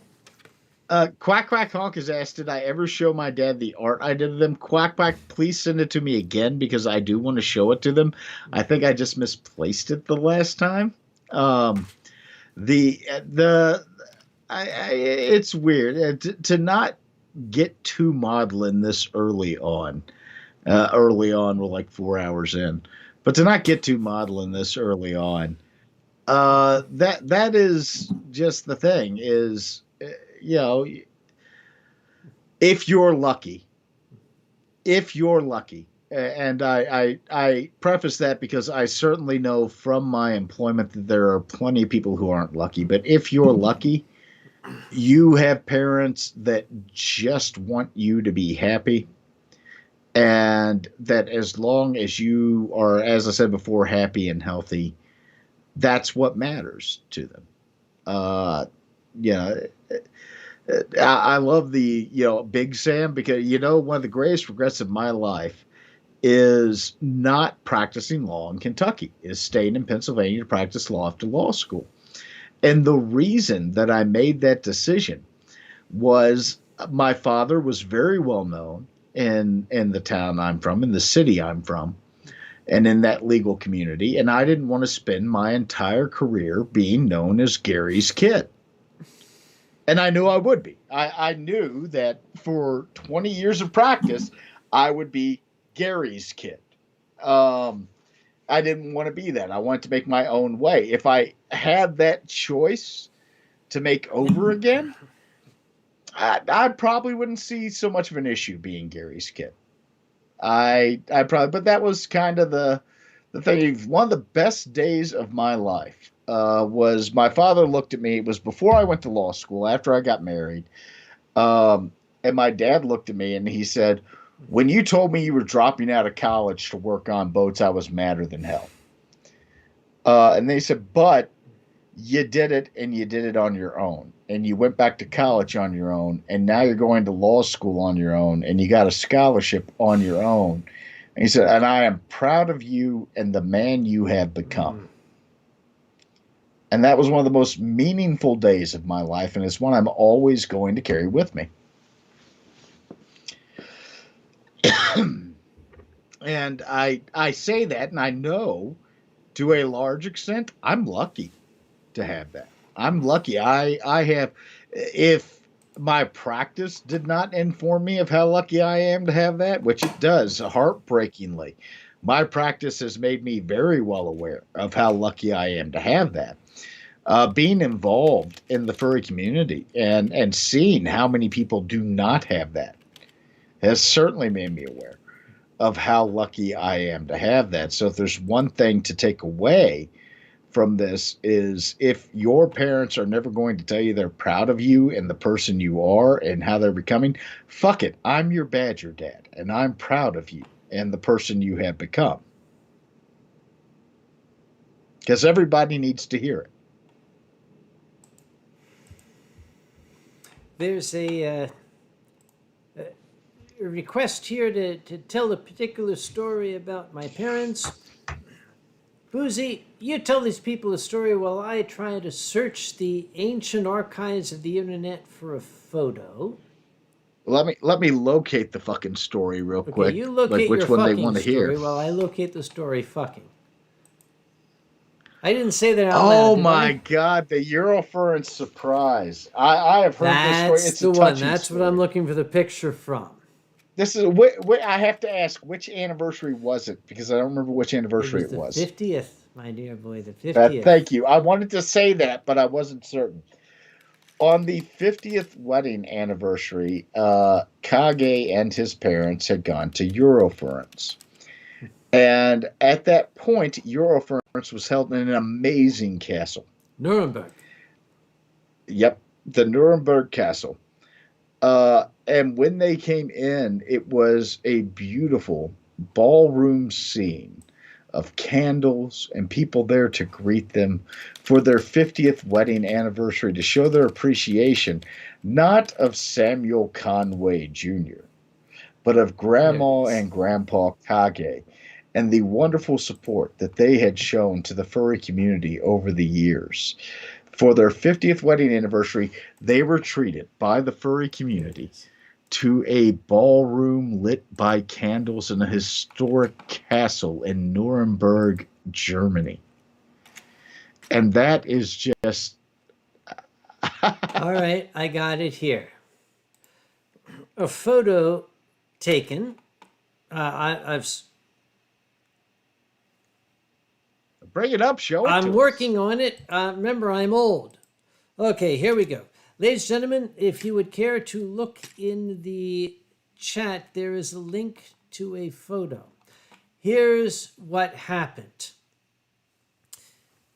The Eurofurence community, first off, what Boozy didn't mention was as my parents were coming up to their 50th wedding anniversary, I said, what do you guys want to do? Where do you want to go? You name it. I'll take you there. I figured old people, Niagara Falls, Caribbean cruise. No, my parents wanted to go to Eurofurence for their 50th wedding anniversary. So I contacted cheetah.de, that is, and the Eurofurence crew, and I said, my parents want to spend their 50th wedding anniversary there. So they made it happen. If you look at this picture that I just linked here, what you see here is the entire membership of Eurofurence surrounding a dance floor. Everybody was holding a lit candle. The room was illuminated by candlelight, and the DJ played Red Sails in the Sunset, Nat King Cole, which is the dance that my parents danced to on their wedding night. Red sails in the sunset, way out on the sea. Carry my loved one home safely to me. They played that and my parents danced. And if you look at this photo, you see all of the magnificent attendees of Eurofurence standing with a candle, and in the middle you see me with a glass of wine, sipping and feeding my face. Okay, because that's what I do, all right? There. Danny would like to know, how did I find out how the song, yes, what was the song they danced to? Through subterfuge. That's how I found out.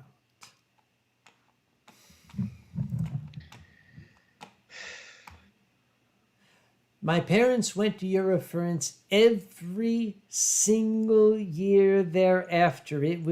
They would have gone there even if they couldn't go to Amphicon. They loved Eurofurence. It had been so special to them. It had such meaning to them. They went there for 10 years, and then my father passed away. And the next year, we were going to Eurofurence, and I was very, very worried because this would be my mother's first time at Eurofurence without my father. And I literally, I was losing sleep. I was very, very concerned.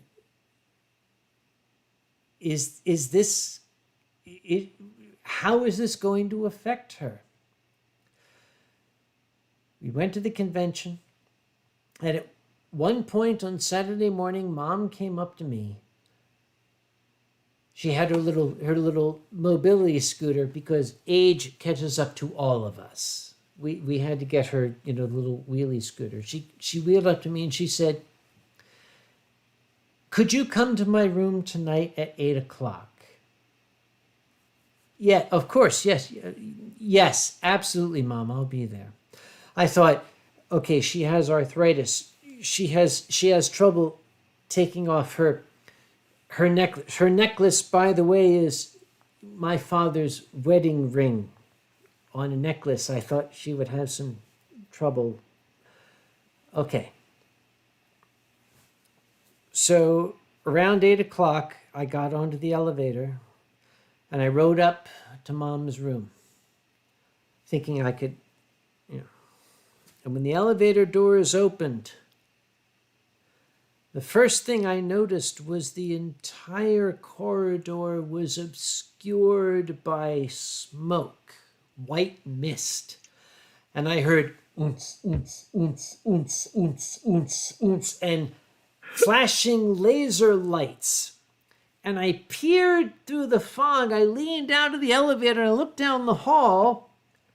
Down the hall, there was an open door with the laser light and the fog coming out of it, and that wheelie scooter was sitting in the hall outside.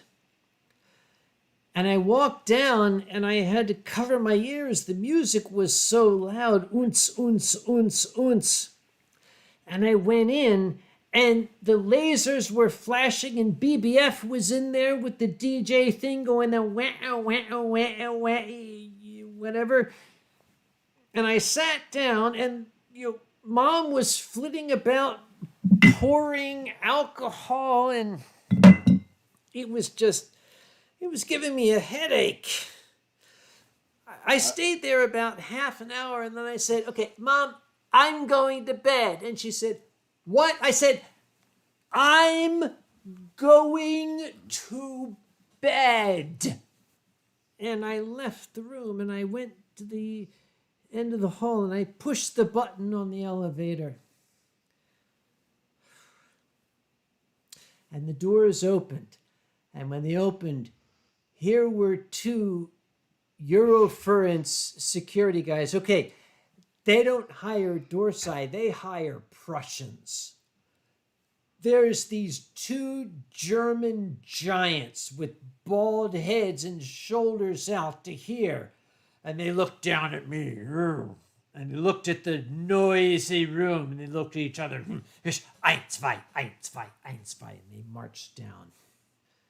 And I got in the elevator. I went to my room and I went to bed.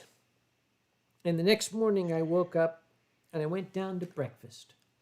The magnificent buffet at the Estrel Hotel in Germany. It's unparalleled. I saw my mom sitting at a little table having her breakfast.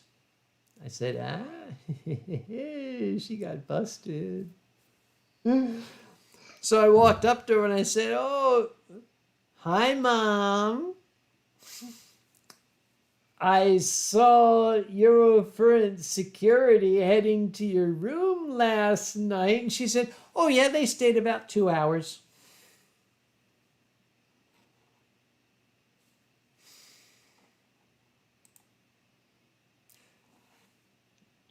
There's no punchline. That's the end of the story. That is the punchline. That's it. Yeah. See, one of the things that I do regret is when QM and I got married, because of circumstances, our planned wedding had to be abrogated. We still got married in a very meaningful manner. We got married in front of my grandparents' clock. At my parents' house, surrounded by friends and family. The officiant was the godparent of actually Nothing, my older son, my middle son.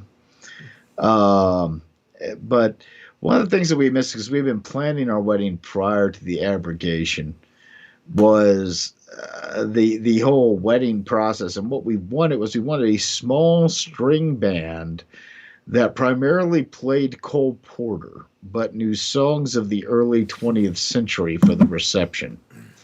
And the planned first dance at the wedding And that was one that had bothered me for a long period of time. And I've always said if we ever renew our vows, we're gonna do it that way. We're gonna do it in the small chapel, the small historical stone chapel that we originally had, and in the same restaurant with the same string band if they haven't all disbanded by that point. Because right now the best memory of our wedding is my Uncle Frank giving us a 3-foot bottle of wine. So, Christopher Lyon Roars asks a question, obviously referring to my grandmother.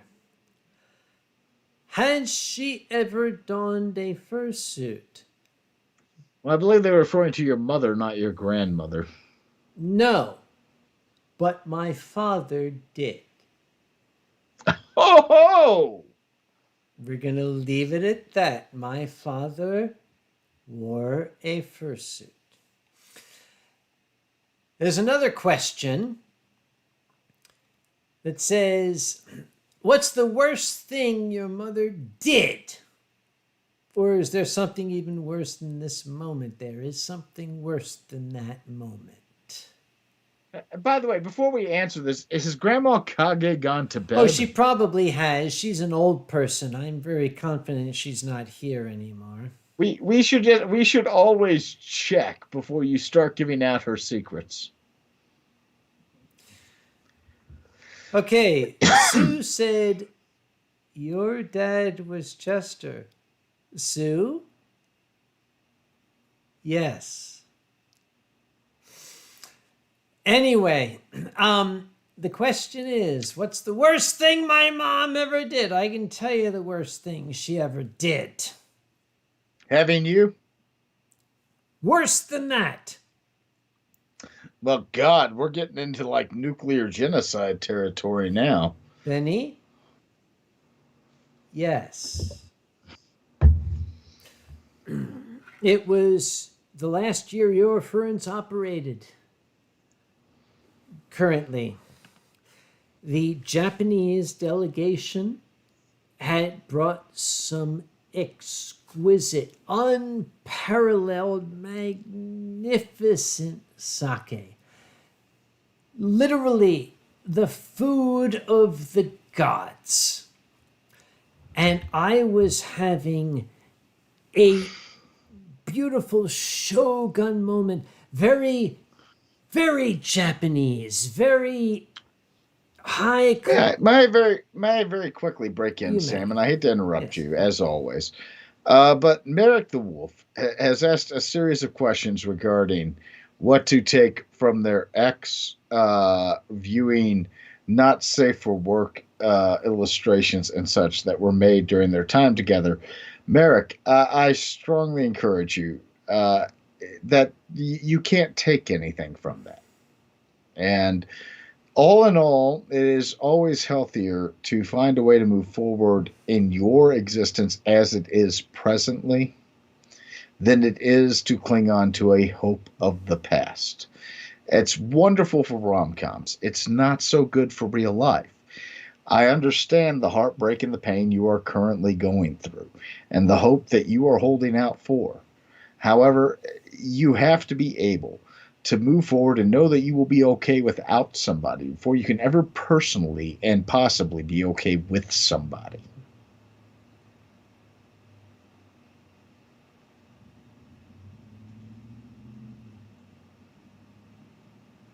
Go ahead. I'm sorry. So, it's all right. Okay, that was a good point. I'm not going to begrudge you making that point because that was a very good interjection. I was having the most exquisite sake experience. I had the Japanese contingent.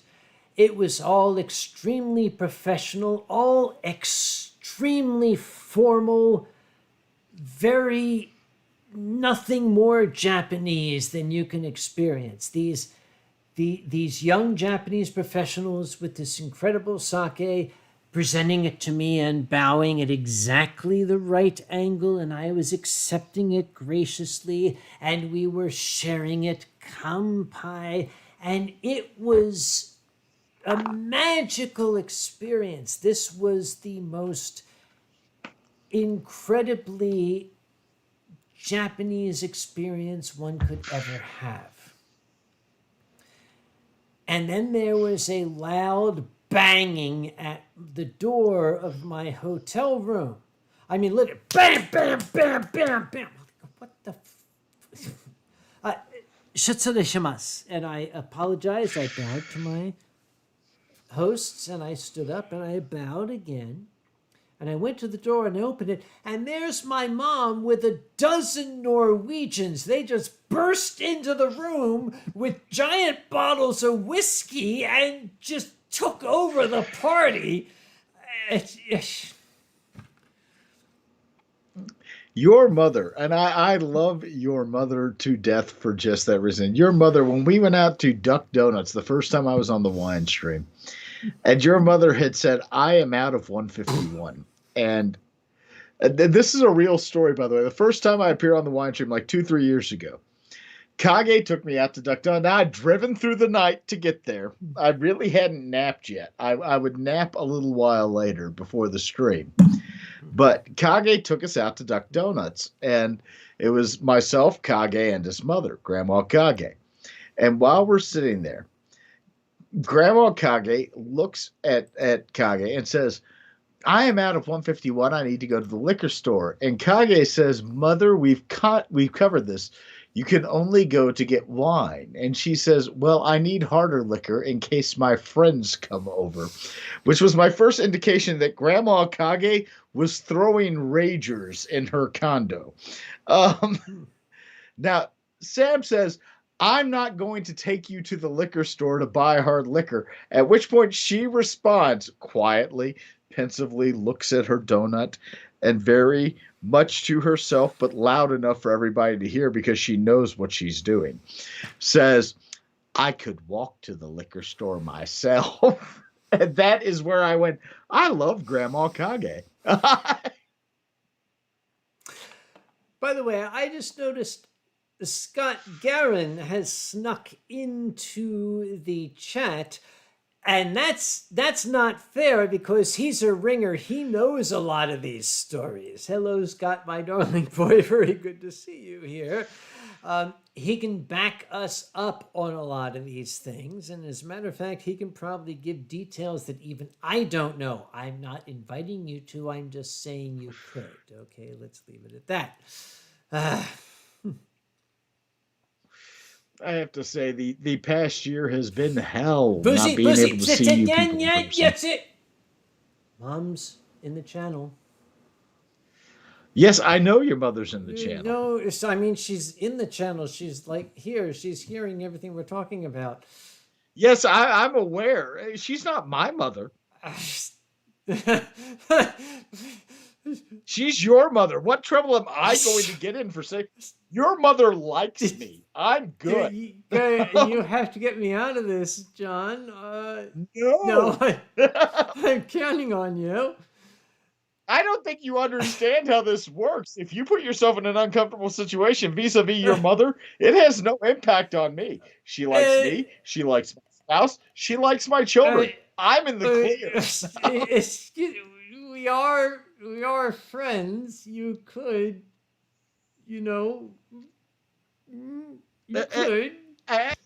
What's that song you like singing? The Shawnee Town song. You like Shawnee Town?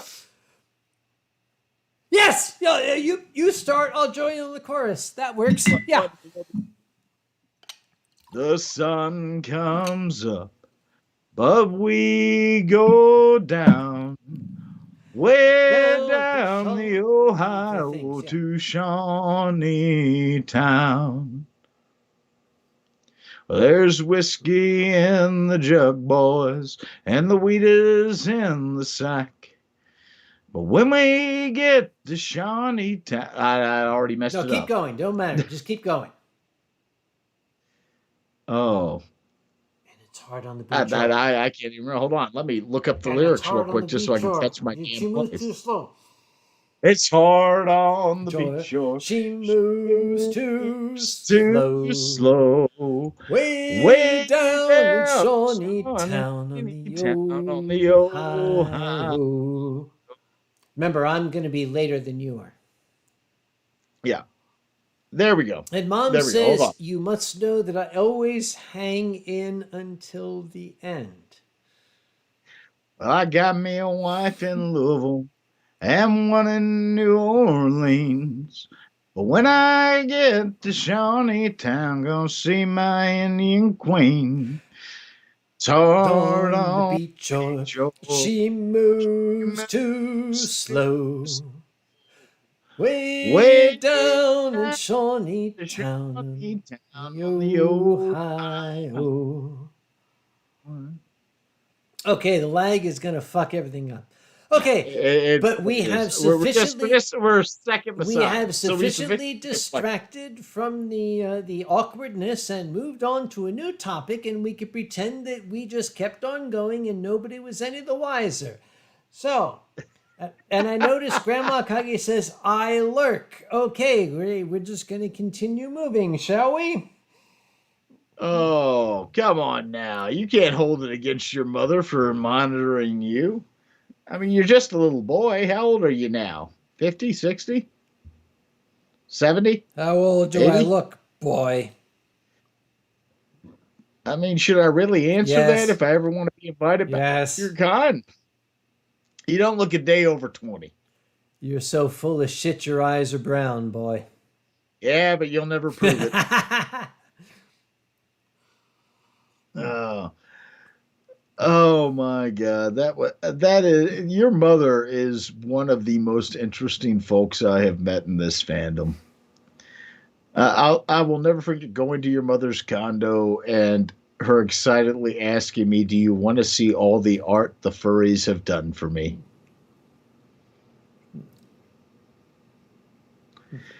And I'll be blunt, much less in the way of genitalia than I expected there to be. I was very proud of the community. Okay, I was going to say something extremely deep and sweet before you said genitalia. Can we move? Okay, Caraway is here. I was going to mention Caraway, my old drunken bunny friend. There's a little section of the dining room set aside to remembrances of my late father. A beautiful piece of artwork that Caraway did and gifted me a couple of years ago at your reference. A line drawing of myself, my mom, and my father. And I think Caraway well knows it. That very drawing is presented very, very prominently on this little remembrance of my father. So, Caraway, you're a darling fellow. Thank you very much for that. By the way, have I shown you my new toy? He said without a bit of my mom is my watching. new safe for work toy. My new safe for work toy. Okay, safe for. I'm gonna trust you. What is it? No, I'm trusting you. I showed you my. Oh my God, that thing's huge! Jesus Christ, no, dude. Well, no. you know, you got to take a chance. No, we don't want to see. Oh. Okay, never mind. This is the baby I was talking about earlier, the McSpadden Dulcimer. Okay, when you said you had wood, okay. I'm sorry. Never mind. Continue. Please carry on. It's even got little hearts. Would you please demonstrate, please? Let me actually pull out the pic so I can demonstrate. Which is going to take a little rummaging around in the pouch. Don't rummage in the pouch on my stream. Listen, if you didn't want Renegade Kangaroo to have an issue, you're in the wrong place. Let's see if I can actually. This is how I gauge how sober I am, by the way. Can I still play Boiled and Cabbage Down?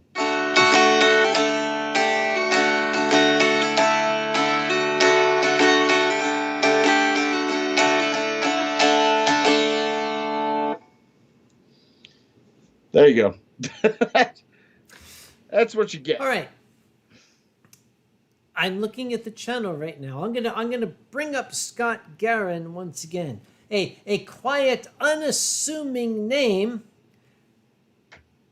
who has possibly one of the most gorgeous singing voices I have ever heard. We need to get Scott and you together sometime, my boy, because that would be what the fuck is on your head?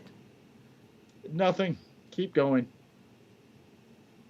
I was saying something extremely profound and I just lost it because you all of a sudden put like that on your head. Listen, if you don't want to see my barrister wig,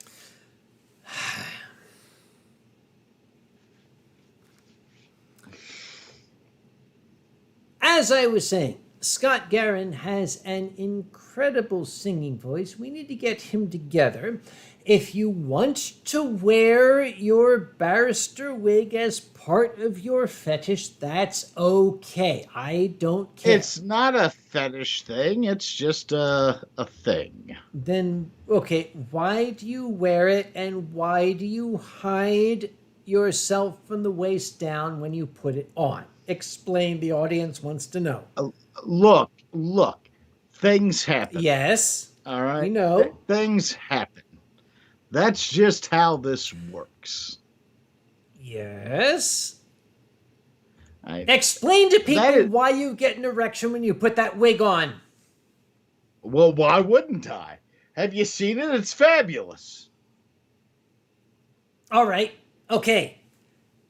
I confess, I'm jealous. I don't have one. Honestly, I ordered this one for $20 off Amazon. I believe you actually ordered one for Alkali for the furry juries at Anthrocon several years ago. Maybe. I don't want to incriminate myself in a recorded medium. My lawyer tells me that's a bad idea. There are the funny thing is you talk about singing voice, but there are plenty of songs that you should know that I'm disappointed you don't. You like river songs so much, but do you know John Hartford's Mississippi Queen? I may not, but if you sing it, I might pick it up on the second chorus. Mississippi Queen, and this is a funny thing. John Hartford was a bluegrass musician who was also a riverboat pilot. I was lucky enough to meet him before his demise, because whenever he took on to a riverboat, he would take the wheel for a period of time. And he wrote a bunch of bluegrass songs regarding the river in general.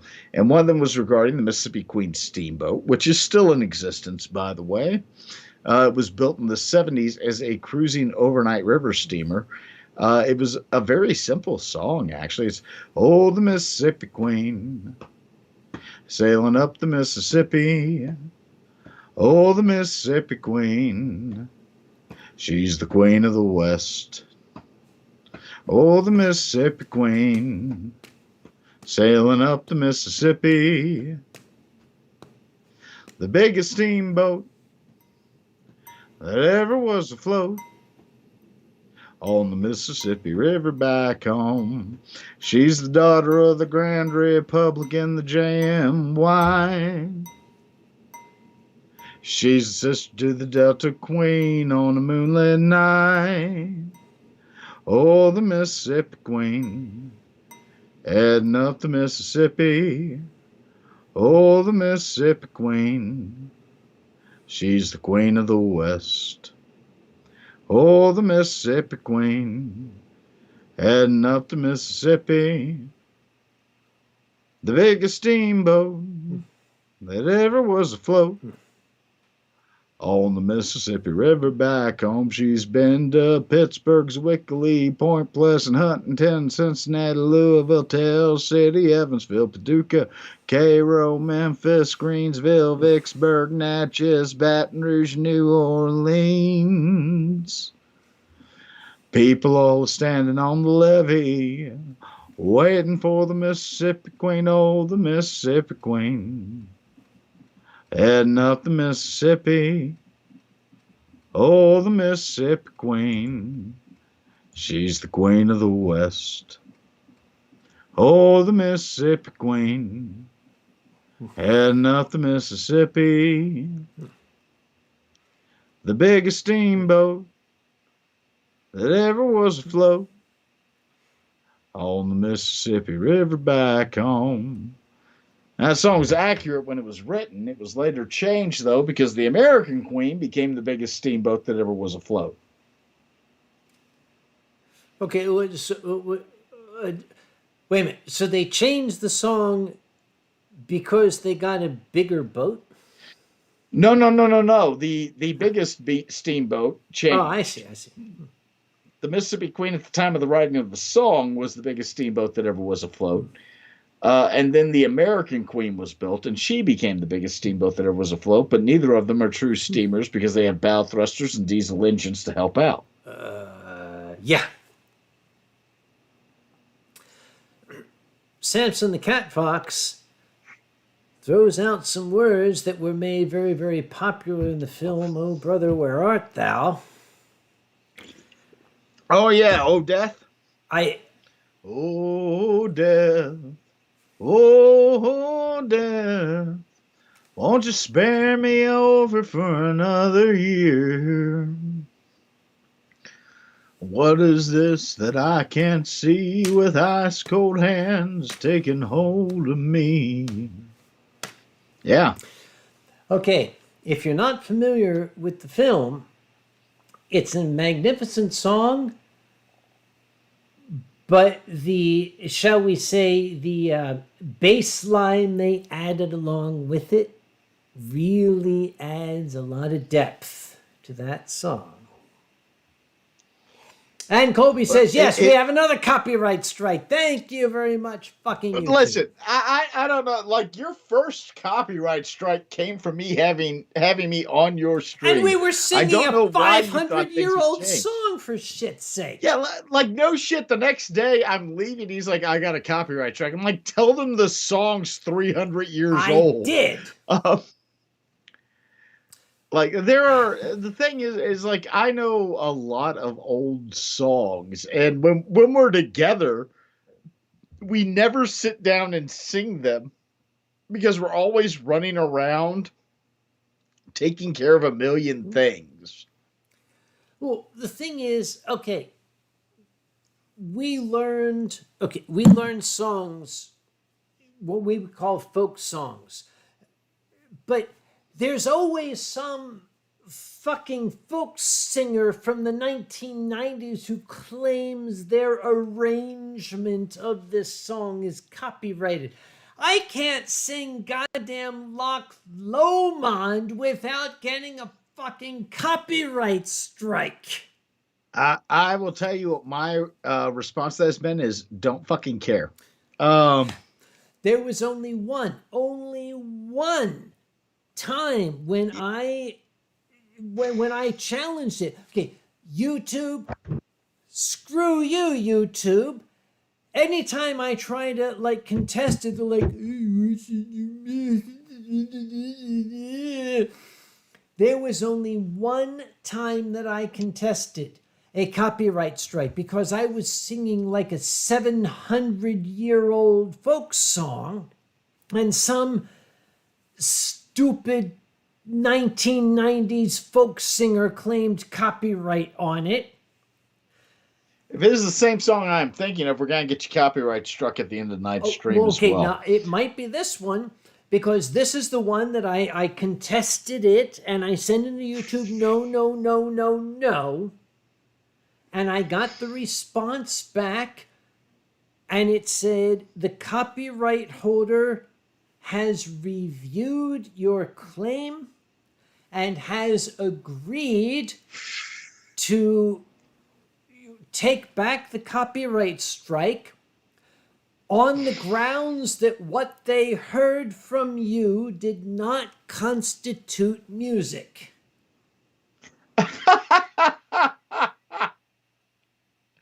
Well, I hope that wasn't me on your No, stream. it was me. Oh, well, that makes sense. Excuse me, what do you mean? Well, I'm just saying, between the two of us, if we have to say who has a rich voice, it certainly isn't you. Oh, yes. One of us is a contralto when it comes to bats flying about our basement. I'm sorry, hold on. I'm just a poor wayfaring stranger traveling through this world alone. There's no sickness, toil, no danger in that bright land to which I go. I'm going there to see my father. Fuck. I'm going there no more to roam. I'm only going over Jordan. I'm only going over home. There's my copyright strike for this evening because some motherfucker from the 1990s is going to say he has an arrangement that is, oh, fuck shit. I mean, come on. Let's leave it up to the chat. Who here sings "Wayfaring Stranger" more, me or Kage? This guy. Sorry, that's the. Oh, yeah. That's just. I was raised on that music, though. I mean, that's the difference. I was raised on those types of songs. Like I was raised on "Wayfaring Stranger" and "Banks of the Ohio" and things like that. I hear a little butt. A what? What, buddy? Have you seen Mommy? Mommy is upstairs in Mommy and Daddy's room. Katie says we need to sing more upbeat songs. Say what? Mommy turned on the TV of you and your friend. Mommy turned on the TV of me and my friend. Yes. Why don't you go watch me on the TV? I'll wait for you under. Onyx Flame says, now sing Loch Lomond. Well, the Loch Lomond sounds a lot better with a drumstick.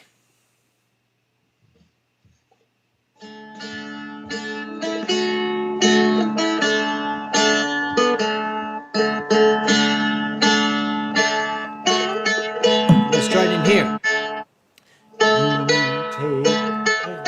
You're going. I'll join you on the next chorus. Keep going.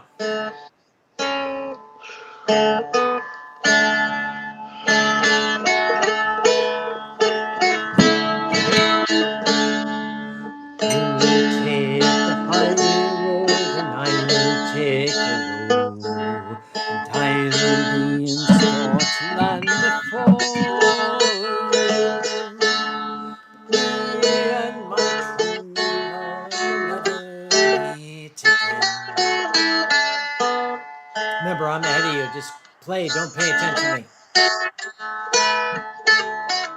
Next verse. Keep going. Don't pay attention Well, to hold me. on, Just I gotta play. put my cigarette out. In the event of silent hearts, of cabin piano above your head will open automatically, grasp the mask firmly, breathe nor. No. This is the okay. I'm gonna blame the fucking lag that we have here between me and my dear friend in Pennsylvania. It's just a little throwing off. Onyx wants to know when's the Singaporean national anthem. When this glass is empty, that's when it's gonna come up. I am waiting in anticipation And it, of you singing the Singaporean national but anthem. I'll have to get the flag, which is back there. I mean, I cannot tell you how much we have on that. Hold on. Let's see if I can do this. I am curious as to whether I can do this after drinking. What a fellowship, what a peace divine, leaning on the everlasting arms. What a blessedness, what a peace is mine, leaning on the everlasting arms. Leaning,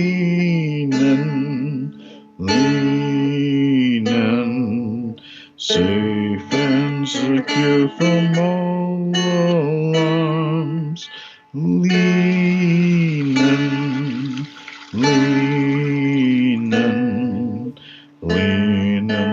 on the everlasting arms. All right, I'm going to put it to the channel. Do we want the Singaporean national anthem or the Australian national anthem? Shit, Australia has an anthem. Yes, they do, and I happen to know. Is it just we are convicts, yay? It's pretty close to it. So we're going to give it time. You see, what's going to happen is I'm going to get the flags out here, and then a bunch of people are going to say, but, because I'm going to turn around and you're going to see my derriere. But it's, okay, Seth Sergel says Australian. By the way, I do love the folks that are familiar with my setup in the studio who are aware that the sewage pipe for my house runs right through the studio, who are like, who just flushed a toilet? All right. Excuse me. Let me get the flags of all nations here. Here, I see it. All right. People are saying, okay, Australian, Singapore, or Canada. Guys, we need you to settle on it.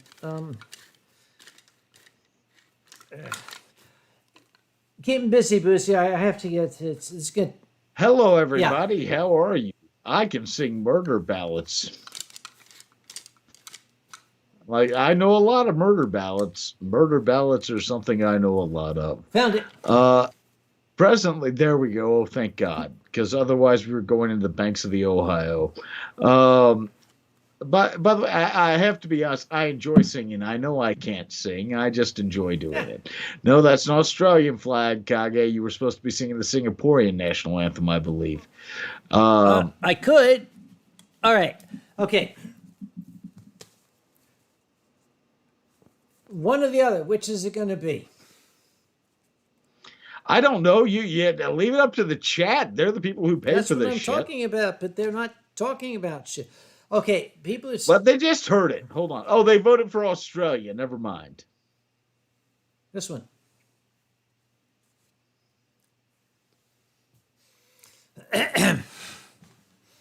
Now, okay, here's what we must understand. Like the United States, Australia is a relatively young nation. We have a lot of the old world, what we call the second world. The old world countries have their grand old ballads and songs and stuff. Well, we have the younger former British Commonwealth nations have had to kind of come up with their own tunes that not only were,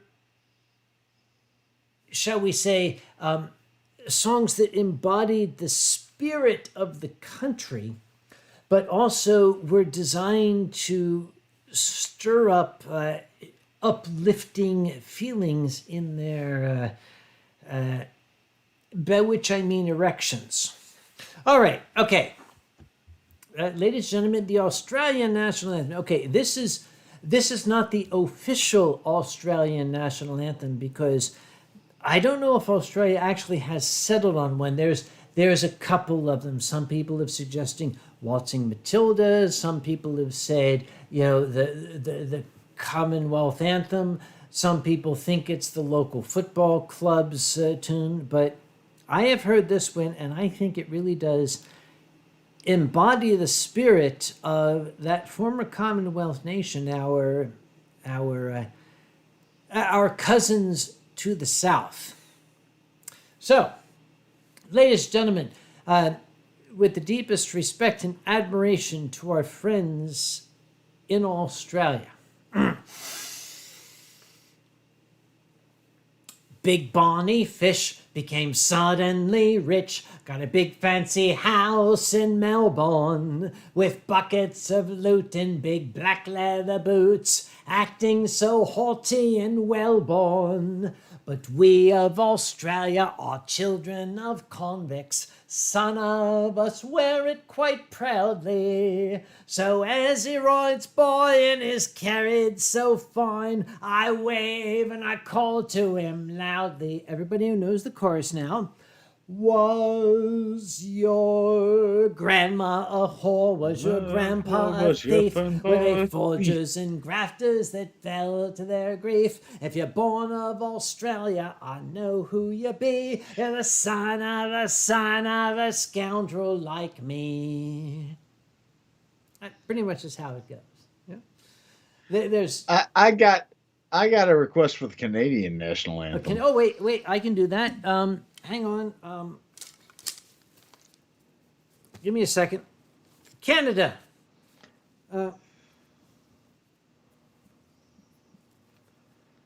Close enough? I don't know what flag that is. Canada. You are vastly overestimating no, my dude, knowledge it's Canada. of. Trust me, this is Canada. I'm pretty sure that's not Canada. Like, we can make it Canada if it helps you at this moment in time.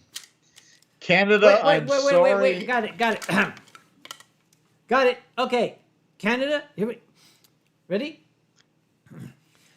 Marikitara kya Kanadia sama menuju bahagia chita kita yang mulia Berjaya Kanadia. Everybody now. Barila kita bersatu dengan semangat yang baru. Semua kita berseru. Majulah Kanadia. Play ball. All right, there we go. Okay. And this is how a horde of angry Canadians descended upon Kage's condo. Oh, yeah, and they were like, hey buddy, we don't think you really ought to be doing that, eh? Well, let's try, because I always hate the spelling national anthem. So, oh, Canada, our home and native land, true patriot, and all of us command. With glowing hearts we see thee rise, the true north strong and free. From far and wide, oh Canada. Keep going. We stand on guard for thee. God keep our land glorious and oh, Canada, we stand on guard for thee. Oh, what? Oh, Canada, we stand on guard for thee. Play ball. There you go. Same difference, All right. Yeah, now there's also my national anthem. Your national anthem? My national anthem. What do you mean? Oh, the sun shines bright on my old Kentucky home. 'Tis Tis summer. The people are gay. Oh, the thorn cobs ripe, and the and the meadows meadows in the blue, and the birds make music all the day. Take the chorus. The young folks roll on the little cabin floor. all merry, all happy and bright. By and by, hard times come a knocking at the door of my old Kentucky home. Good night. Weep No no more, more, my my lady. lady. Oh, Oh, weep weep no no more more. day. We'll For we'll sing sing once once more more for of the my old old Kentucky Kentucky home. home. For the old Oh, Kentucky Kentucky home home far far away. away. You see, the lyrics have changed since I was young, and for the The better. lyrics have changed. Yeah, I was about to say the lyrics have changed for a very good fucking reason. Yes. Um, that is actually, by the way, if you ever watch the Kentucky Derby, when you see the singing of my old Kentucky home, you will see grown men weep, and I am not too proud to say, at that moment in time in my living room, I will sit there and sing my old Kentucky home and cry myself, because when you are raised in the Commonwealth of Kentucky, it is literally, please rise for the singing of our national anthem, followed by my old Kentucky home. So, We have a request for Rule Britannia. rule Britannia, Britannia Britannia, rule the rule the waves. waves. Britons never, never, never Never shall shall be be slaves. slaves. All right. There's this one. Now, okay, Boozy, you know that I am very, very fond of the original lyrics to this song. Do you know them? It depends on the song. The original lyrics. To rule Britannia or No, my no, old no, Kentucky no, home. no, no, Because if it is no, the no. latter, This you can one. go fuck yourself. Oh, the Star Spangled The Banner. Anacreonic Society song. Yes, yes. Columbia. Before that, Really? I do not know the original lyrics. may I educate you? Yeah, please do. Historians disagree, and this story will probably never have an actual answer, but it is postulated that when Francis Scott Key, who was interned on a British man of war off Baltimore in the War of 1812, when he looked through his spyglass, and we've not been able to establish he even had a spyglass, he looked through the gloom of the early morning and squinting, and in the glare of the rockets, he saw that flag still flying. And he was inspired to write his poem. Oh, say, can you see by the dawn's early light what so proudly we hailed by the twilight's last gleaming, whose broad stripes and bright stars to the perilous fight?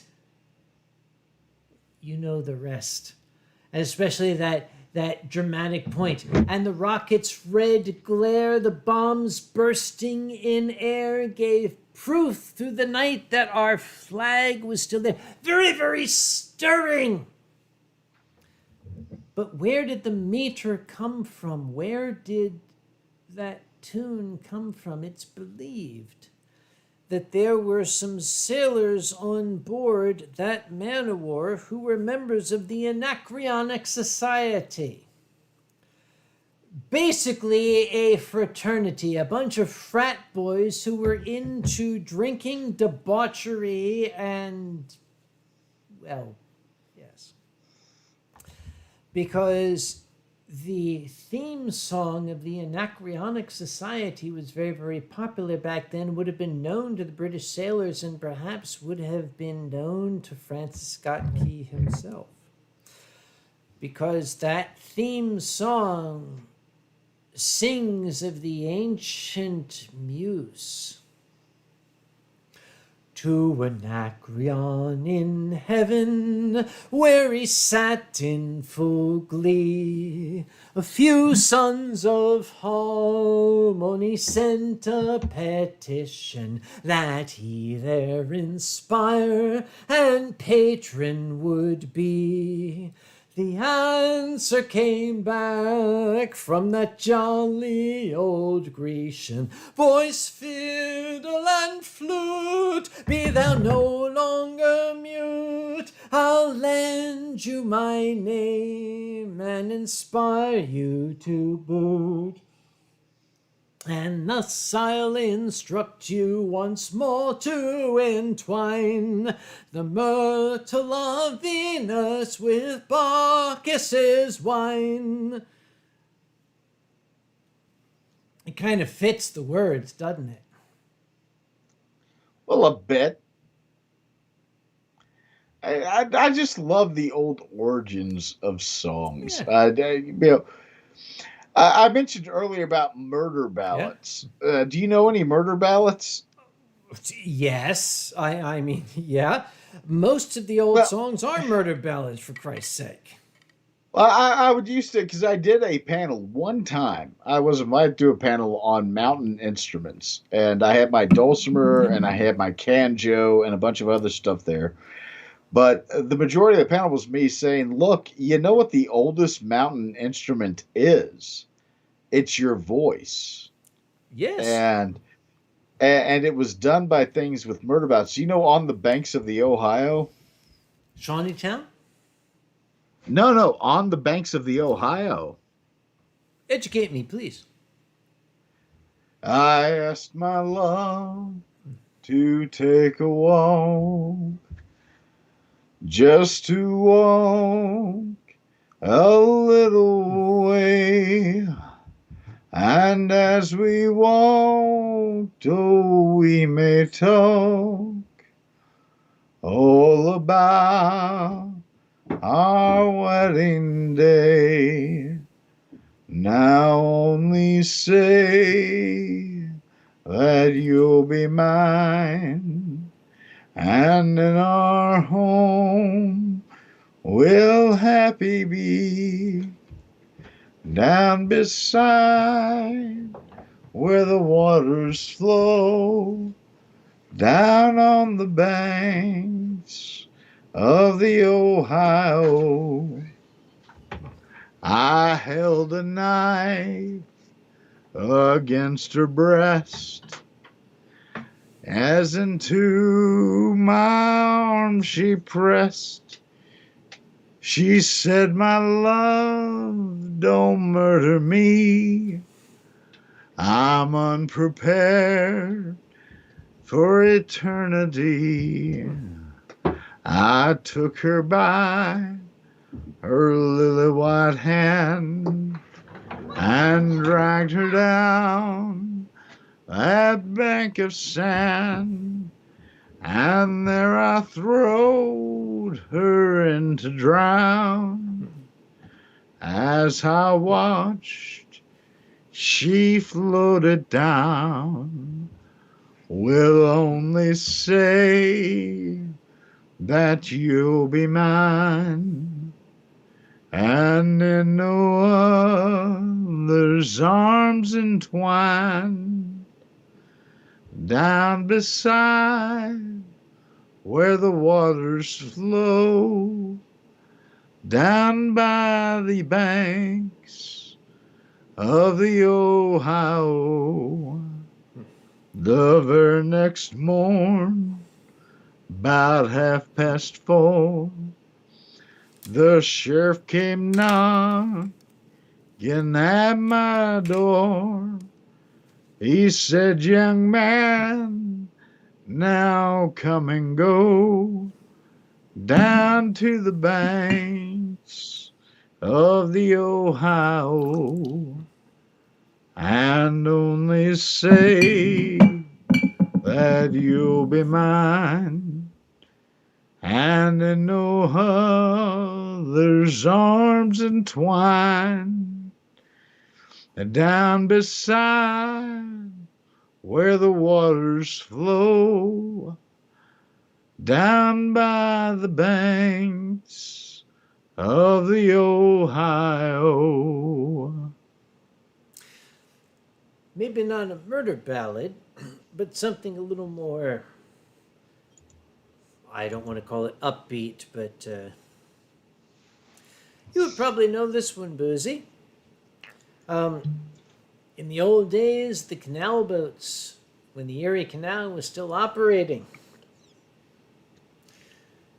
when they used to say we were 40 miles from Albany. Is this Sal? Different one. We were Okay. 40 miles from Albany. Forget it, I never shall. What a terrible storm we had that night on the Erie Canal. Oh, the Erie was a rising, and the gin was a getting low. And I scarcely think we're gonna get a little drink till we get to Buffalo. Till we get to Buffalo. You don't know that one, do you? Do you know Old Time Riverman? Teach it to me. Oh, jeez. This is another John Hartford one. Just give me the first chorus. This one actually, and I have to be honest, this one has a lot of meaning to me. When I was working on the boats and I was the deck boss on a steamer, and there's not a lot of steamboatmen left. There's just not. Steamboats have gone the way of the dodo. There's not a lot of them left. And I was an old-time steamboatman. I have a book in my house that was written on the first page by the first mate that I had. To one of the last of the old-time riverman. And we would sing this, but one of the first years, our engineer, who was an old-time riverman, who had been there when steamboats worked the river, had passed away. This was a song written by John Hartford, and it's about what happens to the soul of an old-time riverman when he passes away. And it was, where does an old-time riverman go after he's passed away? Does his soul still keep a watch on the deep for the rest of the river day? Does he then come back as a channel cat? Are the birds that fly on the wheel? Are the birds that fly through the summer sky? Are the fish swimming under the keel? Where does an old-time pilot go after he stood his last watch? Does he stand by the ear of the man who steers, saying, hold her on that notch? There's a gentle sneeze on the river breeze, saying, son, I'm going to bed. And he lights his pipe and goes off in the night. Or was that fireflies instead? Where does an old-time engineer go after he's cooled her down? Gone up the hill to never come back, the quiet side of town. Does a soul live on in the engine's song while the striker checks the gears? Is he still afloat on an old steamboat after he's gone from here? We sang that at the funeral of our chief engineer my second year on the boats. And it was a beautiful send off for him because it really is. To the day I die, I'm always going to be a riverman. Hmm? Doesn't matter whatever job I've had, I'll always be a riverman.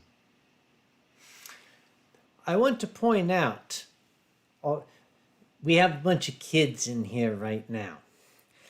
They're looking at these two old guys singing these old-timey songs, and they think, "Oh, isn't that quaint?" But I want to make sure you guys know that your grandfathers, your great-grandfathers, your great-great-grandfathers, these are the songs that they sang to pass the time before they had all these wonderful technological marvels.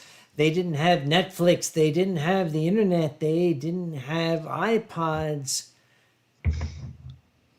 They had their jobs, and in order to pass the time, they sang these songs. And these are the songs we're singing now. We're giving you a window into your ancient family history, that old time guys. That's actually sayingly, and I've brought them back, thank God. Yeah. Is the monthly front porch stream. So that's a huge thing that I like to do back then, and that I'm bringing back. Is the front porch streams, which is the monthly sit and talk and tell stories and sing streams. Because that's how I was raised. I was raised sitting on the front porch or the back porch with a bunch of older people who would sing these songs with me and do that. And that's just how it was. That's how you told stories. That's how you did those things. And those songs, they didn't just pass the time, they kind of passed the stories on to the younger folk.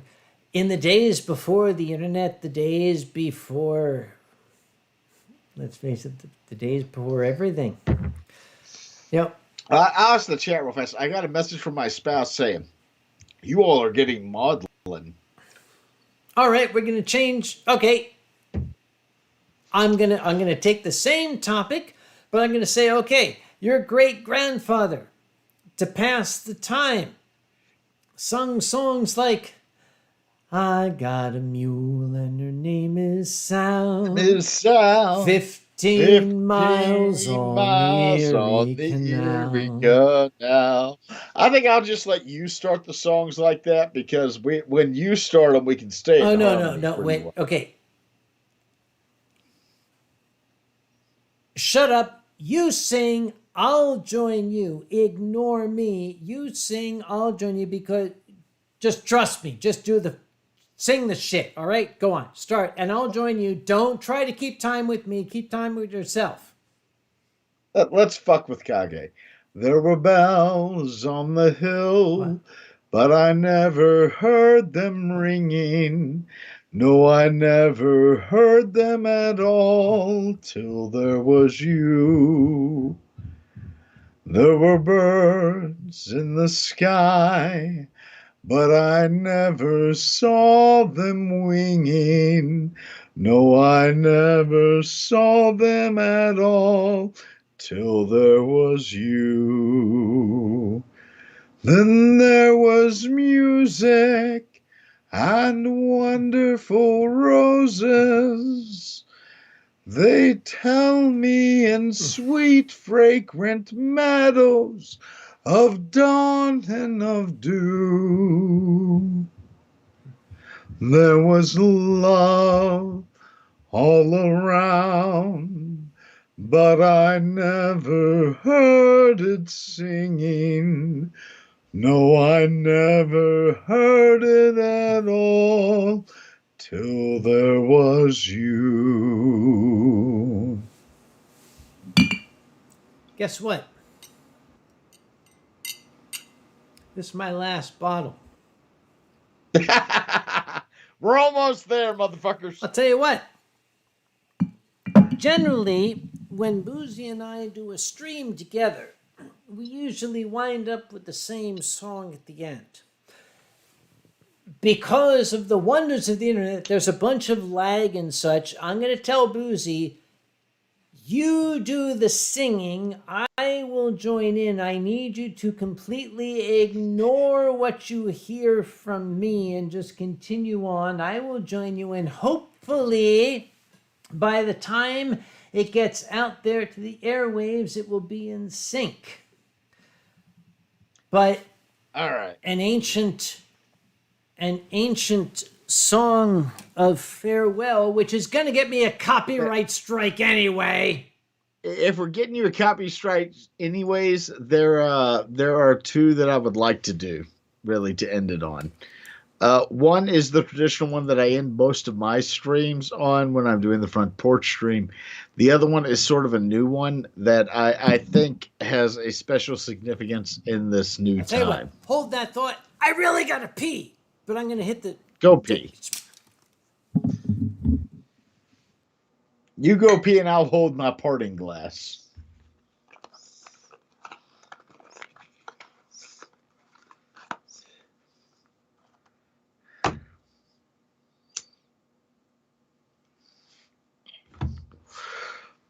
Are you all liking this? Was it bullshit yet? Yeah, it could be bullshit. It could be bullshit at any time. But I appreciate the 116 of you right now hanging in with us. Frankly, and I'll be honest, I don't care what your entertainment factor is. This is the first time I've been able to sit down with my friend for a long period of time. Now, people are asking, why do I smoke and I vape? Trust me, I'm trying to go with one or the other, but when these cigarettes keep presenting themselves to me, I cannot turn them down. What country flag would you say best represents the furry community if it wasn't a country flag? Honestly, there's not one. There's not a country flag that represents. Like, none of them have a giant fox head on them. You show me the country that has a giant fox head on their flag, I'm going to say that's the country that represents the furry community. Until that point in time, fuck it. Rick Hale, the best reason to not pick up nicotine nights, a horrible fucking habit that I wish I had never started, and that I have been anxiously trying to quit for years now and have had little success in. It will destroy your life, and I'm glad if you have stopped doing it.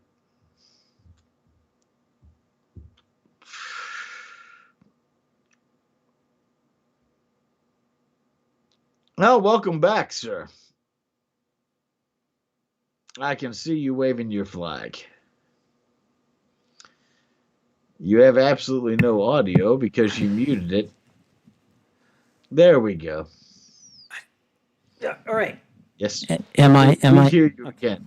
Yes, you're No, live I again. apologize. You were saying before we were so rudely interrupted by urine. Please go on. This is actually it's a beautiful song. It's by the Furies. They're an Irish band. If you have not listened to the Furies, I suggest you do. However, when you do, make sure you have some time to recover because so many of their songs that are not covers are depressing as hell. This one is actually one that when the original Badger dad passed on, and Kage, you may remember this, a couple years back, I had posted it, and it still holds true, and it holds true now for everybody that we have missed during this pandemic and that we have lost during this pandemic. It's called May We All Someday Meet Again.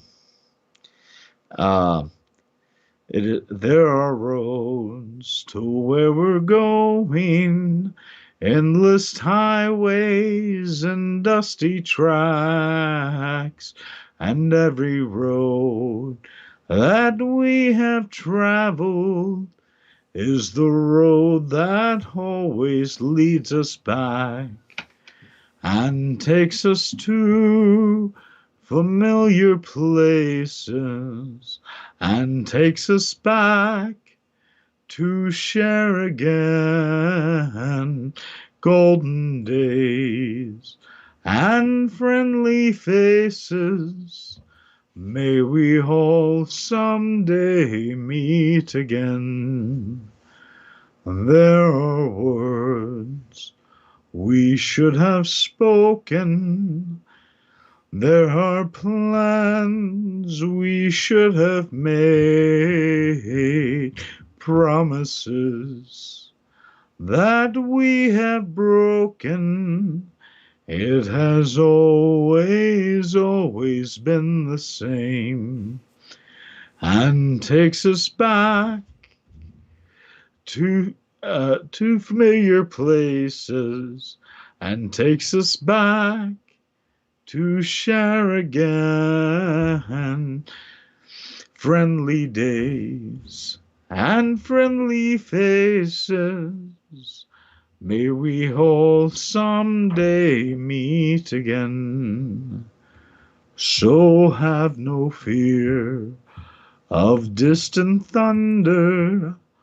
Lightning strikes and moves ahead. May the storm fill you with wonder. May it light the road that lies ahead and takes us to familiar places and takes us back to share again golden days and friendly faces.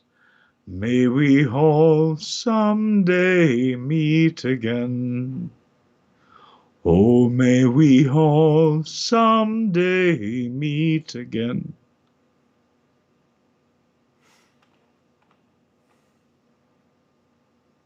Yay. Sorry. At this point, both my glass and all three of my bottles are empty, so I don't have a lot more creativity left.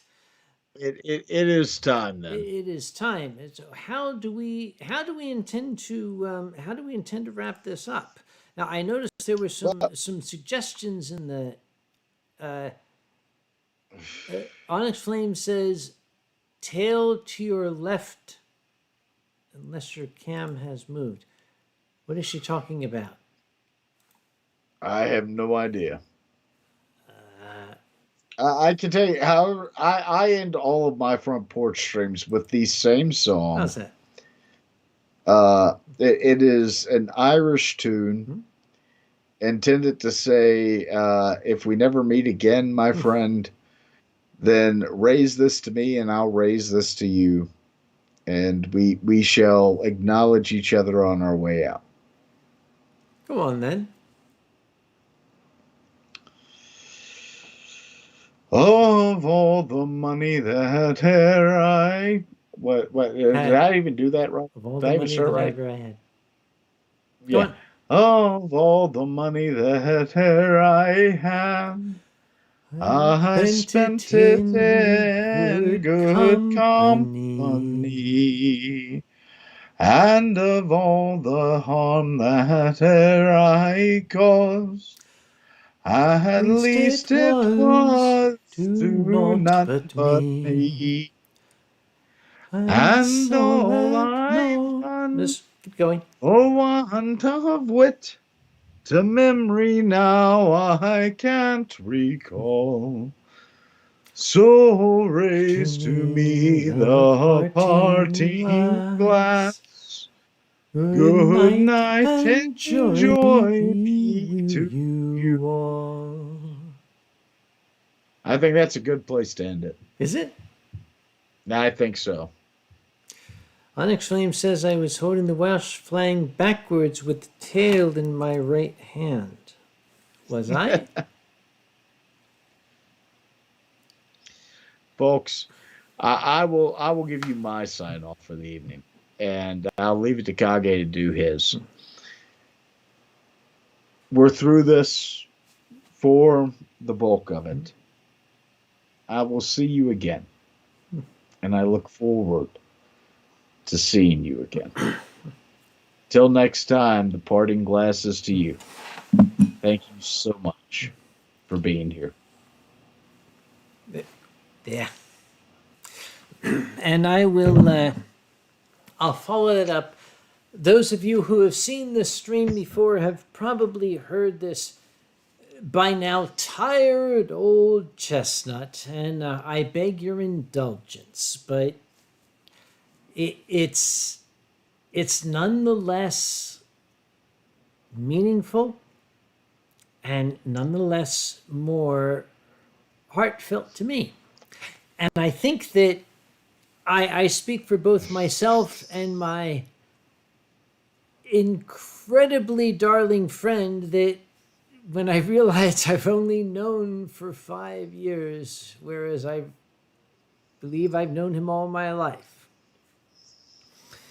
We will It is. I will interrupt just Yeah. very briefly to say it is amazing how that feels sometimes. Because as you are fond of quoting my spouse, who I am convinced is the one who said it, because I am not that goddamn deep. Yeah. The furry community is the family we always looked for and never found until we fell into Yeah. it. And I have been incredibly lucky to find friends like you. Thank you very much, Boozy. And I will I'll extend this to our audience far and wide, and I think I speak for both of us when I invoke those words that were spoken so many years ago by a comic that went before the both of us, Red Skelton, when he said, if someday you're not feeling well,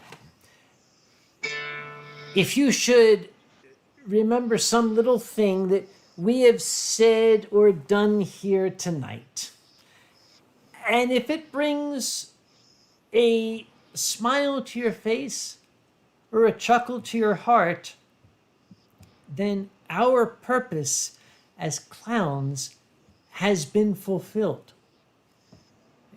It's why we do what we do, folks, so that you might have that moment where you're not feeling well, that you might find a smile on your face or a chuckle to your heart. If you do, then our purpose, my friend and I tonight, as clowns has been fulfilled. And as Mr. Skelton said so many years ago, good night and God bless. We love you all. We do indeed. Good night, everybody.